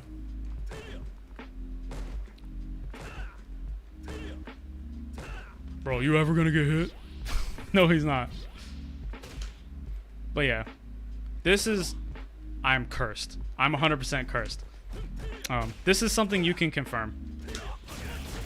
This is a confirmable move. It's a little tricky. You can also just buffer it, which is not a bad option. But this is a confirmable move, especially if you're ready for it. And it's not bad. It's not a bad poke. Other pokes you want to use in this matchup are stand short, crouch medium punch. These are the anti-Ryu pokes. So this one, and this one are the buttons that you use to deal with the Ryut. Roundhouse is also good. So I would practice using V skill 2 is the Slain Man. You're lucky I'm talking about something. So I'd practice using that. You know what? Let's just add in a little bit more. Stand medium punch, crouch medium punch, because you're at a point where you can freely choose to practice any of these if you want. You're not really. You have enough ability to pilot the character that you can kind of have a little bit of a heightened sense of awareness about what you're choosing to do while you play. You know how to drive the car. Sequences in the corner with roundhouse. So again, I would say in the corner, try to do this type of situation, right? Right here at the tip of roundhouse again. This complements the rest of what we just went over, right? So back up a little bit. You can fireball. If you have V trigger 2, these fireballs are pretty almost kind of free. So you get nice chip damage. And if he chooses to throw back, you've encouraged him to throw back. Boom. V trigger 2 city or jump in city, right? Also, if you're harassing him with this, you could get a CC.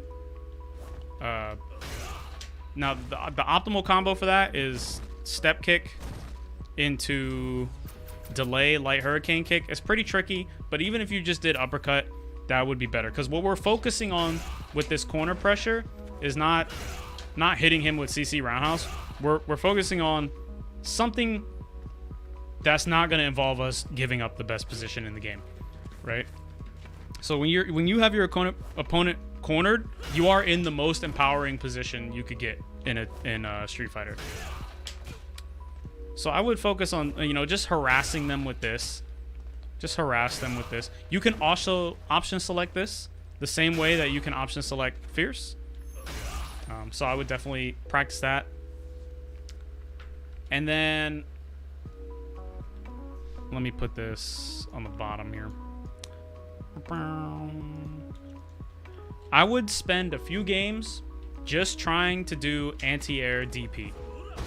Like, literally load up the game and be like, playing 3 games, I'm only worried about anti-air DPs. Everything else, kind of irrelevant. So just play, try to play a little bit normally, but just make a big goal of like, okay, if he jumps, anti-air DP. Usually, you want to use Fierce Uppercut to anti-air. Fierce Uppercut is the best because it gets the most damage.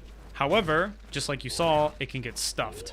So if you react late, you want to try to use Medium Punch. You also want to be aware of the ranges of the DP. It can get really complicated really fast.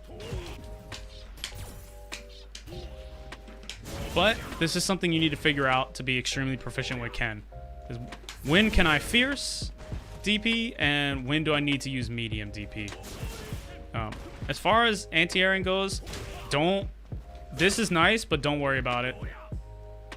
This is actually just a bad habit. And this is a meme. Stand Fierce is a meme. Stand Medium Punch is also a meme. Just worry about medium and heavy DP.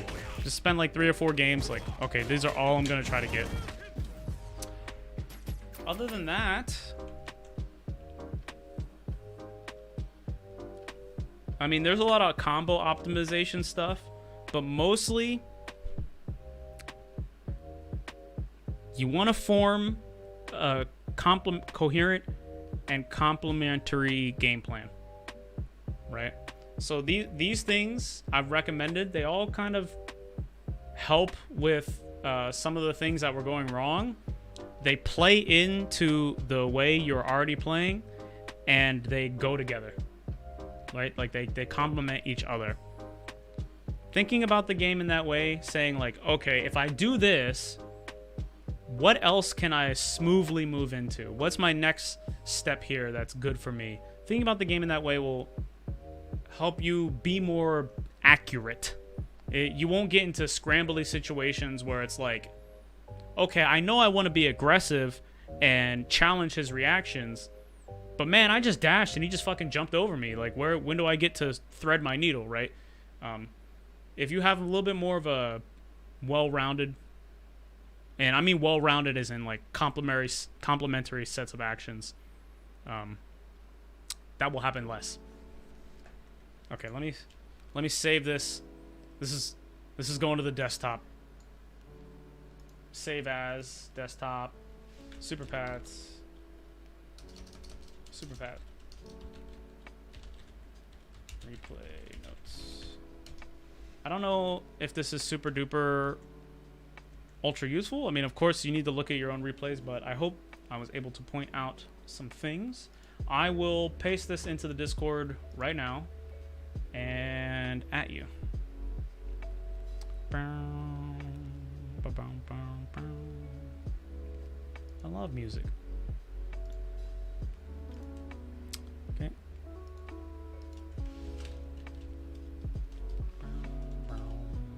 Okay, here we go.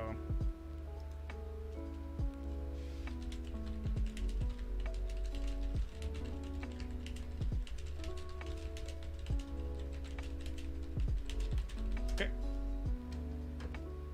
Boomaroosk. All right. Yeah, man, I'm trying. The whole thing here is, this is like a symbiotic relationship, man. We're like I don't know. You know? Yeah. What? No, we learn together, right? Like, look at the replay. We get different opinions. We talk. We go back and forth. And then everybody prospers. All right. I see you, Slain Man. But I need to look at the request queue. I see you, amigo. But I need to look at the request queue. But I need to look at the... Oh, God. That's my own voice. Hold up, hold up.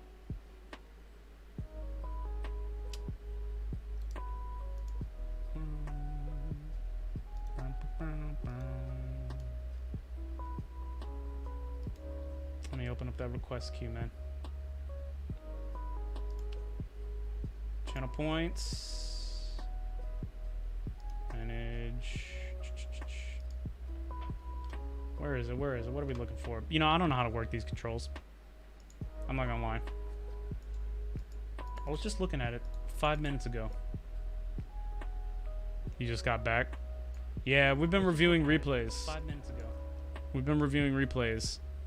I need to get my goddamn request queue open. You would think I'd know how to do this. I have no clue how to do this.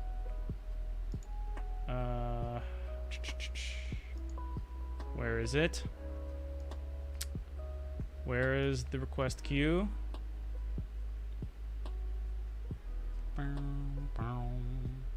Clear chat history.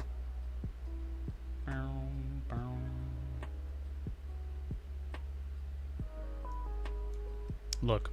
I don't know how to drive this.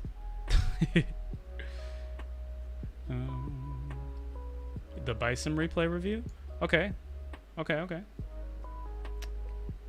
Alright, so here's what we'll do. We'll take a short break. And then I think... Okay, here we go. So we had Super Pats. And then Zaku retrieved one. Okay, so Zaku is in fact next. Alright. That's what we'll get to. Where the water at? You right though. You right though. Alright, we're gonna take a short 3 to 5. We'll call 3 to 5.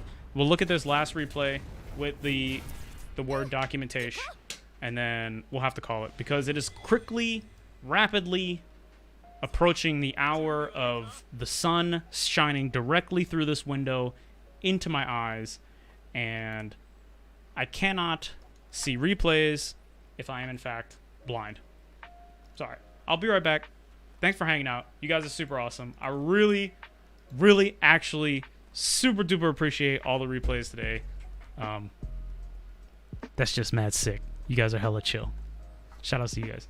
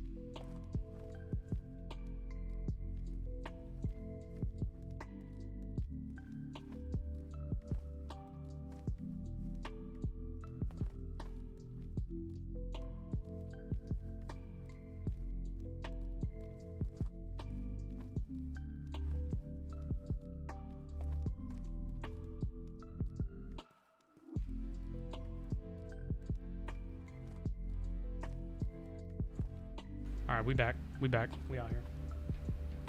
We out here. Okay, let's get this. Let's get this Bison reply. Excuse me, slurping out here. Okay. Search.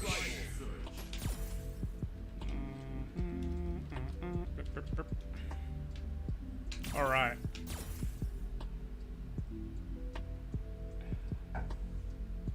Water is so good.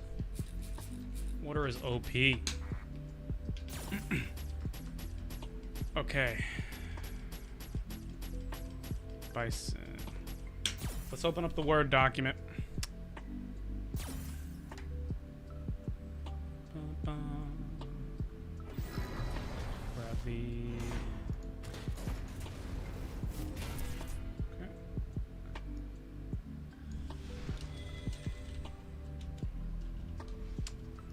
What's this guy's name? Round one. Skunkadelic. Fight. Okay. Let's write that down. Hold up, I'm making a new Word doc.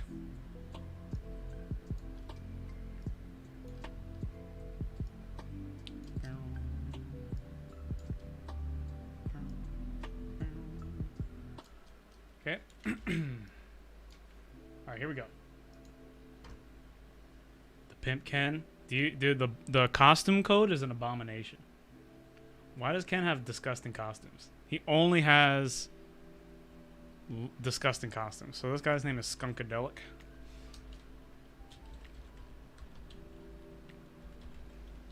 Yeah, if you hold 3 punches, it's 3 punches, light kick, and up.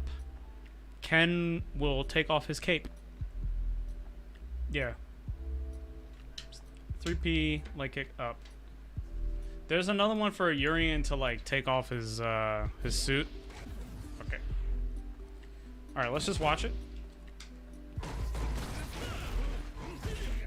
Always just watch it. Okay. Oh, he has V skill too.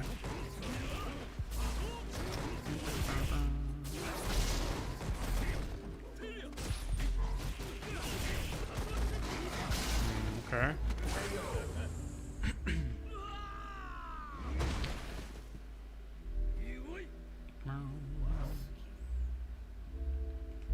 Bipson. Round two. Fight. Okay. A little bit similar to the last game, or last match. There is some Ken vs. Bison specific stuff that... Okay. Okay. Okay. Cool. Ooh, okay. I've got a tangle of wires here. I recently rerouted my wires. Big mistake. Once you get pristine cable management, don't ever mess with it. Okay. Those games were much longer than the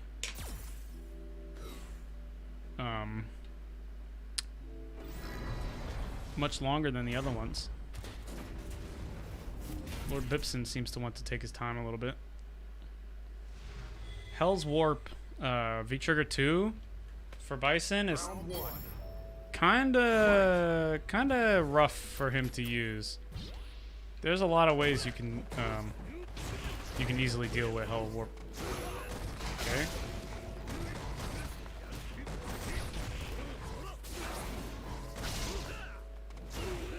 Okay.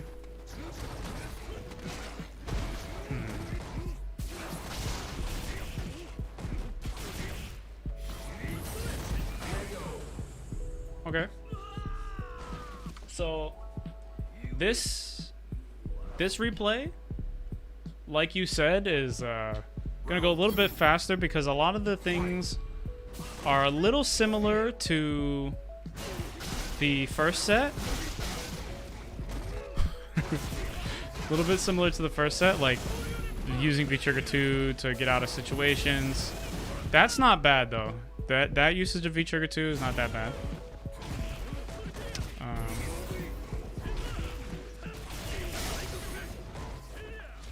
So we don't need to fine-tooth comb, but there are some Bison specific things, right? And Bison wins. Okay, let's get this bad boy bumping. So similar weaknesses to verse. Excuse me. Damn, what was that guy's name? I literally cannot remember this player's name. Oh boy. Oh boy. What was the first guy's name?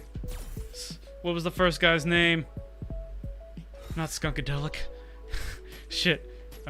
Randizzle. Randy. Randizzle. All the same thing, sort of thing. All the same things here too. Bison matchup knowledge. Randizzle.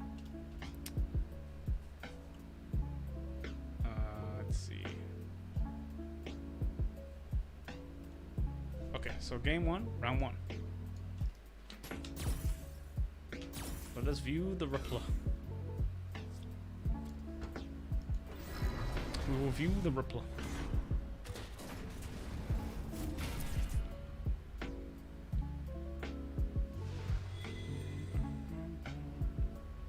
This went a lot. One of the things I saw is this is not necessarily like super useful information, but I did notice that this went a lot slower than Randizzle. Round 1. Fight. I'm just gonna note that down. I don't know if that's super useful yet, but that seems to be a pattern. It's a lot slower than versus Randizzle. Okay, so this dash, this is 244 damage right here. Hard to react to, but necessary to react to. Okay, Sweparusk.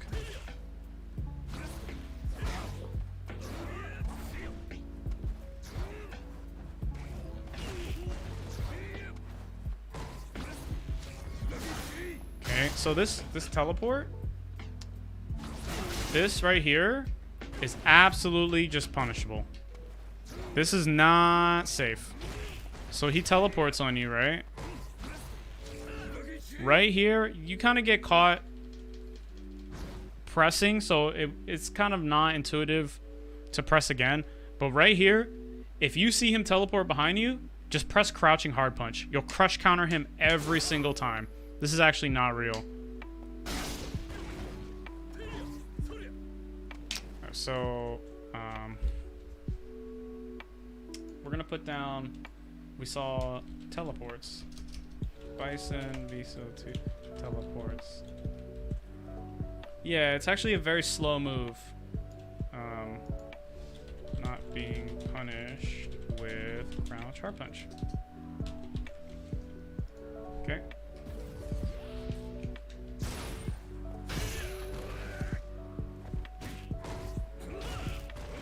Lots of sweeps. There's an anti-air opportunity.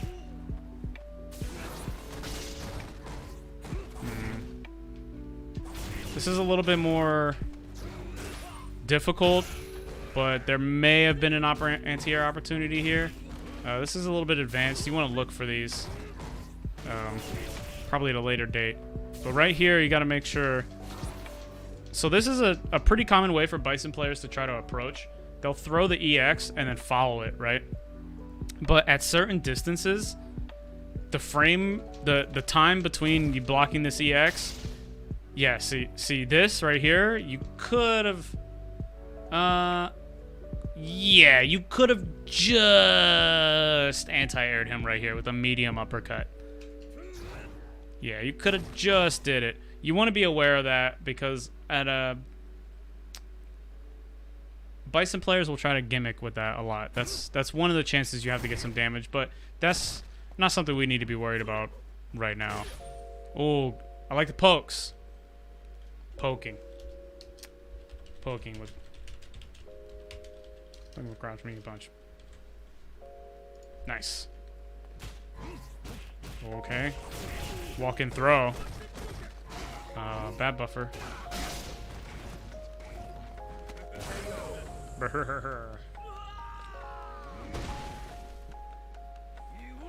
Hunting for those walk-in throws, I see. Round 2. Fight. Oh man. Okay. Okay. Anti-airs. Yeah, I'm gonna put anti-airs here. Letting Bison jump a lot for free with no AA DPs. Just no AA in general. DPs. I'll put DPs. DPs are important.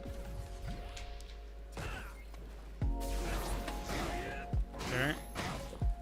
Generally in this situation, when Bison throws this EX, this is really common for Bison players. Generally what you want to do is, so this is a checkmate kind of situation. If you jump this, you're kind of screwed. He gets to do a fatty juggle combo right here. He gets air medium punch, you hit the ball, he gets to do scissor kicks, all sorts of crazy shit. There's that mashing again. Medium punch. So generally when you see Bison throw this ball, I would just attempt to block the ball and be prepared for what option he comes in with. Right here, usually you kind of jumped a little bit beforehand, but you usually do want to just try to block that ball. Okay. Nice. Is this a reaction to the throw? Is this a reaction to the throw whiff? It is. Nice. This is good. Just kind of misspaced the distance. There's no follow-up though. Similar to the last game. Here again. So good choice to press a button there, but here, you just press down fierce. Ken will 100%, as soon as you see him disappear, just press down fierce. Ken will just turn around and crush counter him. Okay. In the corner now. Oh, walk up throw. Okay. Bold. Okay, this is not bad. He's very far away. This is the suck. Nice follow-up. Nice. So here we need to have an Oki option. Down medium punch would be the choice. Just like we identified with Randizzle versus Randizzle, down medium punch would be the choice right there. Because it'll take you right back into the same situation. CC opportunity right there.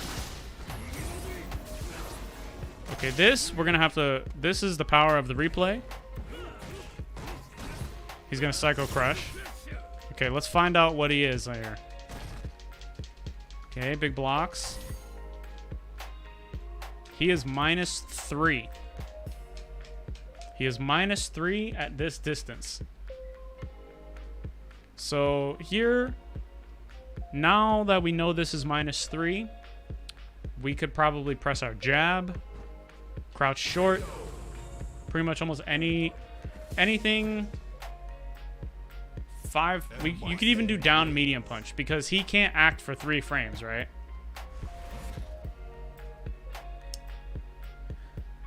So that's Bison can make that more or less minus depending on the distance. He can also do some tricky things like cross you up with the Psycho Crusher too. Another thing about that V trigger is that it has a command grab on it. So when Bison activates V trigger 2, he can do a command grab on you. Well, it's important to be aware of that. Let's note down Psycho Crush. And that's BT2 activate. Needed from far away. Okay.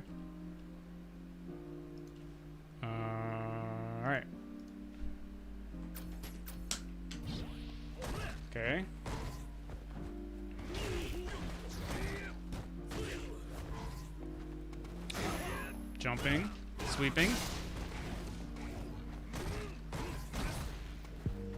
This here would require an advanced technique, but this is an opportunity for free damage. Right here, you decide to walk forward. You could have done crosscut. You could have done the crosscut DP input. I wouldn't worry about that right now, but that's an opportunity where that could happen. When you take your turn back, you mostly do it with sweep. Sweep is cool if it hits, but generally, just like versus Randizzle, you want to choose something that flows out into superior options, you know? So I would choose maybe a medium punch here. This situation like before, just gotta deal with the ball. A lot of sweeps. Let's put that in noticing a lot of sweeps. A lot of sweeps from Ken.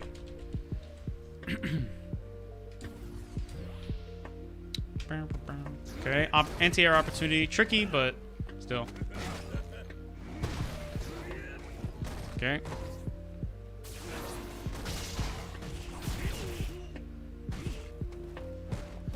Man, this guy is on a pogo stick. Okay.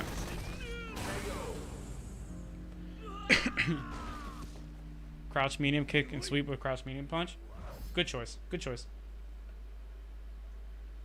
Round 2. Heavy agree. I was just about to say, every time you want to sweep, if you did crouch medium punch, you'd be in a better situation. Here again, this is a CC opportunity. If you see him disappear, just do crouch fierce. With the ball out, it's different, of course, right? So here he throws the ball. The ball would protect him. So if you CC'd him right here, you'd get hit with the ball. But still, so to block this,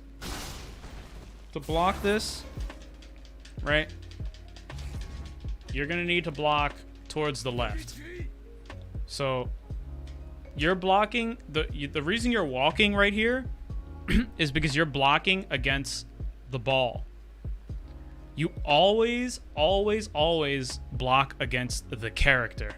So you know that Bison is gone. Actually, let's load up the hitboxes for this. It'll make it a little bit more obvious. Okay. Let's go back. Okay, so check this out. He's teleporting. Right? When he disappears, you see how he's not on the screen anymore? He's on the other side. So right here, this was just tricky to block. But you want to block against Bison. And you know which way he's coming with ahead of time. So like right here, if you look at the top of that input feed, you can see that you're holding towards the right. But if he teleports, you can immediately just go left. Or go the other way. Okay, he does a little juggle. Again, pretty much the same as Randizzle right here. You block a move. This roundhouse is +3. So you try to press medium kick here and he frame traps you.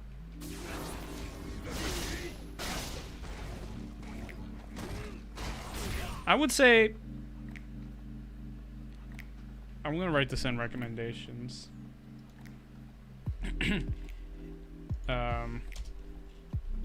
Ken's V reversal is very good.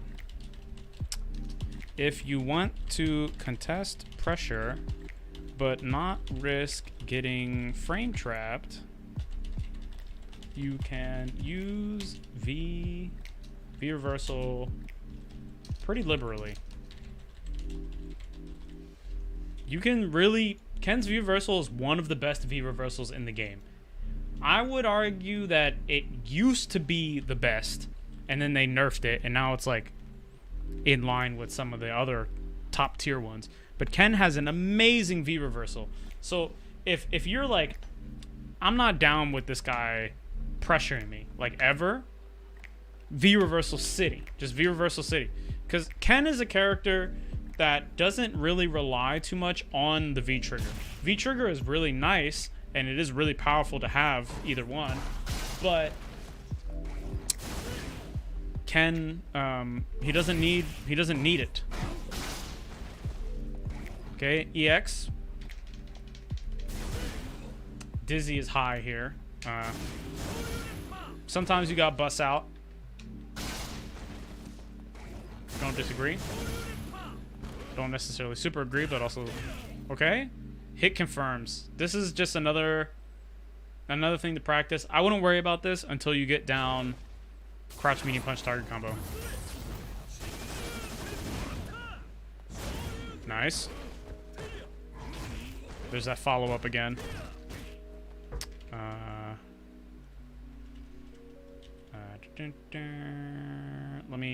Let's do some formatting real quick. This is round 2. Pretty much. Cycle crush. Bison block strings. Matchup knowledge.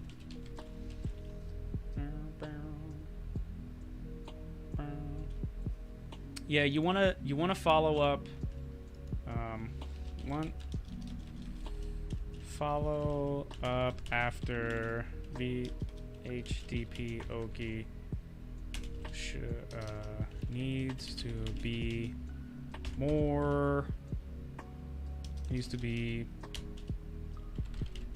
a plus frame normal. A normal that generates plus frames. Okay.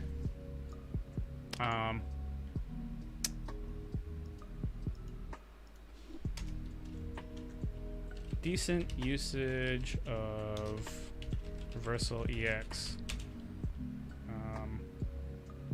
You'd use Reversal EX, not mashing with it constantly, not wasting it constantly, waiting for a good opportunity to use it.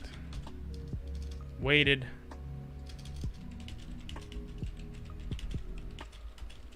Okay.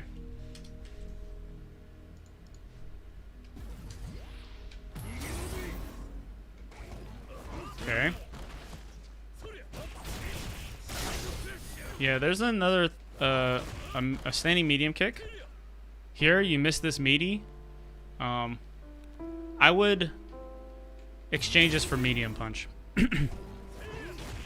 This is a little bit early because he doesn't get up, so it makes it a little bit weird.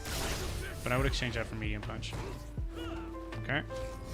Here's a crush counter opportunity again. Okay. Now, so this is a little bit beyond where we're at, I think. But he has V-Trigger 2 and V-Skill 2, which means he cannot absorb fireballs. And Bison is a character that has a little bit of a tricky time getting around fireballs, even with the teleport. You would think that if you threw a fireball and he teleported, he'd punish you. But in fact, at certain distances, you can throw your fireball and still crush counter him. The teleport is that slow. He's just kind of doing it, but it is not safe to do it all. That's just like a jump in, basically. It's a free crush counter opportunity for you. Okay, so recommendation: take Bison to the lab. Set Bison bot to VT V skill to teleport, and CC with crouch hard punch. Focus on using crouch medium punch more often. And play a few games with only a DP as the goal. Okay, I think this is pretty similar to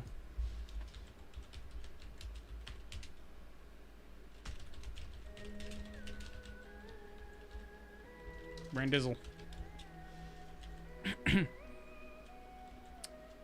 This is pretty similar to that last match.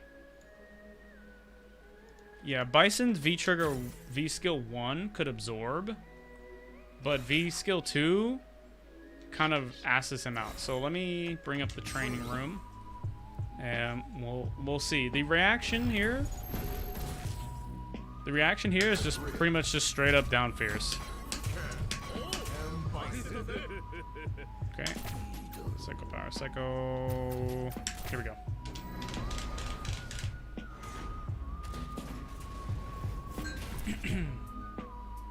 Walk up throw. Hey man. Hey man. You didn't quit. You played it all the way through. That's cooked. I'm gonna get myself in trouble with that one. So check this out.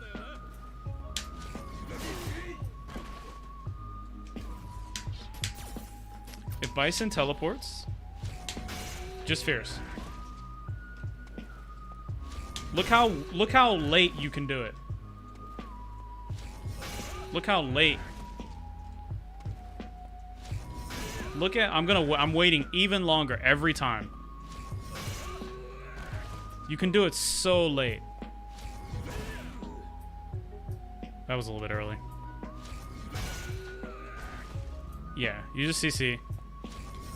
If you wanted to get fancy, you could do like,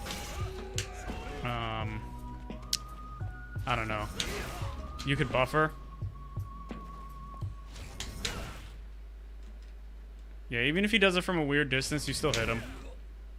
So it's like he can't get out of this. I don't know, just DP, DP, DP or something. You can do a lot. Generally, from this, I'd recommend, if you're looking for a combo to do here, off the CC. Actually, let's check the Ken guide. We got it. It's open, right? Ken guide. Is this on? I just downloaded this bad boy. Here we go. Season 5 Ken guide. Let's go for the combo section. We're looking for optimal regular combos. So mid-screen, no bar. Mid-screen, no bar. You can get medium Tatsu, HP Shoryuken. Okay, this is actually a really tricky fucking combo. This is actually really hard to do. But let's see what Chili said. Let's take it to the lab. It depends on the distance, but yep. You may, if he does it close like that guy was doing it, you might not be able to link this because you'll be too far away. But if he does it from far away and he comes up more behind you, you'll be able to get it. Or closer behind you. Or is it if he's close, he's closer? I don't know.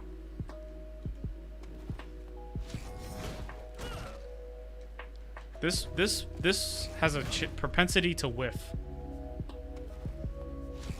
This is something to lab out. I mean, I haven't even really labbed this. All I know is that this is what I would do.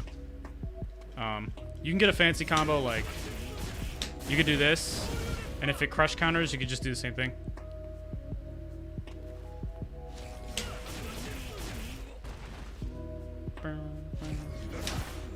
Yeah, you just crouch hard punch into heavy, yeah. I would say run HDP or just crouch hard punch DP if you wanted to keep it really simple.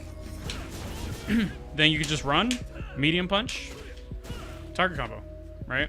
So this feeds right back into what you were talking about with Randizzle, is if you just do hard punch DP, you get to run, do this, feeds right back into itself. Guarantee you, even though this seems really, really simple, this will blow up 90% of players. Chili is correct. This move is definitely a gimmick, but this is the response you want. Even if it's not a common thing that may happen, still important to practice this, you know?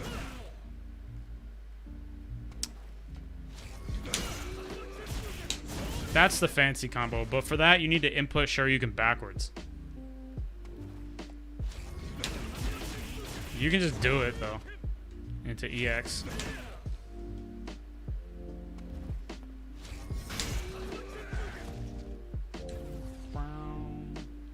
Yeah, he just kept doing. He was doing it. Another thing he was doing was following the ball.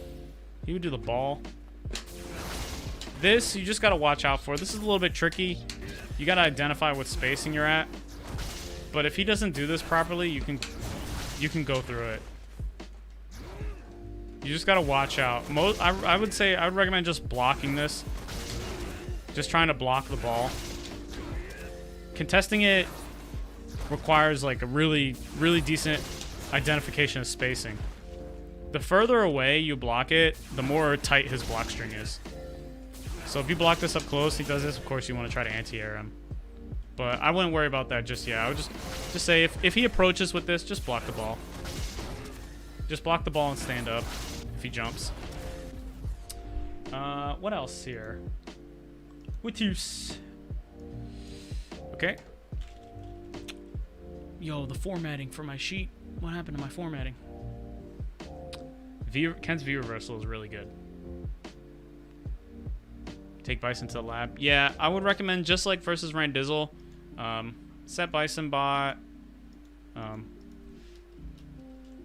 Pick Bison and just mess around.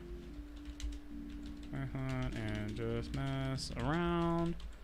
Try to emulate sequences you remember Bison players doing.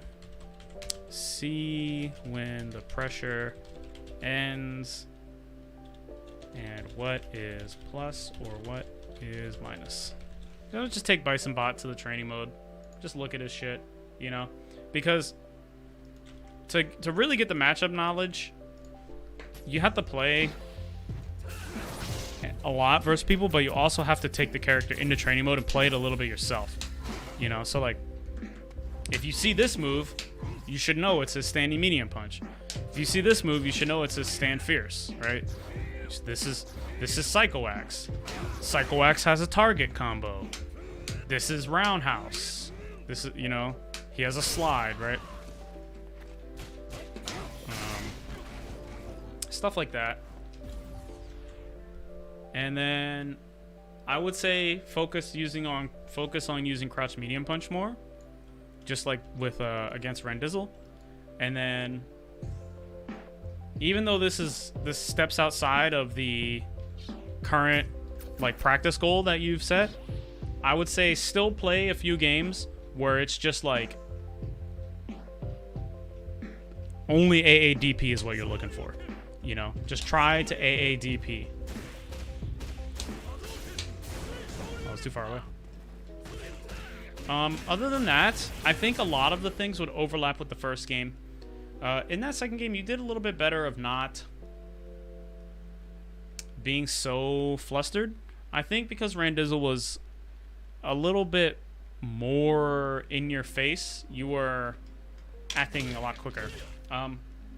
One of the things I can tell you're doing is let me get rid of the camera. One of the things I can tell you're doing with the actually let me do this. So the input display here on the bottom, when you're pressing buttons, you're doing this. You're pressing them like 3 or 4 times. I think that's a side effect of wanting to get to the button quickly, right?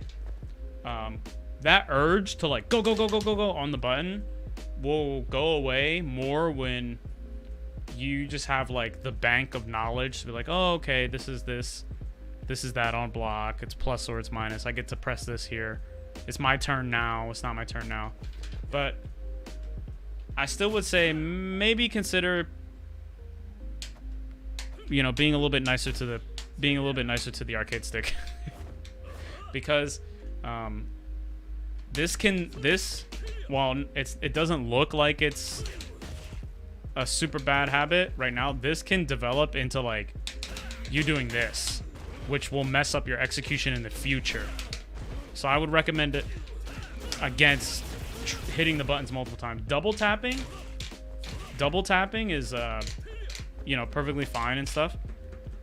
But you don't want to like intentionally hit the button 4 or 5 times just to make it come out. The button will come out.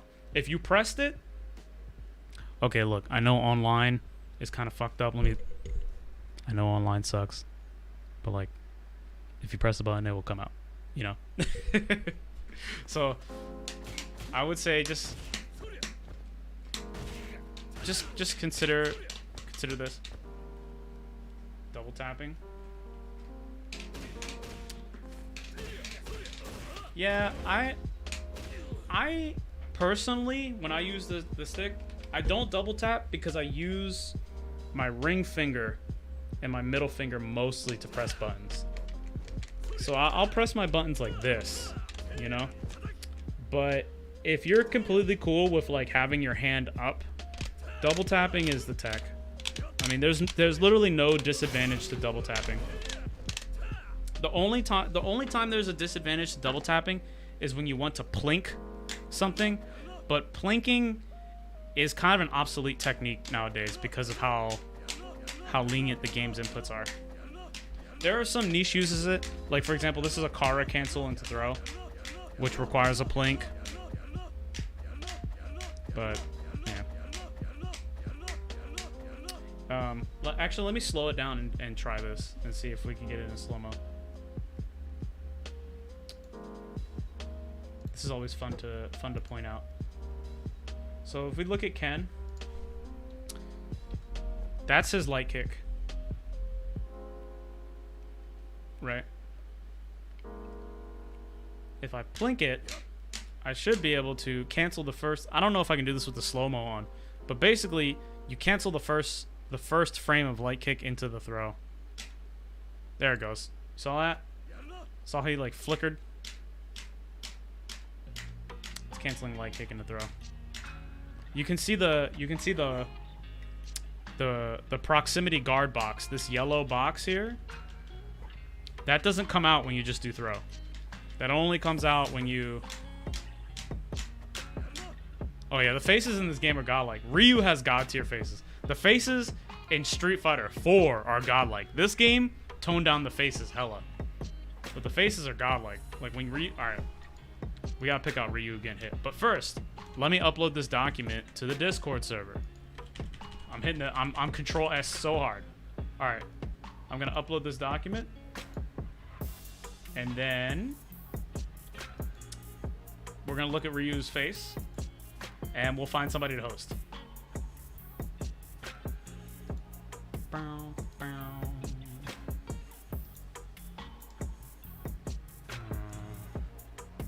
Let's close this. I'm doing computer things. I know how to work these controls.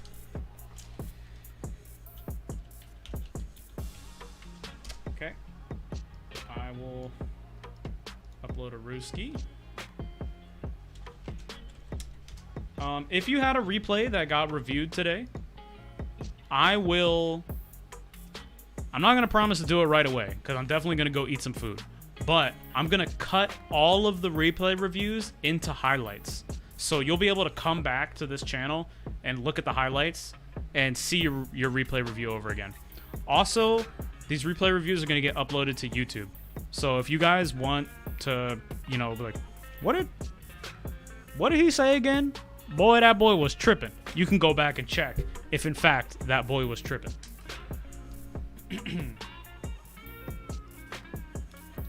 All right, let's look at Ryu. Let's look at Ryu real quick. Shout out to everybody who came to hang out today. I really appreciate you guys, man. Y'all is sick. Y'all is mad cool. Y'all are cool. Quan.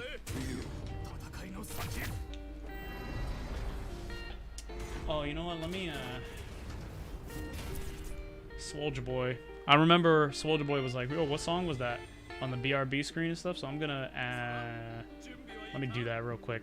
We're on the starting soon screen because we're gonna add a thing. Fear not, we're gonna add a thing. I got you. Invisible water. You can't see it, but we out here. Oh man, it's so big.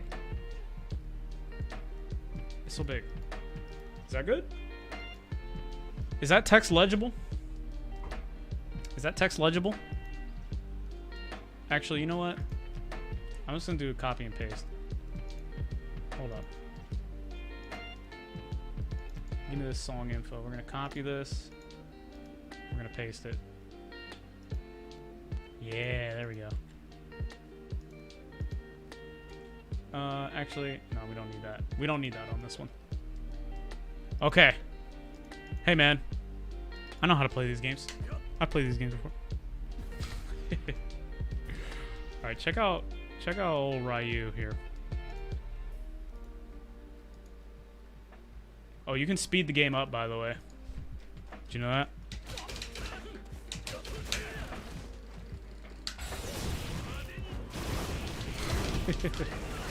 Frame assistant, frame trap hitbox viewer. Super cool. Look at old Ryusuke. Look at his face. Look at that eyeball. Look at his fucking eyeball. Oh, poor Ryute. We're going for a roll. The game was not intended to be viewed in this way.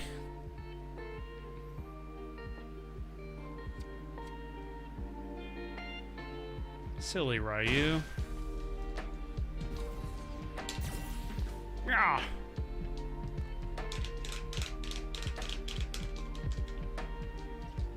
Look at my man's face. Oh shit, he got crush countered. I did not intend for that to be on.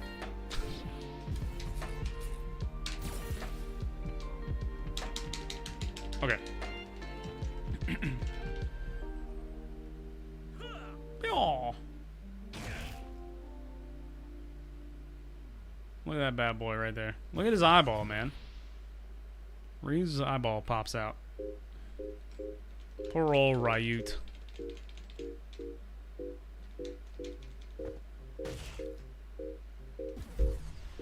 Here we go. Look at that. Look at that. Look at that. Hold up. Hold up. Look at that. Look. Look at that. Look at that. Oh, man. What's Ryu look like when Ryu throws? Let's find out. Oh. The game is paused. It would, I would do well to unpause it. Okay. Let's find out. That's not throw. That's light kick. Oh, he's so suit. Yo, he hits you with the Bruce Wayne? Wait, he hit you with the Bruce Wayne? You like jazz? No, that's the Jerry Seinfeld. You know what I'm saying. Anyway, that's it for me. We out here. Shout out to everybody who came out to hang out today. Shout out to the replays. The replays will get cut up. I see you, Nels. Anytime you want to play, I'm totally down. Shout out to Zaku for the crazy amount of subscription. All the people who followed, I really appreciate you guys. You are super awesome.